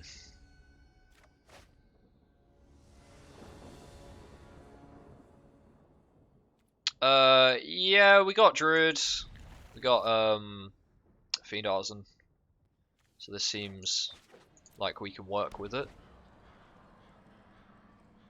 We can in fact work with these cards. Green Stonecourser. So this is probably the Mutate deck, although I don't see an Umori, so maybe it's not, but the Mutate deck likes Stonecoil Serpents because they're like cheap, they give lots of key text, they give protection from multicolored, so they're good cards to ride the back of, or like put mutates on the back of, so.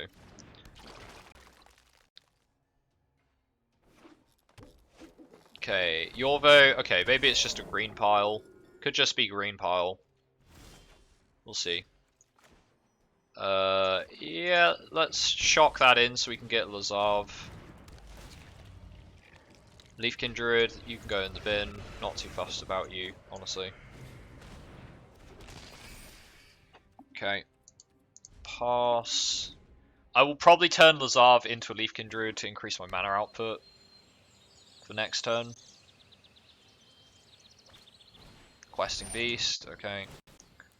So just turn Lazav into a Leafkin Druid tart. We'll just block the Questing Beast. I'm not too bothered about Yorvo. Yorvo I can just block anyway. But yeah, Umori can definitely trade for the Questing Beast. I got no issues with that. Can always just turn Lazav into Umori after all. Risen Reef. Okay. Let's. Oh, I need to get the Risen Reef down before I can tap for 2. So let's do that. Got a Nylea. That's nice. Let's play Nylea. Nylea is going to be an indestructible creature. Very good. Very good.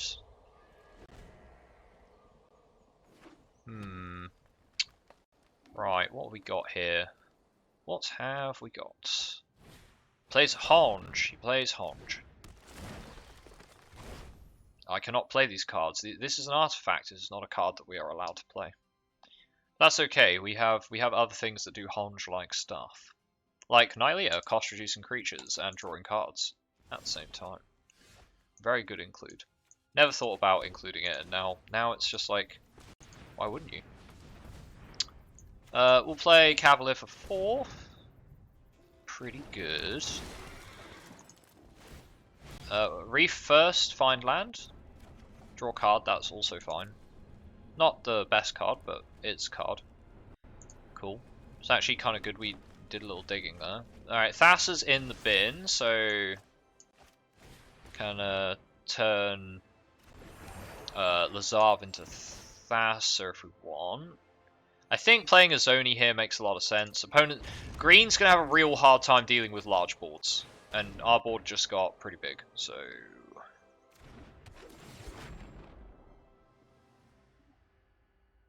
think opponent might, yeah, struggles indeed. Not the kind of board that their deck's very good against. Platinum tier 2. Did you have fun in this match? I guess I did. I don't know if my opponent did, but sure. Are they like, did you have fun in this match against Mono Green? Mono Green is fair? If anyone's complaining about Mono Green, they really need to check themselves. Like, I ain't joking. I'm not even trying to be slightly ironic there. If you have a problem with Mono Green, you really ought to check yourself. God damn.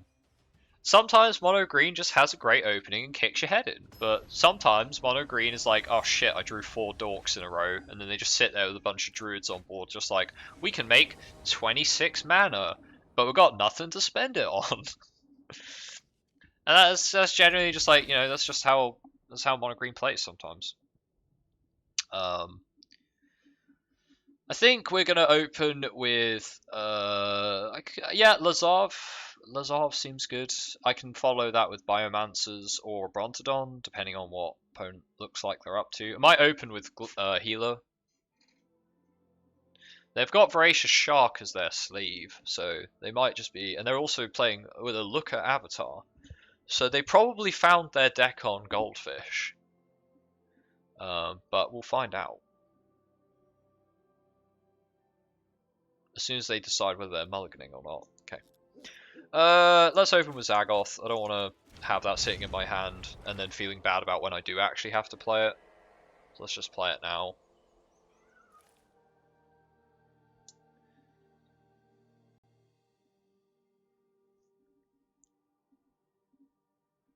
Opponent's off to go check Goldfish for all the Sultai decks in meta. And Imori decks. Gotta make sure he knows what I'm running. Playing mono red. Okay, I take it back. He was juking us with the Voracious Great Shark. He's just playing mono red aggro. Ah well, we got 2 healers of the Glade. That's normally a good sign against mono red. 2 healers of the Glade is a very good sign against mono red. Thassa is also very, very good against mono red because we can bounce our healers over and over again. If it's Cavalcade, then the Brontodon's also going to be sick. So if it's Embercleave, Brontodon is also very good. Also very good. So I think next turn we're dropping Biomancer's healer, and then we'll see if we can get some land. But yeah, once you get a Thassa and healer out, it's just gaining 3 life a turn really ruins mono red. It really does. Maybe opponent's trying to find out the Sultai deck that runs Lazav and not finding an answer for it because they don't. As far as I'm aware.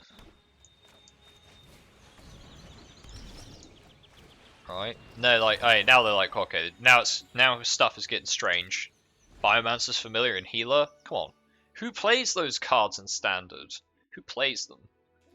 Why are they here? What is their purpose?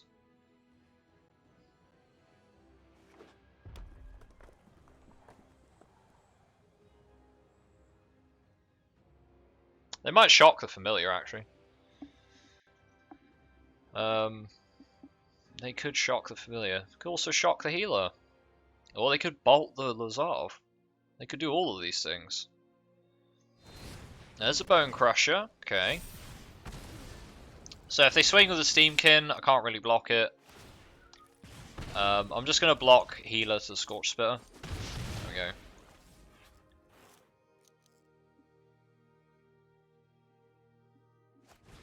Light up the stage. Mono Red's going to lose so much stuff with GRN and stuff. Oh, Torbran. Okay, so we've got Torbran coming down next turn. I could have Lazav become Biomancer's Familiar.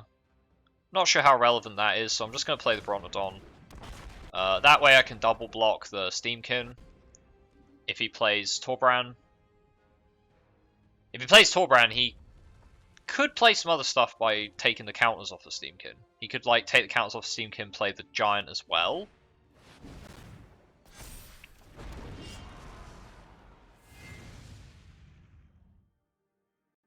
Yeah, he might play the Giant as well. He could just play some spells. Anax, okay, it's an Anax as well. Okay, Anax ain't so bad, I suppose. What is bad is me not drawing useful stuff, really.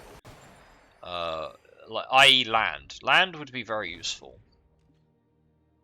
Yeah, at least Brontodon trades nicely with Anax. And I guess I can kill the Steamkin. I'm probably not gonna. I'm probably just gonna let it hit me for 6. It's not the end of the world. Right, another Steamkin is getting there though. Another Steamkin is certainly bad. If he hasn't got any more card draw though, we might be alright. We just need to find some land so I can play Thasser. If I can play Thasser, I can get Umori down, I can get a bunch of life. We won't be playing on the back foot so much. Steamkin.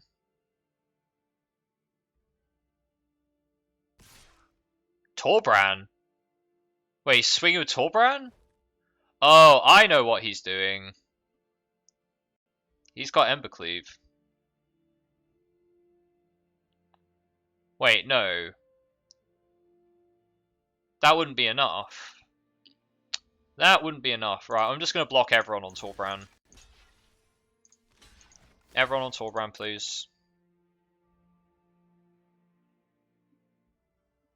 He can't have Embercleave. He doesn't have enough mana. He's only got 3 open, and he's only attacking with 2 creatures, so his Embercleave costs 3 or 4. I think his Embercleave costs 4. So there's absolutely no way he can kill us here. He wants to kill the Brontodon first. That's fine by me.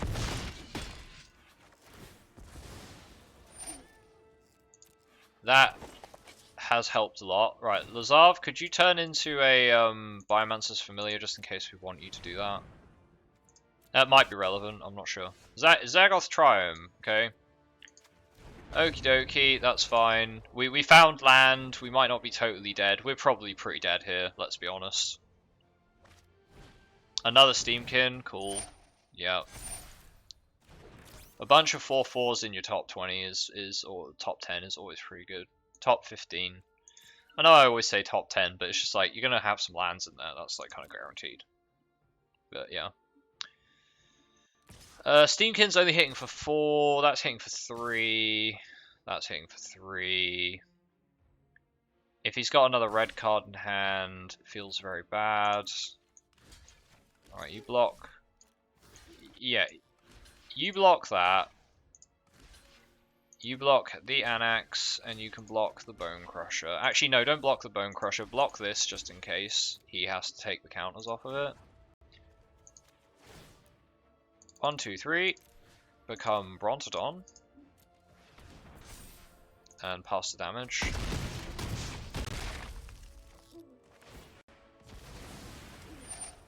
We have no great targets for the Thasser now, but on the plus side, I think we might, if we can hold out until we get an Azonian play, which could happen. Could happen.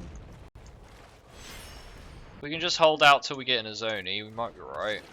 So opponent's going to swing 4, 1, 2, 3, 4, 9, 13. So 13 without playing any cards. The 1/1s we can block, so we're alive. We are currently alive. Cavalcade makes this a little bit more awkward. Plays another Torbrand. Okay, right. Okay. Okay, opponent, I get it. I get it. I understand. Coulda just drew 1 or 2 more copies of Scorched Spitter. Or, you know, a Shock. I don't think they even play Shock anymore. I don't think Red actually plays Shock. But there you go. That was quite a good hand. 2 Torbrands, 3 Runaway Steamkins, an Anax, Giant, Cavalcade. I think the 3 Steamkins and 2 Torbrands really takes the biscuit, but there you go. How good's this? This is fine. This is fine.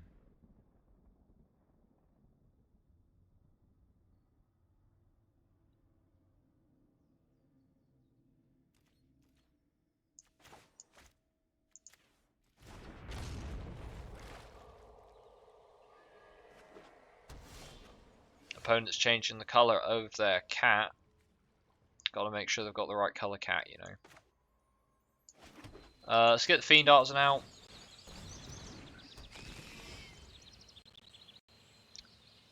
Sad we didn't have the healer turn 1, but it's fine. Dimir! Chantra Avatar Dimir player. Interesting. Do they remove the Fiend Artisan? Might be worth doing. Thought Erasure. So goodbye Cavalier of Thorns, right? They take the Cavalier, presumably. They might not. They might not take the Cavalier. They might take the healer. It'd be very strange to take the healer. If they take the healer, I assume they have more discard, so they can get rid of the Cavalier as well.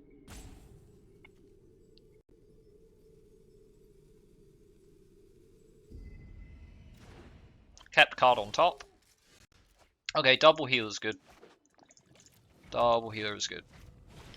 Gives us a bit more creature presence, and also more, you know, I feel more comfortable sacrificing one of them to pull cards out of my deck.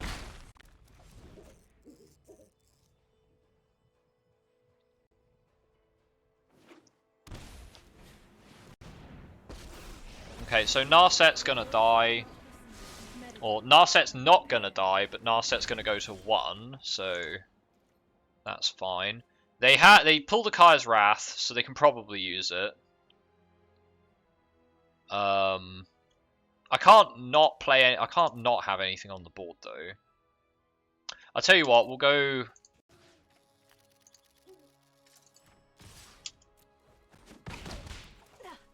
Contain your rage. I think we're gonna go grab a 2-drop.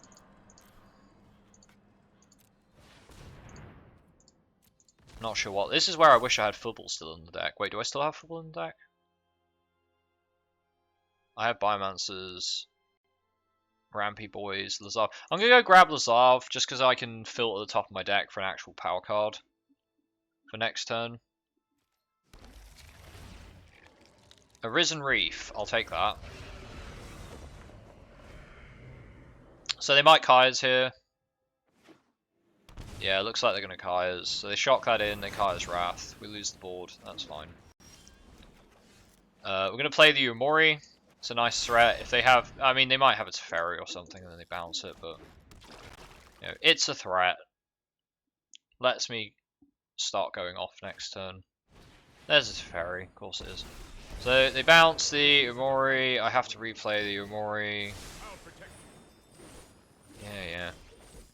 I also cannot wait for Teferi to be out of the meta. I just hope flash decks aren't too strong when Teferi's gone. Because flash decks might not actually have any reasonable answers when Teferi 3 disappears. That would be very sad. Instant speed board wipe, potentially.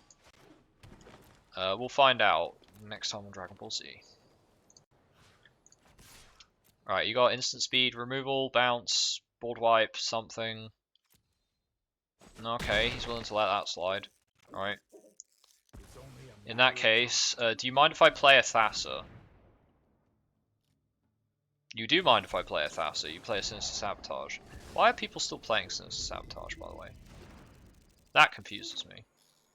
If I play the Risen Reef, they might even be encouraged to board wipe again. Not sure. Ah, Lockthwain. Castle Lockthwain is good. Castle Lockthwain is good. So they lost their TEP. They can't threaten any instant shenanigans. Can always get the Thassa back with another Lazav. Removal for the Risen Reef or the Umori. Not quite sure what they prefer. Another Teferi. Okay. They're gonna bounce the Umori. Do they also have removal for the Risen Reef? Like Oath of Kaya? Fae of Wishes. They're just gonna play a Fae of Wishes. Okay. In that case, I'm gonna tap down the old... I could have played the Umori first. But I'm gonna tap Fae of Wishes, get rid of the Tef. Cool. I'm gonna swing with a Risen Reef and kill the Tef there. And play a Fiend Artisan. Fiend Artisan is a nice big threat.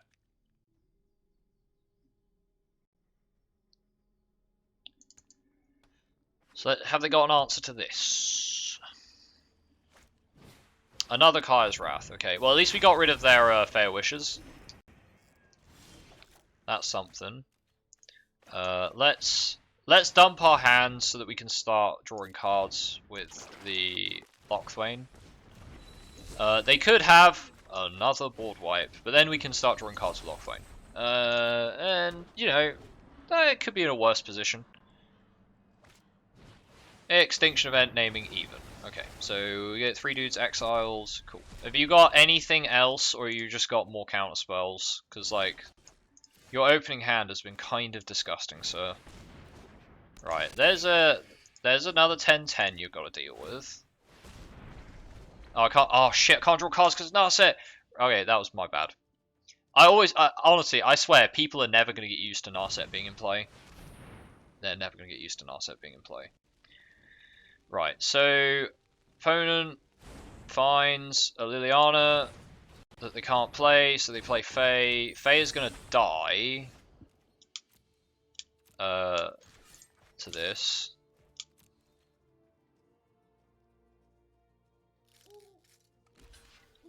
Okay, that dies. End turn. They play the Liliana, they create a 2/2 zombie. Okay. 2/2 zombie or sacrifice. Sacrifice more safely lets them play a sax 2 creatures. Okay. I'll draw a card, thanks. It's a Triome. I can't draw again because of the Narset. So I can't cycle the Triome, I have to wait.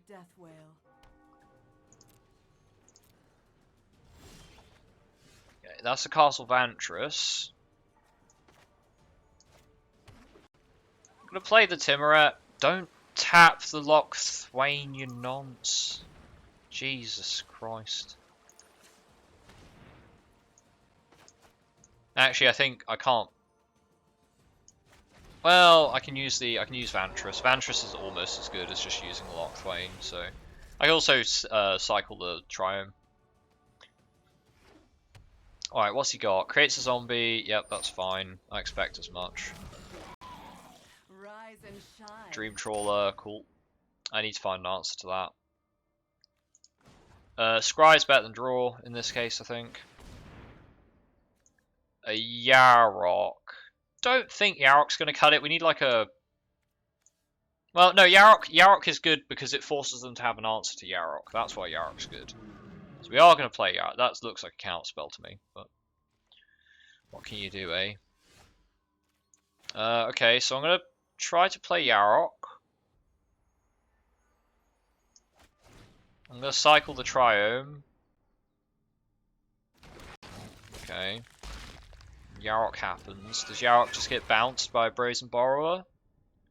Is that what happens? Draw a card, Dream Trawler gets +1/+0. Create a 2/2 black zombie creature token. What a good, mindless minion. See, if our opponent hadn't have had 2 Tefs, 2 Wrath, 3 Wraths, and a counterspell, we would have actually had something in play to, you know, start fighting back. But they had just a little bit too much, and they only drew 1 card with Narset. They only drew 1 Wrath with Narset. They got Narset. They got 2 Wraths naturally, just drawing them from their deck. The counterspell, the hand hate, and now they're gonna get another Narset. So you know.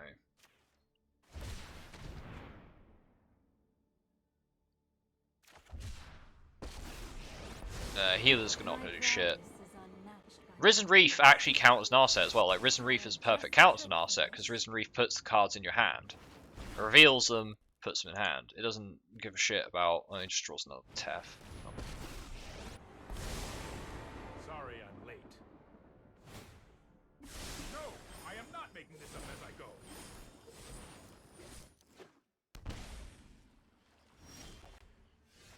Yeah, another Vantress ain't gonna do shit, right. I'm gonna stop. My games have... Early today, it was going good, but my games have really gone downhill since, so I'm gonna stop, because we gained a rank.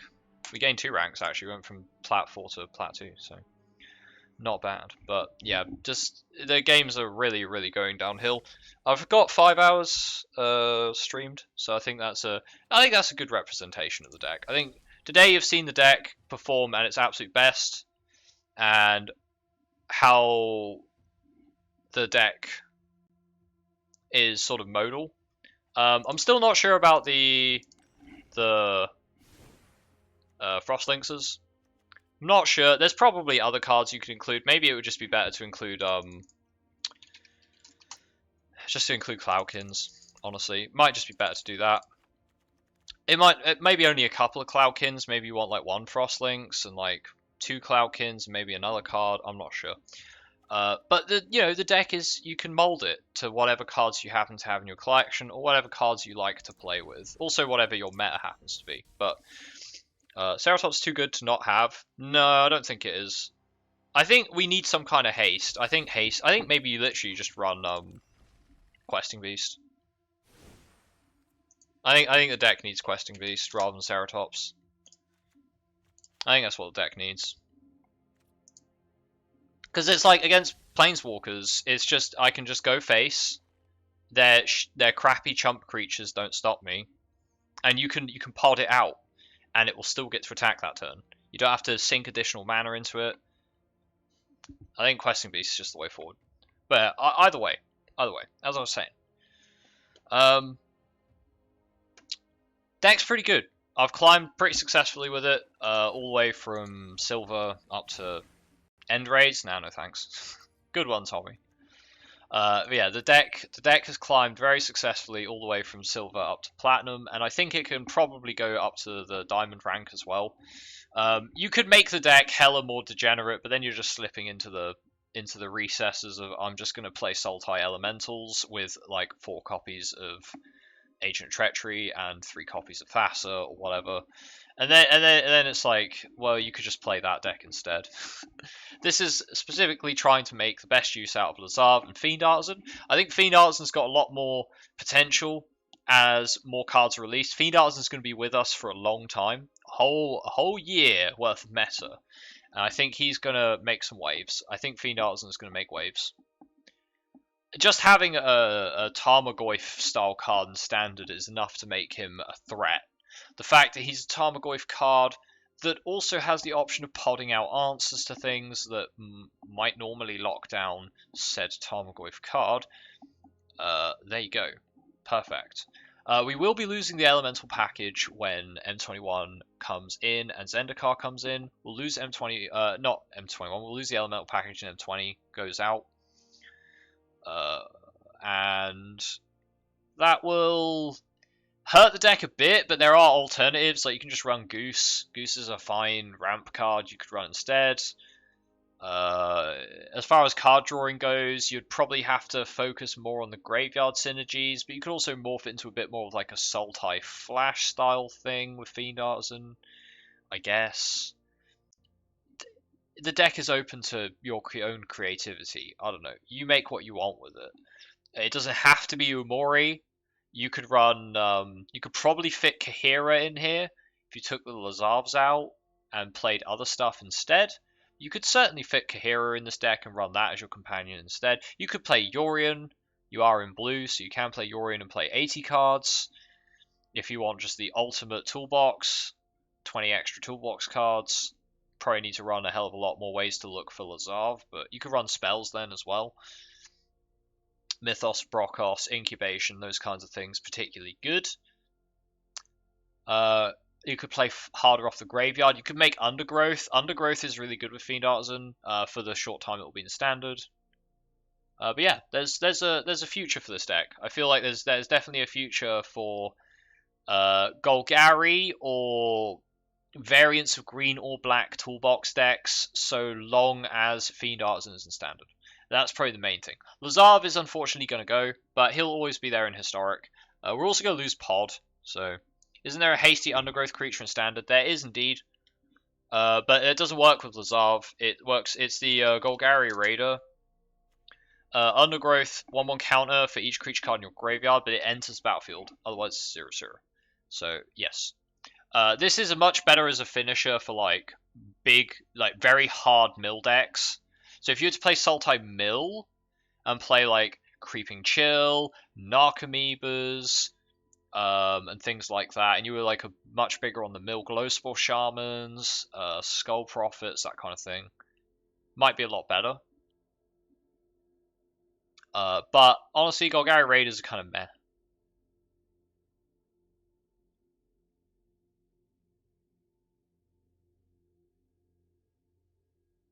Yeah. I think Golgari Raiders are pretty meh, honestly, for the most part.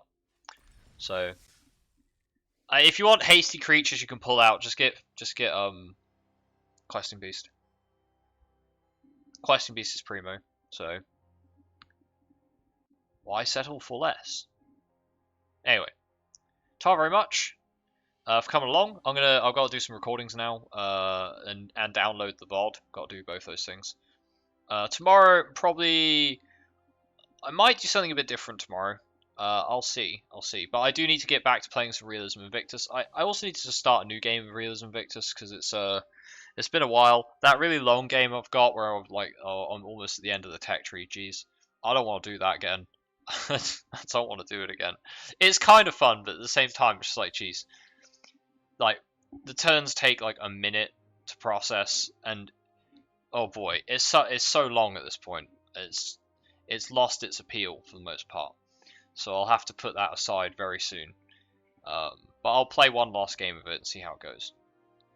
Anyway, also I think the challenge I set myself really does make it a bit of a drag. It's challenging, but a bit of a drag. I'll see you guys tomorrow if you're around. Otherwise, have a good one. Good luck. Hope you had fun today and discovered some new stuff. I recommend trying out the Infinite Lazav thing. I haven't tried it out myself, but it does sound like it could be quite good. At least for a couple of joke games. Yeah, who knows? Maybe it actually ends up being really, really solid as a combo deck. But yeah, have a good one. See you around. See you tomorrow. Yeah. Bye bye.